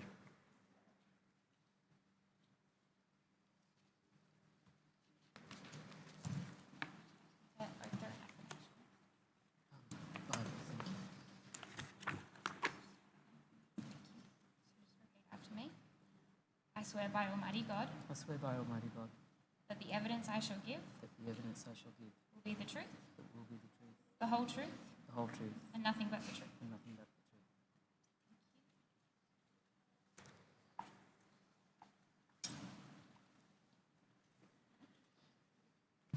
Miss Dear, make yourself comfortable. What's your full name? Prudence Margaret Dear. And you're a registered nurse? Yes. And you've got a graduate diploma in human resources and industrial relations? Yes. And you've got quite extensive experience in being a nurse advisor going into aged care facilities to help them with change management, is that right? Probably more as a nurse consultant than an advisor. Yes, I've recently done a nurse advisor position as a second nurse advisor, but yes, I would say nurse consultant. Thank you, Miss Dear. Could you please see if you can just pull the microphone a little closer to you? And we'll just Is see that how better? Yes, thank you. Thank you. You were selected by Miss Harcourt to assist her in providing services, nurse advisor type services to Pioneer House from the 11th of March 2019, is that right? Yes, And you provided those services on the ground 4 days a week up until past mid-June, is that right? yes. So you spent a lot of time at Pioneer House. There were a couple of 2 or 3 weeks that I wasn't able to be there, but yes. Yes, and you were under the supervision of Miss Harcourt, but Miss Harcourt wasn't always there when you were there, is that right? Correct. And when you got to Pioneer House, you were briefed with certain materials that you refer to in your statement, and you also, conducted interviews to try to understand what the situation was? Yes. Yes.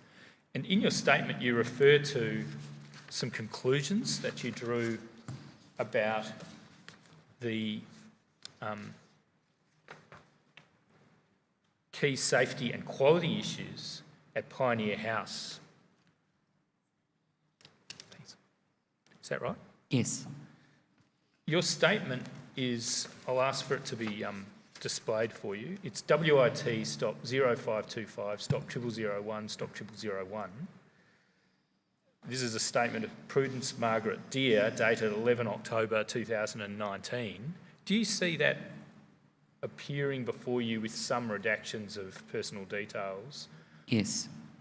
And that's just the first page, but do you recognise that to be your statement?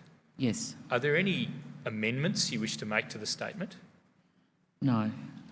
To the best of your knowledge and belief, are its contents true and correct, and are the opinions you state in it opinions which you truly do hold? Yes. I tender the statement. Yes, well, the statements of Prudence Deere of the 11th of October will be Exhibit 12-9. Thank you, Commissioner. Just for completeness, Ms Deere, at paragraph 5, there was a reference to your attached resume, and thank you for providing that, but that is not attached to the exhibit. Thank you. Now, when you got to Pioneer House and you formed some views about key safety and quality issues, sorry, I withdraw that and I'll rephrase it. In your statement, you were asked the question at page 0008, as a result of your time as an advisor appointed by, or as you've said, a consultant to Pioneer House, A, what do you consider to be the key safety and quality issues at Pioneer House during the relevant period? Now, the relevant period is from the beginning of 2018, before you actually got there. But you formed some views, did you, about what had probably been the case before you got there? Yes, Okay. I did. And then you deal with that question under several headings. Can we just start with the first heading, human resource management? Yes. In relation to human resource management, there seem to be two themes that you pick up in these points. At paragraph 112, 13 and 14, and then 16, 17 and 18, 19 and 20, you refer to the rostering system and the roster, and at 121 you referred to unplanned sick leave and leave at short notice. What were the issues around the roster, unplanned leave and gaps in shifts as you saw them? There were a number of gaps in the roster anyway, and which means that the shifts weren't able to be filled or weren't filled. And it seemed that there were insufficient staff to be able to fill those shifts. There was a complexity of issues. Staff were also experiencing some burnout because as has been identified previously, their hours had been cut back, but they hadn't actually worked to a full baseline roster for, my understanding, would be a few months at least in 2018 anyway, because of possibly the inability to recruit staff. So just before getting to that recruitment issue, Yep. Can you just explain how that creates burnout? Perhaps it's obvious, but can you explain what the burdens on staff are, particularly if there's a short shift? when they're short-staffed, they would go home feeling very frustrated because of their inability to provide the care required. And as we move towards, or ideally have already moved towards, a person-centred approach to care, the first thing that tends to happen as a generalisation is that people go back to task focus and task, because that's the best way of being able to get through their work. And so the person-centred care is not able to be achieved, and they also are not always able to complete the requirements that are needed on a day-to-day basis of providing care for the residents. And did you observe this when you got to Pioneer House in March 2019 to be occurring in the workforce at Pioneer House? Yes, it was observed because, due to the fact that there were also a number of tasks that were not able to be completed on a daily basis as well. So that might be part of the clinical side that you want to move on to later. But for example, weights that hadn't been done for a number of months. So therefore, able to identify monitor weights and weight loss or weight gain was not able to happen. Right. Observations. Thank you. You refer to, in that heading, human resource management, you also refer to lack of clinical expertise, and then you have a separate heading, clinical, with a number of references to clinical matters, beginning at paragraph 127. In addition to those points, at 122 to 126, you make the following points. Need for clinical supervisors to manage staff allocation to areas to ensure sound skill mix and staff acceptance of this. Staff confidence, this is 123. Staff confidence in management and decision making. 124, no proactive leadership. 125, overcoming a reactive style of management. And 126, an AIN-dominated culture and fragmented teamwork. Are you able to explain those issues? If you want to take them separately, that's fine. If you want to deal with them together, that's fine as well. So the shortage of staffing was across both the AINs, or assistants in nursing, as well as the enrolled nursing, as well as the registered nursing. There was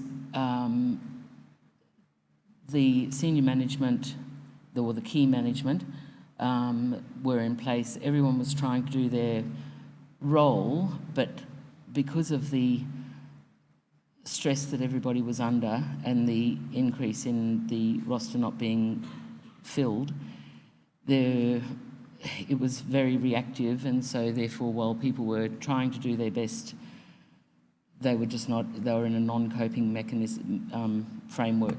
And sorry, I'm obviously quite nervous here and not explaining myself well at the moment. There was a need to bring staff, and this probably is going back to the roster, there was a need to be able to be creative in managing the roster. So as well as trying to bring on staff to fill those shifts, it was also a matter that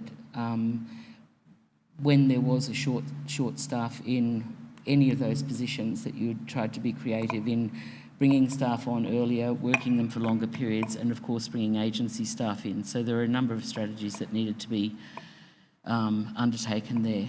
Part of that clinical leadership, which, sorry, you were focusing on before, was that the DDON that was responsible for that, which was the full-time DDON at that stage when I arrived, was responsible for the filling of the roster, the development of the roster, and then the day-to-day shift replacement. And while it is only a small facility, because of the amount of unplanned sick leave, both and particularly the short notice unplanned sick leave, that became a really full-time job for someone to be doing. They hadn't been, when I arrived at least, they hadn't been in the habit, because quite possibly because of financial constraints or concerns of using the agency. When they did use agency staff, didn't always have success with bringing on agency staff. The agency in the town only has AINs, not ENs or RNs, so the clinical expertise wasn't there either. And so it was about trying to free up the key clinicians so that they could do their role of managing and having clinical oversight, so that the administration staff could be trained to do the roster replacement, and then try to get to a proactive state where the roster was coming out in advance rather than only a few days before the shifts were due to start. One of the points you make about the roster is that it's important to get that roster out a month in advance so that any clashes and so forth can be identified and those positions filled well before time. But that wasn't happening, is that the case? No, that's right. And I'm sorry, I'm going back to the roster now, but the issues were that because the roster wasn't coming, there was a number of issues with the roster and with the HR. So there was a tendency for particularly AINs to own their shifts rather than owning hours, and there were a number of different contracts there, so that there were some staff that were on monthly contracts, monthly rostered hours rather than fortnightly. Any of the new staff that was starting, a decision had been made to put them to try and change that framework. That a decision had been made by management to put them onto a flexible staffing hours, but then of course they were picking up the shifts that not necessarily anyone else wanted, so they also became quite dissatisfied in a short period of time. So to be able to streamline that just seemed, in spite of all the clinical issues that were identified, if you didn't have the staff on the floor to be able to manage the day-to-day, you weren't going to get on top of those clinical issues. So it was a need that was the highest priority of a number of areas that needed to be focused on. So to be able to pull that roster towards a proactive roster so that it was out a month in advance, and so then we had some strategies that still took probably just over a month or 6 weeks to be able to really format into that, so that then it was happening with some timelines in advance, so that staff were then able to, we had it clearly identified that at 4 weeks the roster would go out, and any unfilled shifts that the permanent part-time staff could pick up, and then at 2 weeks out the casual staff could pick up, and 1 week out it would go to the agency. So it was a complete different framework to what they were used to working in. Also to be able to have staff work overtime and pay staff for overtime. And I know that that's not a good financial decision, but in this situation it's necessary so that you're appeasing and meeting the residents' needs, and you're also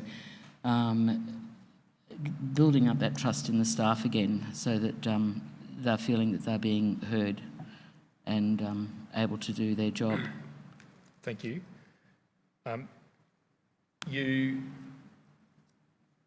Thank you for going back to human resources. Yes, and explaining I'm sorry. No, not at all. In explaining how that's the necessary minimum criterion before you can go on and deal with the clinical issues. Could you now please explain the changes that we need in clinical management or clinical leadership? And you have some references to clinical leadership under the human resource management heading, which I read out a short time ago, and then you've got an entire heading devoted to clinical, which deals with under which there are a number of points beginning at paragraph 127. One of those I see is insufficient support. This is 134 on page 0009. Insufficient support with management of behavioural and psychological symptoms of dementia. But there are a number of other matters raised as well. What were the measures that you regarded as necessary to address failings or deficits in clinical leadership issues? There are a number of areas, and as I said, weights was an example, but there are a number of areas that needed to be focused on again, and the staff needed some leadership with that, and my role, I saw, was to be there as a support and mentor for the key personnel so that together we could get on top of these issues. While there were 2 RNs rostered, for example, in the mornings on shifts, quite often there was only 1 RN available, or there may not be an RN, so I'm going back to the staffing issue again, but it was a matter of being able to be flexible so that sometimes the key personnel, the key staff needed to be out on the floor to also do those shifts. The medication rounds were another area. Medications were quite a complex area there, and the medication rounds were quite long because of the number of residents that the ENs were administering medications to in the morning. So we tried to free that up by rearranging their shifts, and that came a few weeks later when we put on an extra EN in the morning. But I'm jumping there. Initially, it was about just getting on top of some of those basic clinical indicators of the weights, the diabetic management, BGL ranges, managing of Parkinson's medication, so that there was some timeliness in the medications that they were needing to take. Observations, of course, wound management, and looking at some best practice around wound management, and a lot of those clinical issues. Thank you. Now, I'm just going to skip over questions B and C on page 0009 for the moment and go to question D on 0010. At that point in your statement, you recite the question asked of you: to what extent do you consider those safety and quality issues to be related to Pioneer House's location in a regional area? And it's not surprising, given the emphasis you've repeatedly put on the staffing levels and the need to obtain staff, that's one of the issues that you've identified here. What is the situation in Mudgee with respect to the labour force, both AINs on the one hand and also clinically trained RNs and ENs on the other? It seemed to me from the evidence that I was given when I got there that, and because they had gone through this the 12 months before as well, with staff shortages over Christmas and New Year, that in particular around that holiday period, that perhaps when the mines slow down, that people who are employed in human services or in nursing positions, if they don't have the shifts that they want, and that are satisfying to them, then they would take off, as we would do, and go on holidays with their families, knowing that really when they come back to work, when the season starts up again, they would get work again. So you're left really short-staffed over that period. So perhaps a focus on some HR strategy, some forward planning was really necessary, and that was just another of the balls in the air as well, because you'd need to start that out months from when that situation was going to be in place. There was difficulty also, not just from a clinical perspective and AIN perspective, but there was difficulty in accessing allied health services, including dietitian. And while there was a physio who was most supportive, she was really also quite stretched in trying to recruit other physios to the area to support her in the services to be provided. The dietitian was extreme because, of course, we were wanting to get on top of those weights, and the weight management is a priority. And so that ended up being done remotely. So we gave her access to the system to be able to do that because she'd just had a baby, so she wasn't able to come in. So initially, that was how we managed the assessment of the nutrition from the dietitian. podiatrists were very busy and stretched as well, and the speech pathology came in later. As well as that, just to be able to manage behaviour management, some wound expertise, palliative care, any of those areas where there's, in aged care these days, so many comorbidities, you're needing access to those specialist services. What thoughts do you have from your experience, particularly in providing consultancy services in regional areas, on the question of improving the availability of the AIN workforce and the clinically trained workforce in rural areas, and just providing a greater pool workforce supply in those respects? If I start with the oversight and guidance that you need from specialist services, the access to certainly nurse practitioners has worked well in my experience in a couple of other rural and remote regional areas. Of course, the GPs need to be on board for that. So if you don't have all the GPs on board, or there's GPs that aren't on board with the nurse practitioners, but it is a great model and they've provided great comfort to facilities. As well as that, there's telehealth has worked well as well. That's not something that we had the opportunity to do at You're talking now Mudgee. about bringing in specialist expertise as opposed to day-to-day Yes, hands-on sorry. workforce. Okay, thank you. Yep. With respect to the day-to-day Day-to-day. hands-on workforce, do you have any thoughts as to how the position might be improved in regional areas? That is, how workforce supply of AINs and RNs and ENs might be improved? It's not a matter you've addressed in your statement, but No. You are needing to try and attract people to the regional areas.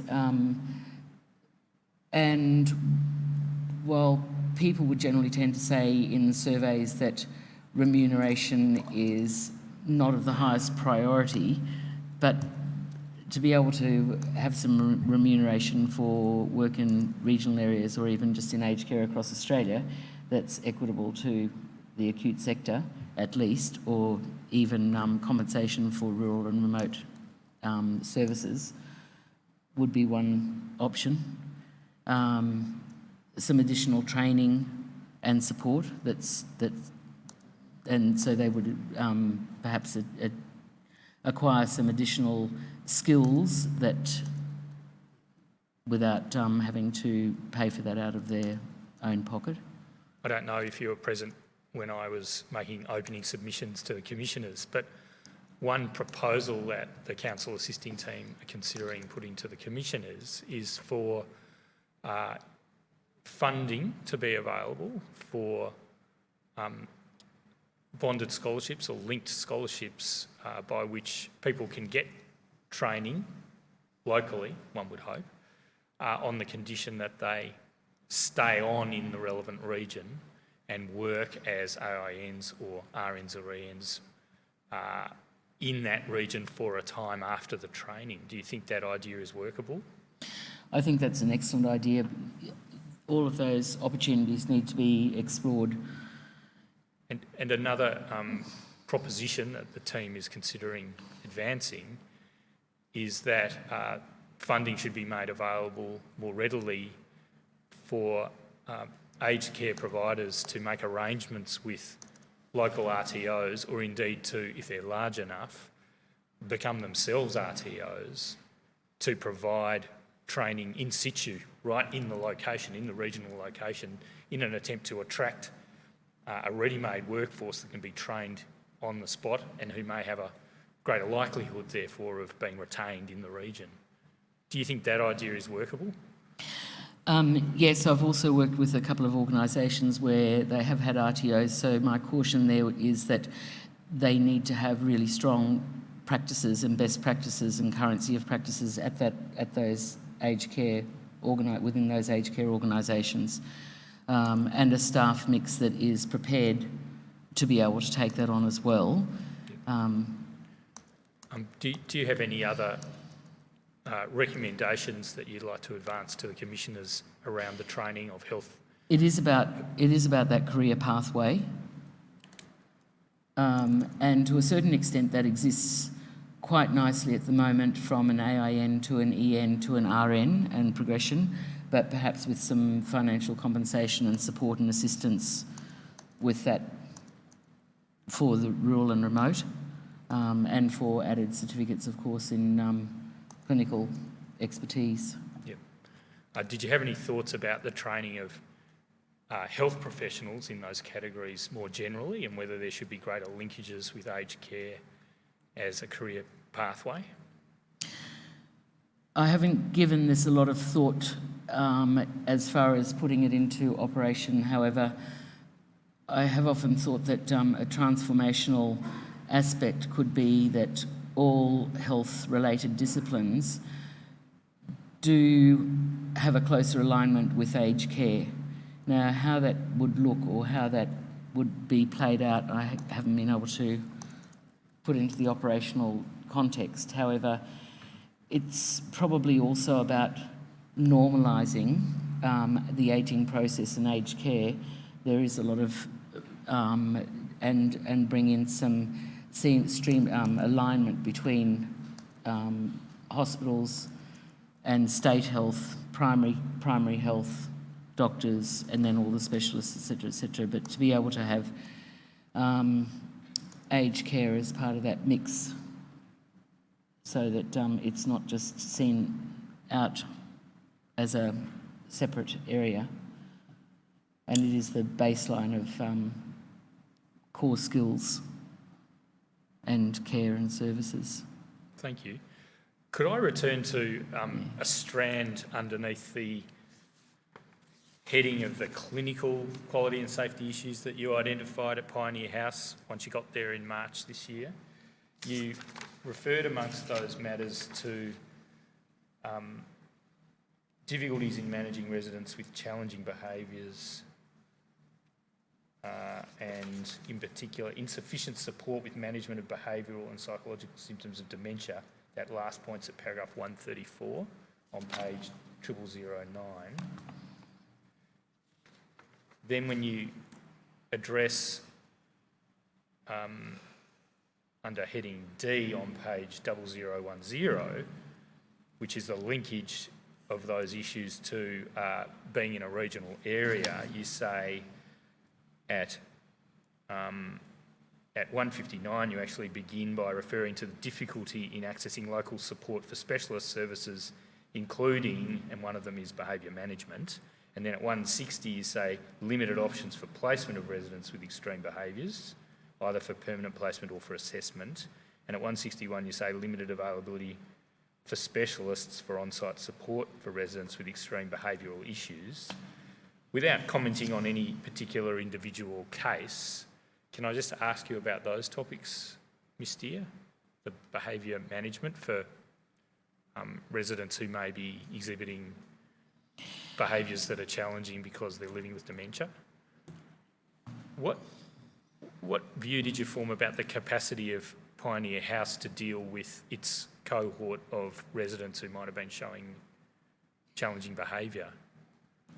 Certainly there was more training needed, and that's increasingly the case in aged care with managing challenging behaviours. And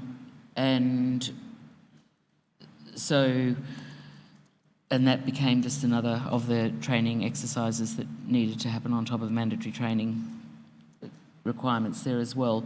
So with regard to the behaviour management in itself, it is about being able to have expertise on the ground to be able to assist and support the staff and guide the staff. So whether you also have an approach of, well, every staff needs training in that area, perhaps to have some leaders of that field as AINs who have got some extra expertise and understanding and who are passionate about it, because not everybody has the desire or the skill to work with people with dementia or with challenging behaviours.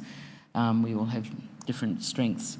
So to be able to have some people trained so that when you do have extreme episodes of behaviour, you are able to rely on some local resources that have done some training either here or actually gone away to do some training, but also to be able to, the difficulty with bringing in services, as was identified before, is that they're there for a period of time, but Sod's Law says that often the extreme behaviours occur after hours and at weekends, and so you're needing to have that support and be able to lead by example, and have the staff support there at those times.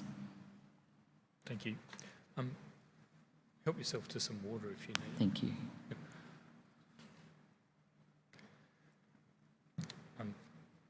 Now, could I just ask you about a point you make at paragraph 147 on page 0009. You refer to this reactive, a short time ago you mentioned the word reactive and a reactive approach to management. And you referred to the reasons why it appeared to you that management had become reactive because of gaps in the roster when you arrived. At 147 you say, while management and staff were trying to rectify issues as they arose, time constraints became a greater challenge as the negative effects of system and process breakdown compounded with flow-on effects. What do you mean by the negative effects of system and process breakdown compounded with flow-on effects?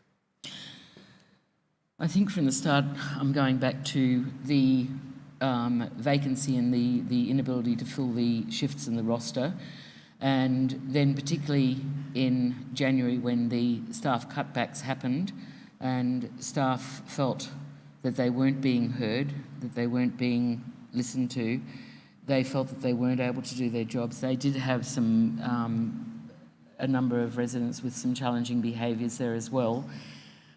So then the ability to be able to continue with, if you're in an ideal, there's the ideal world and the real world, and so in the ideal world you're getting through all your assessments and observations on a daily basis and all the expectations of wound reviews, etc. However, when you're short-staffed and when there's challenging behaviours that need to be addressed or incidents that need to be followed through on and managed, so the systems fall apart, the processes fall apart, and you're in a reactive phase of trying to manage those rather than looking at things proactively, and so therefore it implodes as such.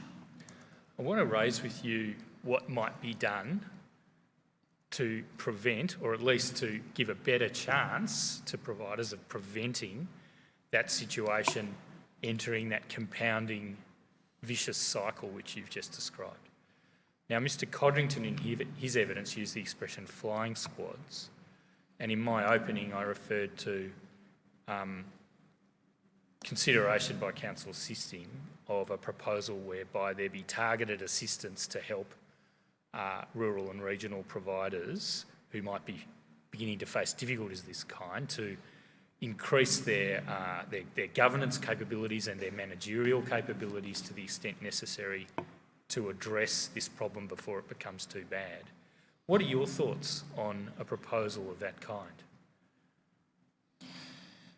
Certainly, from both a governance perspective and an operational perspective, for rural and remote, they're often standalone facilities. They often don't have the same structure in place as a larger organisation. And even, for example, in recruiting and then training with the expectations of responsibilities and day-to-day expectations of a role, say, for example, as a DDON or in one of those key leadership roles. In a larger organisation, they would usually have an orientation program or that those staff go through and they're given clear responsibilities and expectations, but often in these small standalone organisations you don't have the capacity to be able to do that. So to be able to have some assistance with that and to have some support from the government, I think that was a great idea of them being able to come in to assist in regional areas. What about Mr Codrington's point about the Quality Commission, or previously the Quality Agency, having a more advisory mode than it currently has, or at least having the discretion to adopt a more advisory or mentoring posture than a policing posture? What are your thoughts on that matter?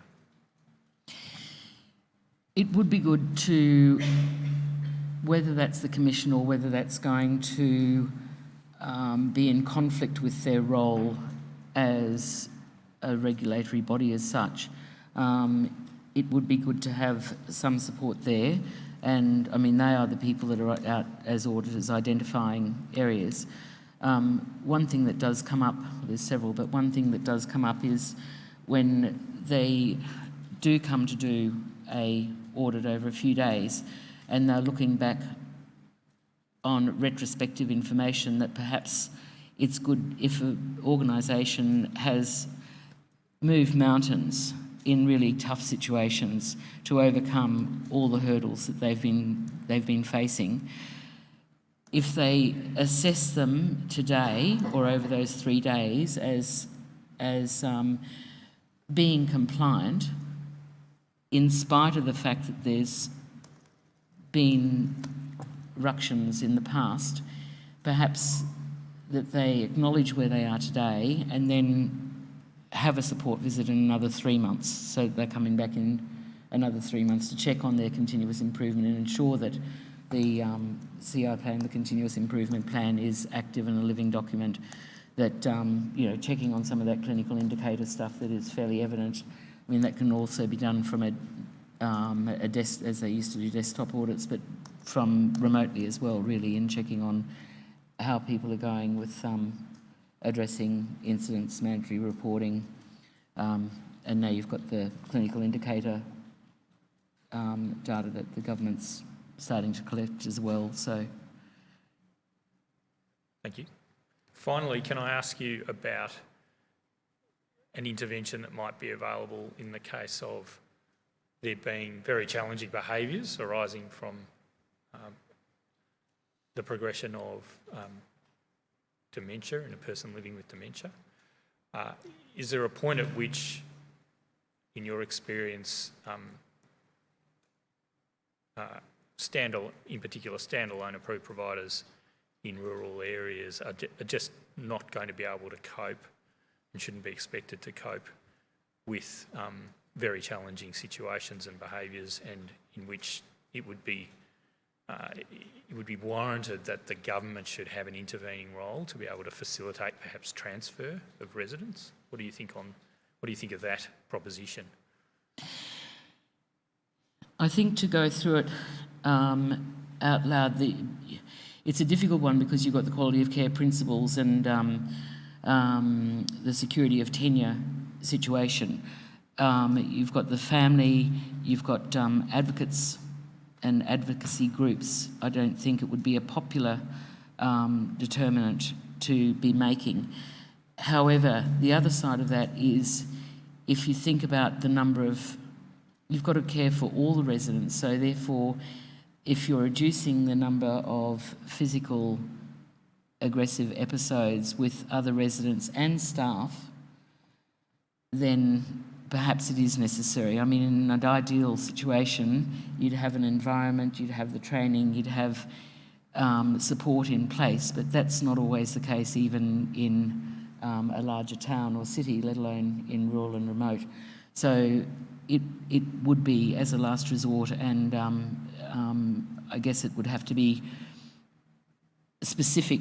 Each time it would need to be specific on the individual situation. Thank you. Yes. And sorry, also with some support for the family and their representatives to be able to compensate them, or to visit their loved one wherever that person may be on a short-term basis, but all with flexibility for them to be able to return once the situation has settled or the person has behaviour has changed. Thank you, Ms. Dear. I have no further questions. Ms. Dear, thank you for your evidence today. One of the things in my career, I've been conscious of that people want to grow up in a place, live and work there. So they want to stay locally. And this has been an issue with country GPs as well. So one of the strategies that has been tried there some years ago was to recruit kids from the country to go to medical schools in the country and do their placements in the country. We know that the workforce supply issues in aged care are so significant that we're going to have to find lots and lots of new people to work in this sector, country, city, remote, no matter what.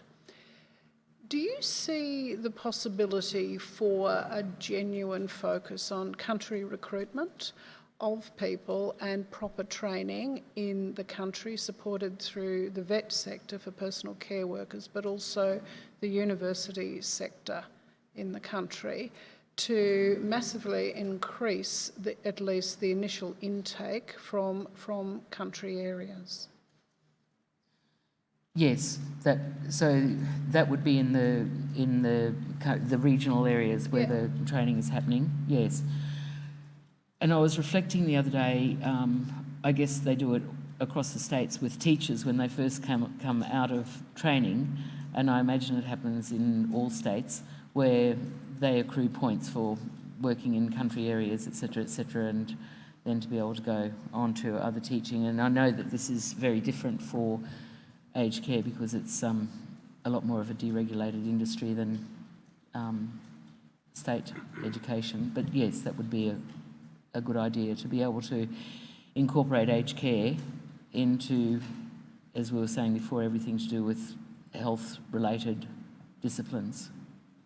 Is the vocational education and training framework sufficient of sufficient quality and availability to be able to support the kind of career paths you were talking about earlier?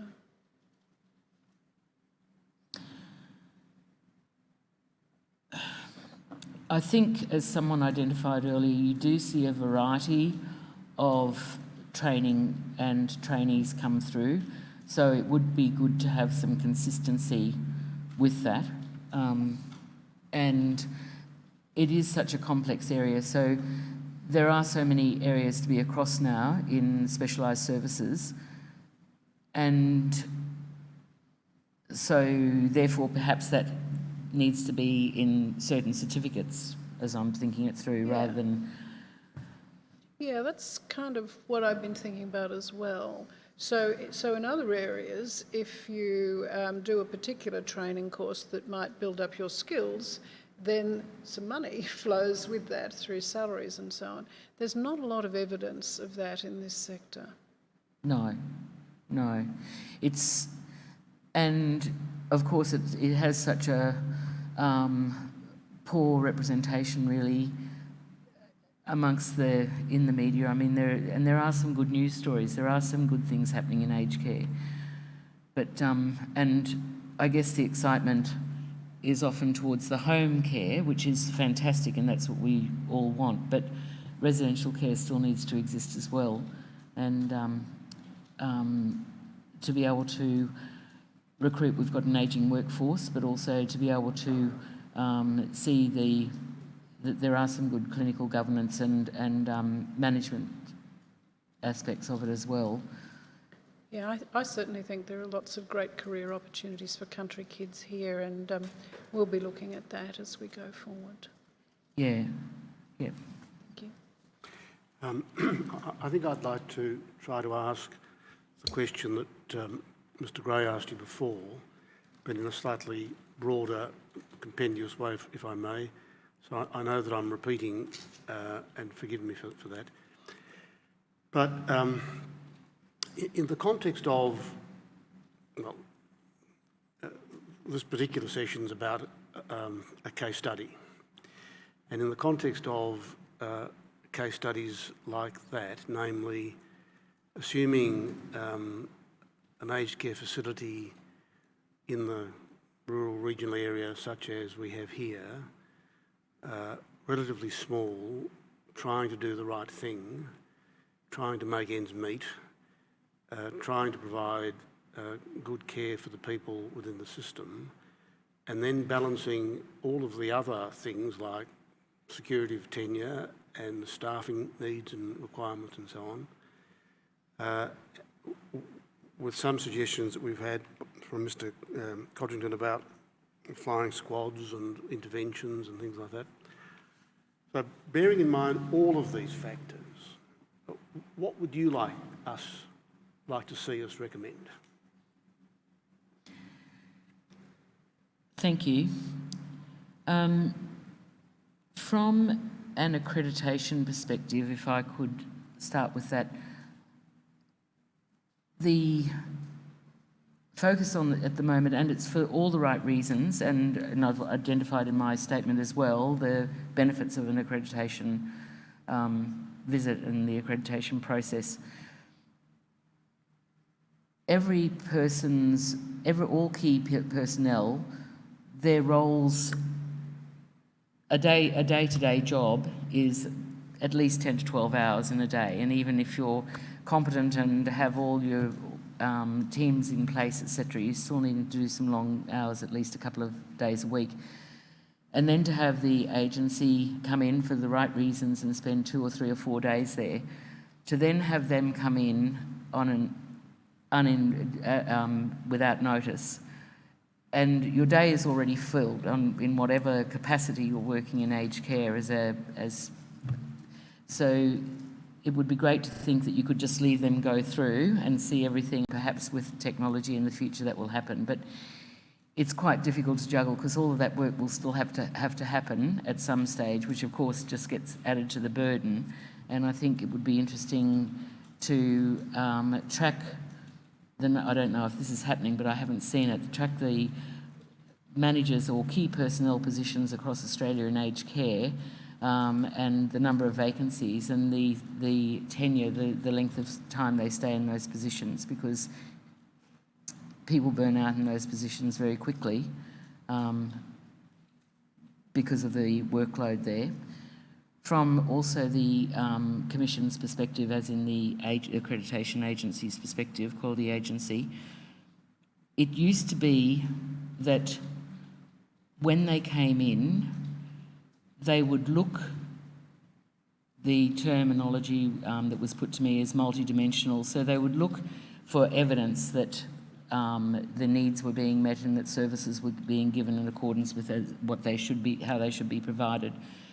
So they would look at the policy processes, paperwork, but then they would go and consult with the resident, their relatives, the representatives, the staff, and validate that information. It seems increasingly at the moment that they're one-dimensional focused, and if it's not documented, it hasn't been done. And so therefore there's this absolute focus on spending more and more time on documenting, which of course is less and less time. Now, I know with tablets and everything else, portable tablets, you can be at the bedside, in the resident's room or wherever the resident is, and I'm sure that our technology will change in the next 5 years radically to where it is at the moment, but it is still taking away from that person-centred care. So that's from an accreditation perspective. Certainly from a funding perspective, my subjective thought from the interim report is that there's going to be more money put into aged care. That's great in theory, and it will necessarily be in the home environment, but we're really critically needing that extra money as well for clinical support and care support in the residential facilities as well. And I'm not sure that I can see that coming across to residential at this stage. Perhaps they'll be waiting till the end of the report, but there's, I guess with the change in the last decade at least of increasing comorbidities and the complexities of care, it's a dynamic industry, it's a dynamic environment that you work in, and there is so much more that is needing to be addressed to meet residents' needs and the expectations, let alone when we come through. Another area is probably from a behaviour managing challenging behaviours and also mental health. We haven't really even started to see a lot of the post-traumatic stress disorders come through from war-weary veterans, etc., yet, let alone the next generations after that of the mental health issues that we'll see coming through as well. So behaviour management will, in whatever form that looks, will need to be a larger part of services provided, and perhaps needs to be a bit more of a focus or a different focus or a specific focus with even the expected outcomes with the accreditation process as well, because the expected outcomes at the moment, my understanding when I've been working with them, is that we all identify triggers and you have responses to those triggers and strategies, and then auditors want to see that those strategies have been implemented, and then when there's been, for example, a mandatory report or a discretion not to report, that those strategies are reviewed and updated. And there's only so far you can go with really fleshing out more strategies, even for the most creative or the people with the greatest experience in behaviour management. So perhaps that needs some greater consideration as well. It's a really challenging area, and to support staff, because increasingly there's the aggression in the workplace that's coming in. Thank you. Nothing arising. Thank you, Commissioner. Thank you. Ms Deere, I think I may formally excuse you from further attendance. Thank you. Commissioners, we will prepare written submissions in accordance with a timetable we will propose on Wednesday afternoon in relation to this case. Thank you. Adjourn the hearing till tomorrow morning.